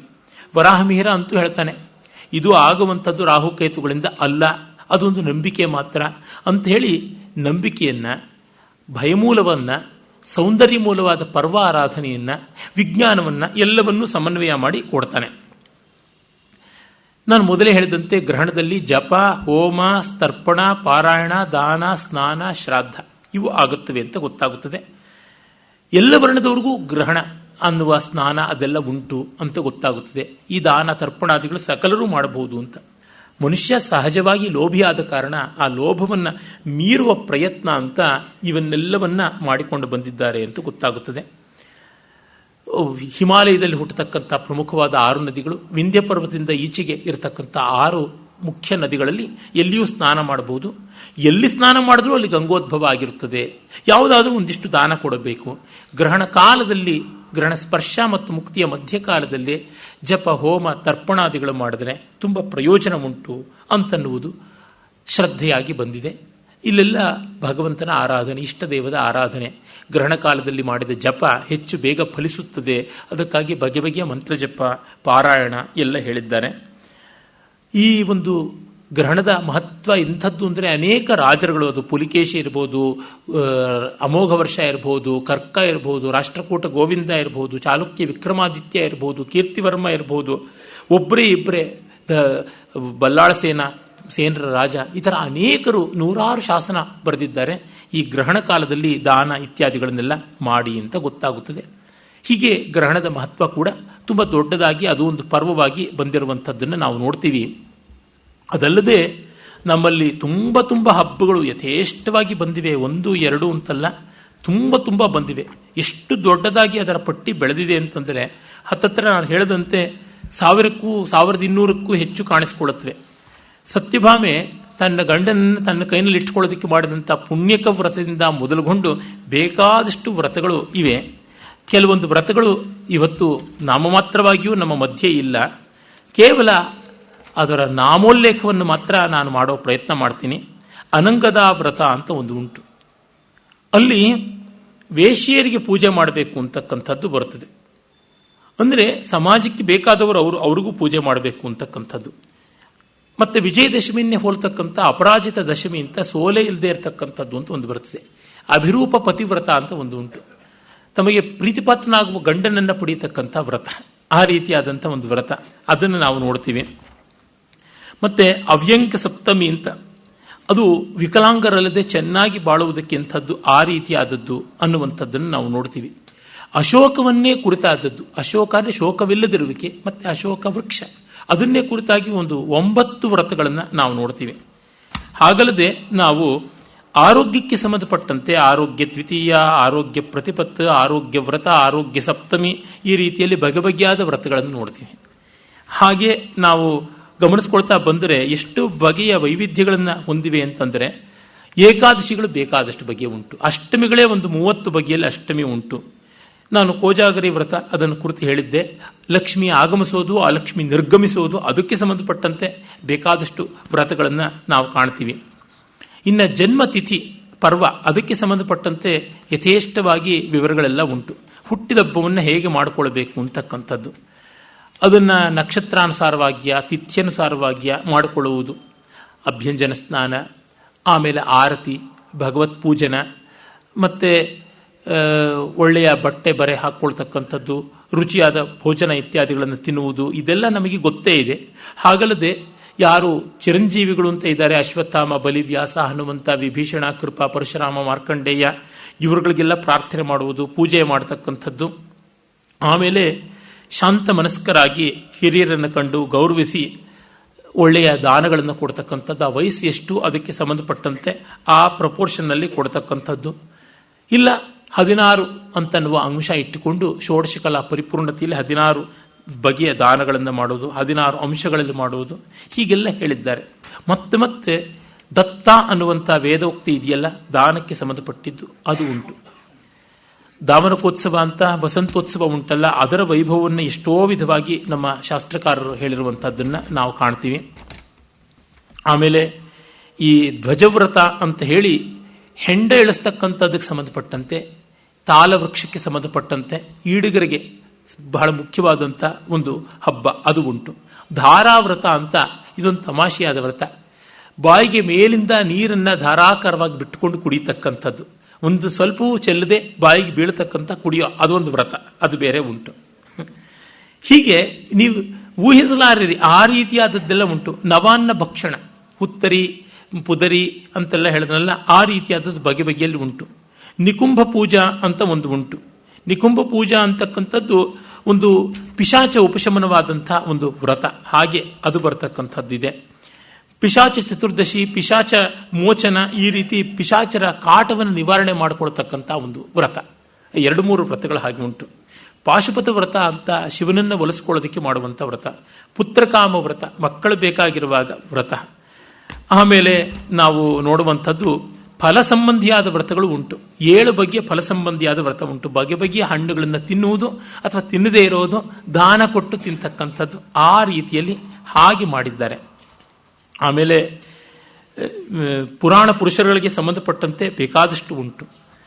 ಬೇರೆ ಬೇರೆ ಕಲ್ಪಗಳು ಉದಿಸಿದ್ದಕ್ಕೆ ಸಂಬಂಧಪಟ್ಟಂಥ ವ್ರತ ಉಂಟು. ಮನ್ಮಥನಿಗೆ ಸಂಬಂಧಪಟ್ಟಂತೆ 7 ವ್ರತಗಳು ಉಂಟು. ಮದನ ಚತುರ್ದಶಿ, ಮದನ ತ್ರಯೋದಶಿ, ಮದನ ದ್ವಾದಶಿ, ಮದನ ಪೂಜಾ, ಮದನ ಭಂಜಿ, ಮದನೋತ್ಸವ, ಮದನ ತೃತೀಯ ಅಂತ. ಹಾಗೆ ಇಷ್ಟಾರ್ಥ ಸಿದ್ಧಿಯನ್ನು ಮಾಡಿಕೊಳ್ಳೋದಕ್ಕೆ ಮನೋರಥ ತೃತೀಯ, ಮನೋರಥ ದ್ವಾದಶಿ ಅಂತ ಆ ಬಗೆಯಲ್ಲಿ ಉಂಟು. ನಾನು ಮೊದಲೇ ಹೇಳಿದೆ, ಮಲ್ಲಾರಿ ಅಂತಕ್ಕಂಥ ದೇವರು. ಹೀಗೆ ಪ್ರಾದೇಶಿಕ ದೇವರುಗಳನ್ನು ಆರಾಧನೆ ಮಾಡುವಂಥ ಬೇಕಾದಷ್ಟು ಉಂಟು. ಆಮೇಲೆ ಬಹಳ ಪ್ರಸಿದ್ಧವಾದದ್ದು ನಾವು ನೋಡ್ತಕ್ಕಂಥ ಕುಂಭಮೇಳ ಯಾವುದಿದೆ ಅದು ಮಹಾಮಾಘಿ, ಮಹಾಮಘ ಅಂತ ಕರೀತಾರಲ್ಲ, ಅದಕ್ಕೆ ಸಂಬಂಧಪಟ್ಟಂಥ ಒಂದು ವಿಶೇಷವಾದಂಥ ವ್ರತ. ಅಂದರೆ ದಿವ್ಯ ತೀರ್ಥಗಳು ಯಾವುದಿವೆ, ಪ್ರಯಾಗ, ಹರಿದ್ವಾರವನ್ನು ಮಾಯಾ ಅಂತ ಕರೀತಾರೆ, ಪ್ರಯಾಗ, ತೀರ್ಥರಾಜ, ನಾಸಿಕ ಮತ್ತು ಉಜ್ಜಯಿನಿ. ಈ 4 ಕಡೆಗಳಲ್ಲಿ ಪೂರ್ಣಕುಂಭ ಮತ್ತು ಅರ್ಧಕುಂಭ ಅಂತ 12 ವರ್ಷಗಳಿಗೆ ಒಮ್ಮೆ ಪೂರ್ಣಕುಂಭ, 6 ವರ್ಷಗಳಿಗೊಮ್ಮೆ ಅರ್ಧಕುಂಭ ಅಂತ ವಿಶೇಷವಾದ ರೀತಿಯಲ್ಲಿ ಸೂರ್ಯ, ಗುರು ಮೊದಲಾದ ರಾಶಿಗಳು, ಮೊದಲಾದ ಗ್ರಹಗಳು ಬೇರೆ ಬೇರೆ ರಾಶಿಗಳಲ್ಲಿ ಸಂಚಾರ ಮಾಡುವಾಗ ಬರುವಂಥ ಒಂದು ಕಾಲ. ಆಗ ಸಂಕ್ರಾಂತಿ, ಅಮಾವಾಸ್ಯೆ ಬಹಳ ಮುಖ್ಯವಾಗಿ ಇರತಕ್ಕಂಥದ್ದು ಅದು. ಆಮೇಲೆ ವಸಂತ ಪಂಚಮಿ. ಈ 3 ತಿಥಿಗಳು ತುಂಬ ಮುಖ್ಯವಾಗುತ್ತವೆ. ಆ 3 ತಿಥಿಗಳಲ್ಲಿ ಶಾಹಿ ಸ್ನಾನ ಅಂತ ಈಚೆಗೆ ಹೇಳ್ತಾರೆ. ಶಾಹಿ ಅನ್ನೋದು ಪರ್ಷಿಯನ್ ಶಬ್ದ. ತುಂಬ ಭೋಗ್ಯವಾದ, ಭವ್ಯವಾದ, ಮಹಾರಾಜಿಕವಾದಂಥ ಸ್ನಾನ ಅಂತ ಅದನ್ನು ಮಾಡುವುದು. ಹಾಗೆ ನಮ್ಮ ತಮಿಳುನಾಡಿನಲ್ಲಿ ಕುಂಭಕೋಣದಲ್ಲಿ ಮಾಡತಕ್ಕಂಥ ಒಂದು ಮಹಾಮಖ ಅಂದರೆ ದೊಡ್ಡ ಯಜ್ಞ, ಆರಾಧನೆ ಅಂತ ಕುಂಭಕೋಣದಲ್ಲಿ ಮಾಡ್ತಾರೆ. ಅಮೃತೋದ್ಭವ ಆಗುತ್ತದೆ ಅಂತ ಹಾಗೆ ಮಾಡುವಂಥದ್ದು ಇವೆಲ್ಲ ಉಂಟು. ಮತ್ತು ಮಾಘ ಮಾಸವಿಡೀ ಸ್ನಾನ ಮಾಡುವುದು, ಅದಕ್ಕೆ ಸಂಬಂಧಪಟ್ಟಂಥ ಸಂಕಲ್ಪಾದಿಗಳು, ಹೀಗೆ ತುಂಬ ವಿಸ್ತೃತವಾಗಿ ಬೆಳಕೊಂಡು ಬಂದಿರೋದು ನೋಡಿದ್ದೀವಿ. ರತ್ನಷಷ್ಠಿ ಅಂತ ಒಂದು ವ್ರತವನ್ನು ಮೃಚ್ಛಕಟಿಕದಲ್ಲಿ ಹೇಳುವಂಥದ್ದನ್ನು ನಾನು ತಿಳಿಸಿದ್ದೆ. ಆ ರತ್ನಷಷ್ಠಿ ವ್ರತ ಗಂಡನ ಹಿತಕ್ಕಾಗಿ ಹೆಂಡತಿ ಒಡವೆಗಳನ್ನು ದಾನ ಮಾಡ್ತಕ್ಕಂಥದ್ದು. ನಾನು ಇನ್ಮೇಲೆ ಬಂಗಾರ ಹಾಕ್ಕೊಳ್ಳಲ್ಲ ಅಂತ ಪ್ರತಿಜ್ಞೆ ಮಾಡುವಂಥದ್ದು ಅಂತ. ಬಹಳ ಕಷ್ಟವಾದ ವ್ರತ, ಯಾರು ಮಾಡಬೇಡಿ. ವಾಣಿಜ್ಯ ಲಾಭ ವ್ರತ ಅಂತ ಒಂದಿದೆ, ಬಿಸ್ನೆಸ್ನಲ್ಲಿ ಲಾಭ ಆಗತಕ್ಕಂಥದ್ದು ಅಂತ. ಮೂಲ ನಕ್ಷತ್ರ, ಪೂರ್ವಾಷಾಢ ನಕ್ಷತ್ರಗಳಲ್ಲಿ ಇದನ್ನು ಮಾಡಿ ಉಪವಾಸ ಮಾಡತಕ್ಕಂಥದ್ದು. ಜಲಕುಂಭ ಸ್ಥಾಪನೆ ಮಾಡಿ ಪೂರ್ವಮುಖವಾಗಿ ಕೂತು ವಿಷ್ಣು, ವರುಣ, ಚಂದ್ರ ಇವರನ್ನ ಪ್ರಾರ್ಥನೆ ಮಾಡಬೇಕು, ನೀಲ ವಸ್ತ್ರಗಳನ್ನು ದಾನ ಮಾಡಬೇಕು ಅಂತೆಲ್ಲ ಹೇಮಾದ್ರಿ ವ್ರತ ವಿಭಾಗದಲ್ಲಿ ಹೇಳ್ತಾನೆ. ಬರುತ್ತೋ ಇಲ್ವೋ ಗೊತ್ತಿಲ್ಲ, ನಾನು ಉಲ್ಲೇಖ ಮಾಡ್ತಾ ಇದ್ದೀನಿ, ನನ್ನನ್ನು ಯಾರೂ ಕೇಳಬೇಡಿ ಆಮೇಲೆ ಇದು ಆಗುತ್ತದೆಯಾ ಅಂತ. ಮತ್ತೆ ವೃಕ್ಷಾರೋಪಣಕ್ಕೆ ಸಂಬಂಧಪಟ್ಟಂತೆ ಬೇಕಾದಷ್ಟು ಉಂಟು. ವೃಕ್ಷ ಸ್ಥಾಪನೆ ಮಾಡತಕ್ಕಂಥದ್ದು, ವೃಕ್ಷಕ್ಕೆ ನಾಮಕರಣ ಮಾಡುವುದು, ಕರ್ಣವೇದ ಕಿವಿ ಚುಚ್ಚತಕ್ಕಂಥದ್ದು, ಉಪನಯನ ಮಾಡುವುದು, ವಿವಾಹ ಮಾಡುವುದು, ಹೀಗೆಲ್ಲ ಅಶ್ವತ್ಥ ಮೊದಲಾದವನ್ನು ಸ್ಥಾಪನೆ ಮಾಡತಕ್ಕಂಥದ್ದು ಬೇರೆ ಬೇರೆ ಪುರಾಣಗಳಲ್ಲಿ, ಪದ್ಮಪುರಾಣ, ಮತ್ಸ್ಯಪುರಾಣ, ವಾಯುಪುರಾಣಾದಿಗಳಲ್ಲೆಲ್ಲ ತುಂಬ ವಿಸ್ತೃತವಾಗಿ ತುಂಬ ಚೆನ್ನಾಗಿ ಬರುತ್ತದೆ. ಹೀಗೆ ವೃಕ್ಷಕ್ಕೆ ಸಂಬಂಧಪಟ್ಟದ್ದು ಉಂಟು. ಇನ್ನು ವೇಶ್ಯರು ಮಾಡತಕ್ಕಂಥ ಒಂದು ವ್ರತ ವೇಶ್ಯಾವ್ರತ ಅಂತ ಅದು ಬೇರೆ ಉಂಟು. ಅಂದರೆ ಎಲ್ಲರಿಗೂ ಕೊಟ್ಟಿದ್ದಾರೆ, ಸಮಾಜದ ಎಲ್ಲ ಜಾತಿಯ ಎಲ್ಲ ಜನರು, ಎಲ್ಲ ವಿಭಾಗದವರಿಗೆ ಕೂಡ ಉಂಟು. ಕತ್ತೆಗಳಿಗೆ ಪೂಜೆ ಮಾಡತಕ್ಕಂಥ ಒಂದು ವ್ರತ ಇದೆ, ಶೀತಾಲಾಷ್ಟಮಿ ಅಂತ ಹೇಳ್ಬಿಟ್ಟಿದ್ವಿ. ಅದು ಶೀತಾಳೆ ಅಂತ ಕನ್ನಡದಲ್ಲಿ ಹೇಳ್ತಾರೆ.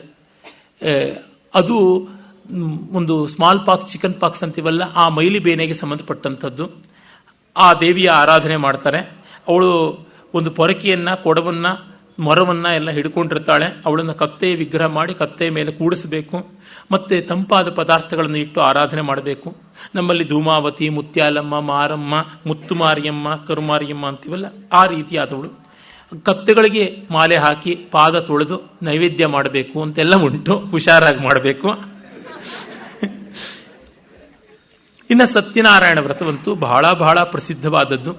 ಅದನ್ನು ವೇದ ಇಲ್ಲದೆ ಇರತಕ್ಕಂಥ ಪೂರ್ಣಿಮೆಯಲ್ಲೆಲ್ಲ ಮಾಡಬಹುದು ಅಂತ ನಾವು ನೋಡ್ತೀವಿ. ಅದನ್ನು ಮಹಮ್ಮದೀಯರ ಒಂದು ಸೋಂಕಿರ್ತಕ್ಕಂಥದ್ದು ಸತ್ತೇ ಪೀರ್ ವ್ರತ ಅಂತ ಅಲ್ಲಿಂದ ಬಂತು ಅಂತ ಕಾಣೆಯವರು ಬರೀತಾರೆ.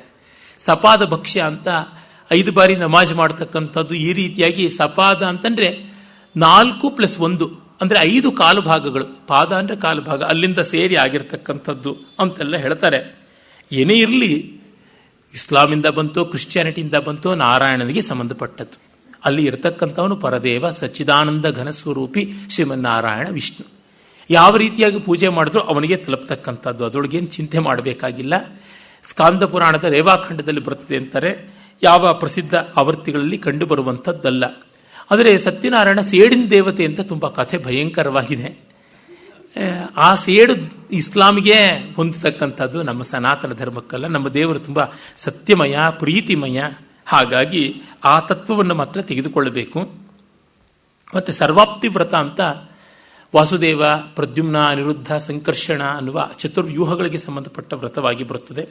ಆಮೇಲೆ ಸಸ್ಯೋತ್ಸವ ಅಂತ ಒಂದು, ಸಹಸ್ರ ಭೋಜನ ವಿಧಿ ಅಂತ ಒಂದು, ಇವೆಲ್ಲ ವನಭೋಜನ, ಸಸ್ಯಾರೋಪಣ ಇವಕ್ಕೆ ಸಂಬಂಧಪಟ್ಟದ್ದು. ಸೀತಾ ವ್ರತ ಅಂತ ಒಂದು ವ್ರತ, ಸೀತಾ ಪೂಜಾ ಅಂತಲೂ ಇದೆ, ಸೀತಾ ಯಜ್ಞ ಅಂತಲೂ ಇದೆ. ಮೊದಲಿಗೆ ನೇಗಿಲನ್ನು ಕಟ್ಟಿ ಮೊದಲ ನೇಗಿಲ ಗೆರೆ ಎಳೆಯೋದು ವೇದಗಳಲ್ಲಿ ಕಂಡು ಬರತಕ್ಕಂಥ ಪ್ರಸಿದ್ಧವಾದಂಥದ್ದು. ಬೇರೆ ಬೇರೆ ಗ್ರಂಥಗಳಲ್ಲಿ ಕೂಡ ಉಂಟು.